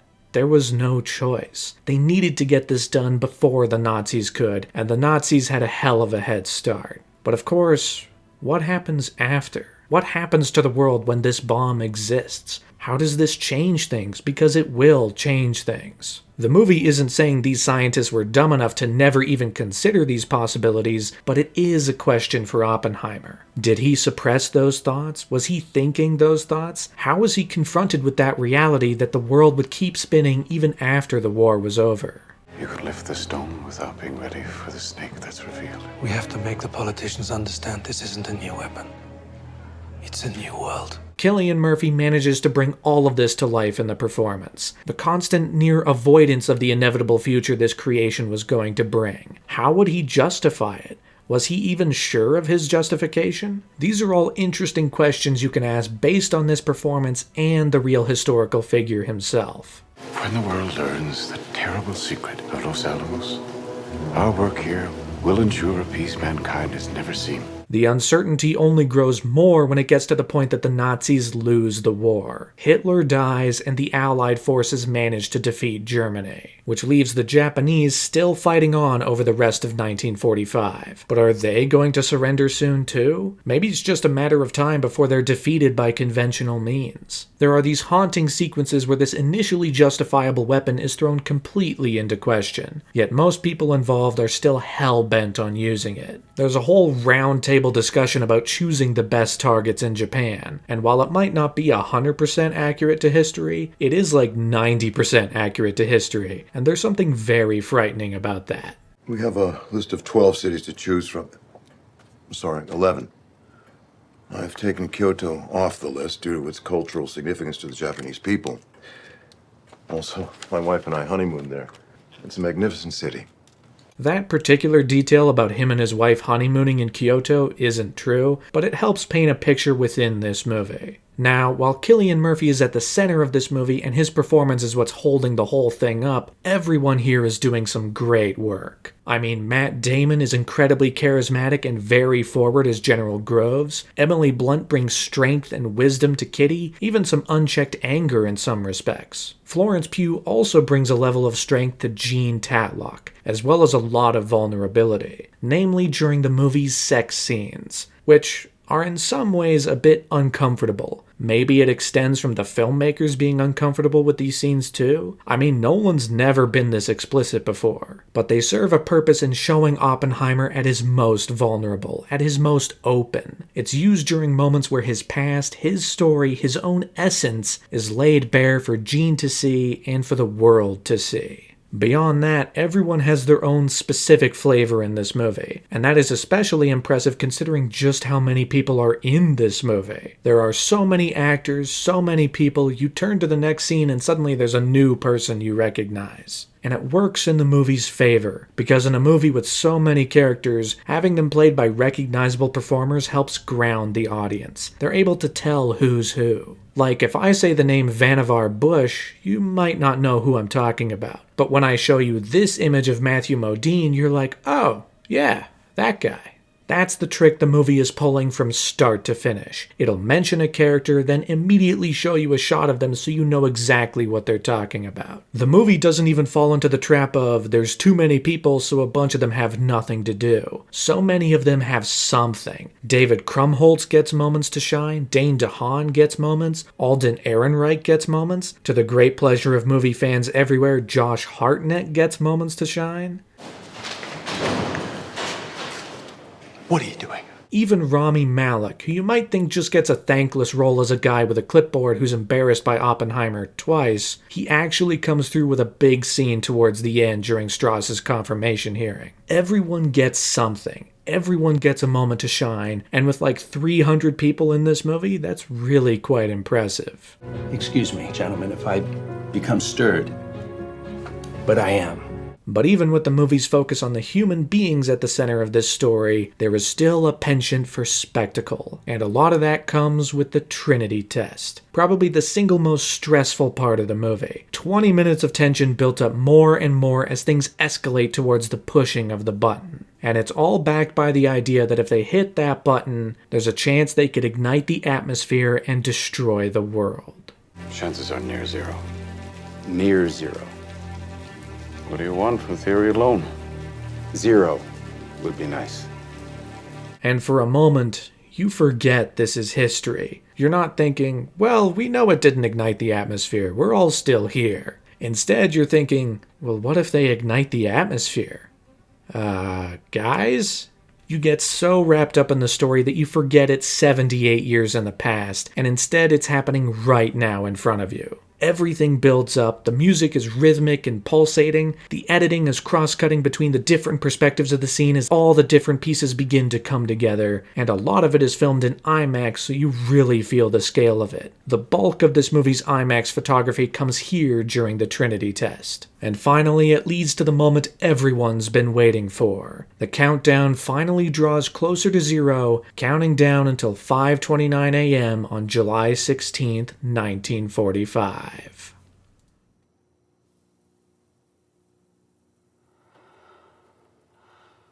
The explosion effect here is a weird one. On one hand, I 100% admire that they did it in camera for real. The detail on the fireball is something that's incredibly hard to replicate with a digital effect. There's kind of no match for capturing that in camera. But also, since it isn't an actual atomic explosion, some of the shots do betray the sense of scale. On some of the wider shots, the explosion feels a lot smaller than it's supposed to be. The most impactful shots are without a doubt the closer ones, the ones where the fire fills the frame. You can't see the edges of it. There's enough here to leave an impact, but it's not flawless, which I think is interesting. What I do absolutely like about this scene though is that you get to feel the impact twice. At first, you see it, you get the visual spectacle, and then finally, you hear it.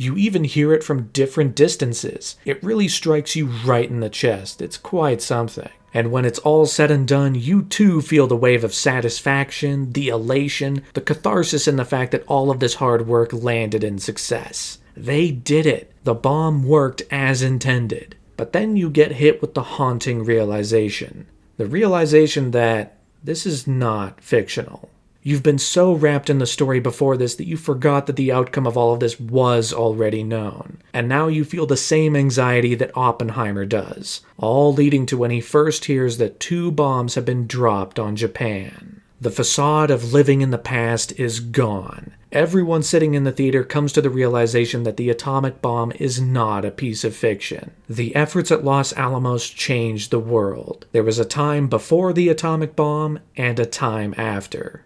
We live in the time after.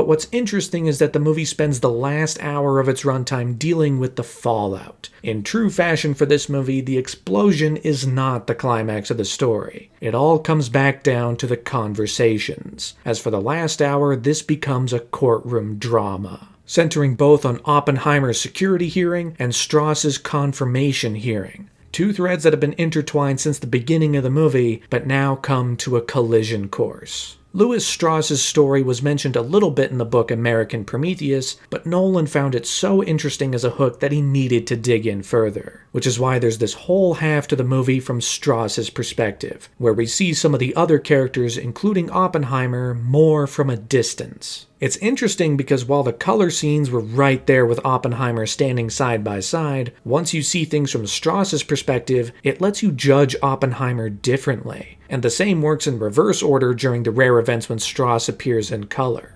But as the last hour of the movie continues, it's revealed that Strauss was the one who orchestrated the events that led to Oppenheimer's security clearance getting revoked. He's the one who set it all up, and now that particular piece of information is coming back to bite him in the ass during his confirmation hearing. And Robert Downey Jr. is absolutely fantastic in this movie. He's at once a charismatic, quite likable guy. There's a certain intensity to Louis Strauss early on, but there's also a charm. But as the walls close around him, the facade begins to break. It shatters, actually. And now you start to see the slippery side to him. You start to see how vindictive he can really be. Underneath it all, he is angry. He feels belittled. He wants the respect of some of the greatest scientific minds so badly, but believes that through some conspiracy, they've all been turned against him. With many references to a conversation Oppenheimer had with Einstein. What did he say?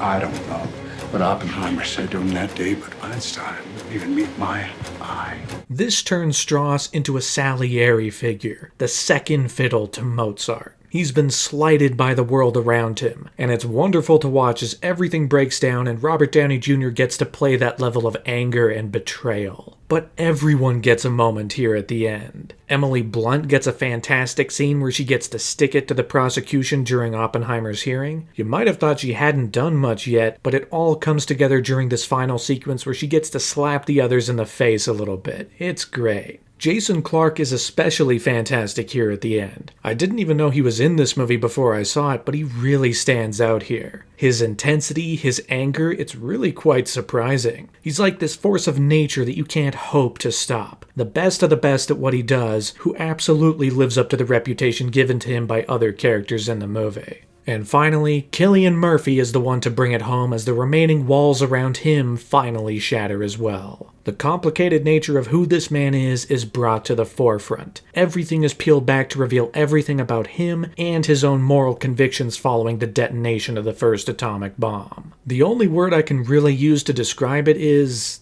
enthralling. It is enthralling. Everyone in this movie gets something. Everyone gets the ability to give an Oscar-caliber performance right at the end of this movie as everything comes to a head. Even Alden Ehrenreich gets some standout moments here. Since nobody really knows what they said to each other that day, is it possible they didn't talk about you at all? Is it possible they spoke about something more important?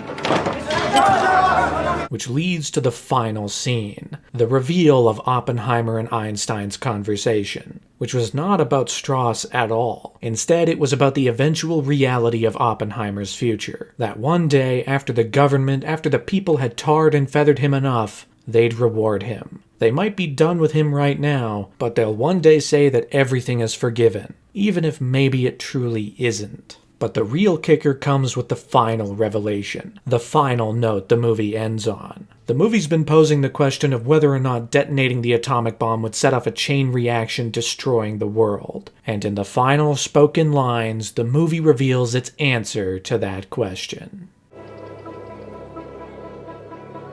I believe we did. Oh. It might not have happened exactly how they theorized it, but the chain reaction started. And it's a horrifyingly bleak moment to end the movie on. On one hand, the ending sees Oppenheimer grapple fully with the weight of the world he's helped create, and on the other hand, we as an audience are left with the feeling of, oh, we live in that world. And that is Oppenheimer.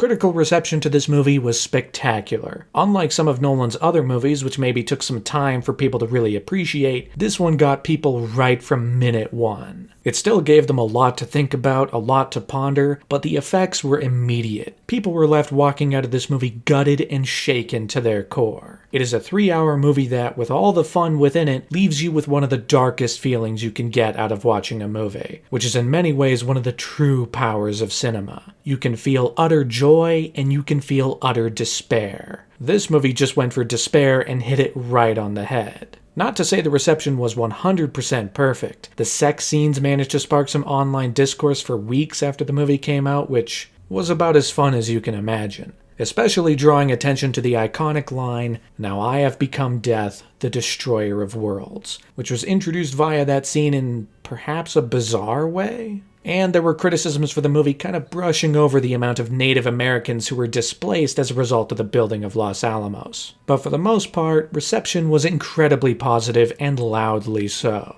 The real surprise, however, was the box office. This is a 3-hour-long R-rated drama about a historical figure people don't talk about much anymore. And it's being released the same weekend as Warner Brothers' new family-friendly comedy blockbuster? There's no way it stands a chance. But boy did it stand on its own 2 feet, making a whopping $330 million domestically and $975 million worldwide. This movie made nearly $1 billion, making it Nolan's 3rd most successful movie behind only The Dark Knight and The Dark Knight Rises. Christopher Nolan is a brand in and of himself, and if that wasn't proven already, it was without a doubt proven now. People will see movies with his name on them. It's a guarantee of some level of quality. It's a guarantee of getting an experience unlike any other. And this time, audiences were eating it up. But unlike some of Nolan's previous outings, even those that were considered snubbed, this one made a splash during the award season. At the start of 2024, Oppenheimer was nominated for a whopping 13 Academy Awards, more than any other Nolan movie before it, and it managed to take home 7 of them.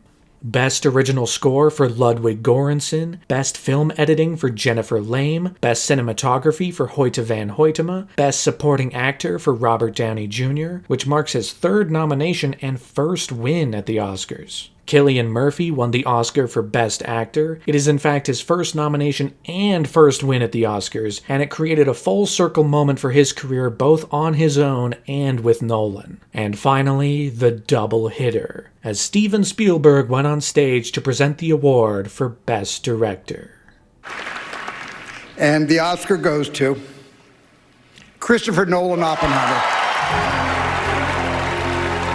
For the very first time, Christopher Nolan won the Oscar for Best Director on his 2nd nomination. It really helped continue a surprising sweep for this movie and the achievement of a lifetime, which was then followed by the movie winning Best Picture. This was an enormous achievement for everyone involved. Oppenheimer swept through the awards show with a number of the biggest titles around, and it was a rare occurrence of it also being a big crowd-pleasing event movie. I mean, this is the kind of stuff the industry used to see all the time, but it doesn't happen as much anymore. The movie that lots of people see managing to make a big showcase at the Oscars. It's quite something. And after all was said and done, it well and truly cemented Christopher Nolan as one of the greats, as one of the legends of the film industry, making crowd-pleasing event movies to enormous critical acclaim. There's something to that, and something people find very special. And to the Academy, just to say, movies are just a little bit over 100 years old. I mean, imagine being there 100 years into painting or theater.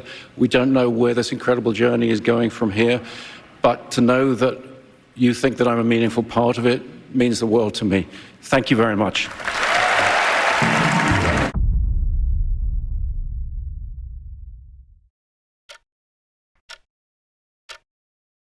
In 1998, when Following was making its way through the festival circuit to critical acclaim, many filmmakers in the know caught wind of this new up-and-coming director. In fact, upon reflecting on this time, it was Joel Schumacher, who directed both Batman Forever and Batman and Robin, that said, "We saw this British film called Following. It's in black and white and it's Chris Nolan's first film. And I just thought it was the work of a brilliant young director. I always had him in the back of my mind thinking, we're going to hear from this guy. Big time. Then I saw Memento and the promise was fulfilled very fast." 27 years later, boy have we really heard from that guy. And I must say, it has been one hell of a journey. Through 12 feature films, through some short films, traveling across time, compressing it to capture the story of the most popular filmmaker of our time. I mean, he even got knighted by the king at the end of last year, both him and his wife, making them Sir Christopher Nolan and Dame Emma Thomas. Now, Christopher Nolan is not a perfect filmmaker. I think there are definitely valid things to criticize. Not every movie hits at 100%, not every line of dialogue is intelligible, but I think he's a damn good filmmaker. And he has more than earned his way as many people's favorite working director right now, and maybe even their favorite director of all time. There's a level of professionalism, there's a level of creativity. He's seemingly always learning and improving, taking steps with each movie. And he's fighting for the betterment of movies in general. Practical effects, shooting on film, IMAX film at that. Even evolving that particular technology in whatever way suits the project. He's always attracting the most talented actors, the most talented crews behind the camera, and his efforts have genuinely moved the rest of Hollywood to want to be better. In a world where blockbusters are shot against a green screen with CGI taking over 90% of the process, having someone filming as much in camera as possible is a welcome change of pace, and makes these movies instantly more timeless in a number of ways. There's a clear love for filmmaking on display in every one of his movies, and I think that only grows stronger with each one. I also think that, for all the posturing among some that he's a cold filmmaker, I actually think there's a lot of emotion behind the movies that plenty have recognized. There's a humanity present in every single one of his movies. Some, like me, might say Interstellar is his most human movie. Others might say it's Dunkirk. Maybe it's Oppenheimer with its love of the human face more than any other Nolan movie. And I think an unsung part of his filmography is his sense of humor. None of these movies are comedies, but there's fun in each one. The Batman movies are probably the most comedic, with the most winks and nods towards the camera. But you can find this stuff in all of them. I mean, Tesla's introduction in The Prestige is great, and you even have this moment at the end of Oppenheimer. Who were the holdouts? There were 3, led by the junior senator from Massachusetts. Young guy trying to make a name for himself, didn't like what you did to Oppenheimer. What's his name? Kennedy. John F. Kennedy. It really feels like it's setting up the JFK Solo movie. Some might point that out as a flaw, but I think that's part of the fun. It adds charm.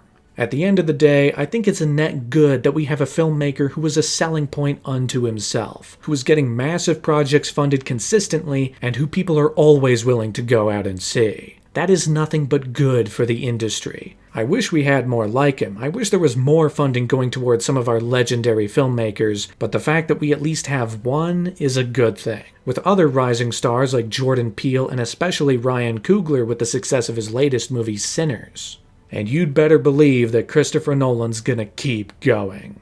Last year, word started coming out about the next top secret Christopher Nolan movie. Some of the cast started to be announced, but with nothing revealed in regards to premise. Many rumors spread online, 2 of the major ones being a movie about helicopter cops in the vein of something like Blue Thunder, and the other was a movie about vampires.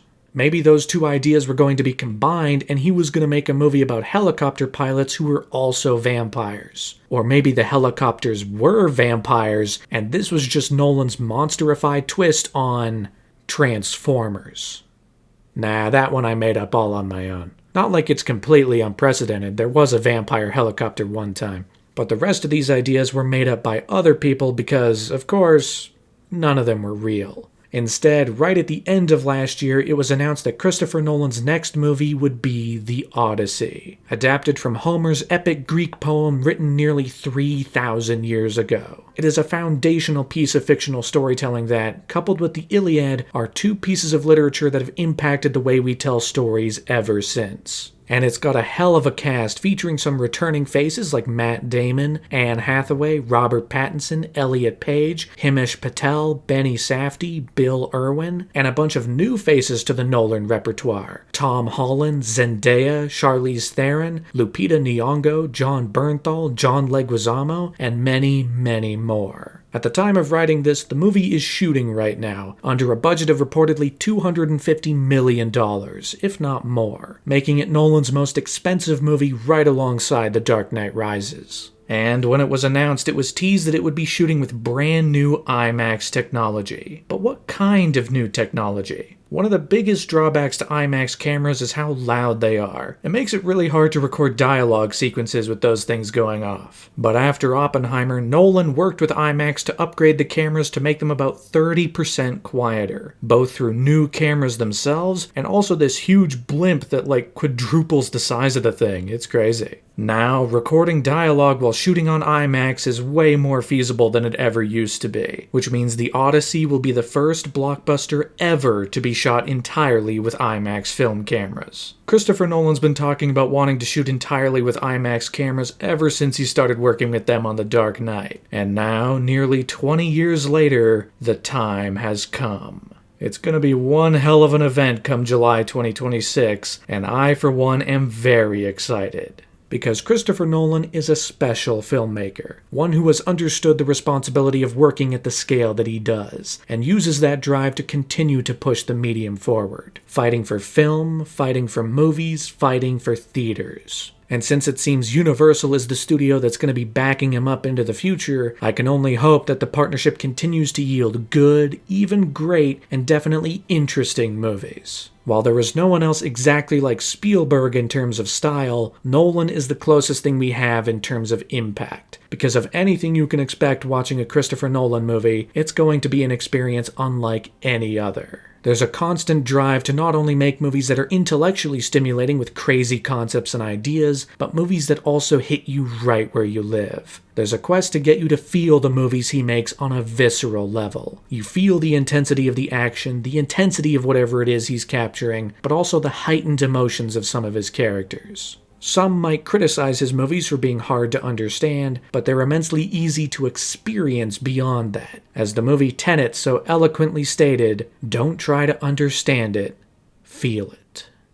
And with that, our journey into the career of Christopher Nolan has drawn to a close. 12 movies over 25 years that have captured our screens unlike any other filmmaker in the modern age. There's a lot to love with these movies, and I, for one, had a great time going through them and dissecting what makes each one tick, what makes each one work, and what makes them all fascinating. And I also have to give a quick shout out to Ian Nathan's book on Christopher Nolan. It was essential in getting this project off the ground, complete with tons of information about his early years and a whole list of sources that I could look through and dig into even further. So a huge thank you to that book for getting me started, and thank you for taking this journey with me. This two-part journey across the decades to tell this story. Now I'm sure you're asking, what story is coming next for Prime's Theater? I think it's time to return to an old well. I think it's time to transform and roll out once again. A fair amount has happened since I made the first 4 parts, so coming back for part 5 should be fun. Until then, it's time to start moving in linear terms again, because this will be the end of this episode,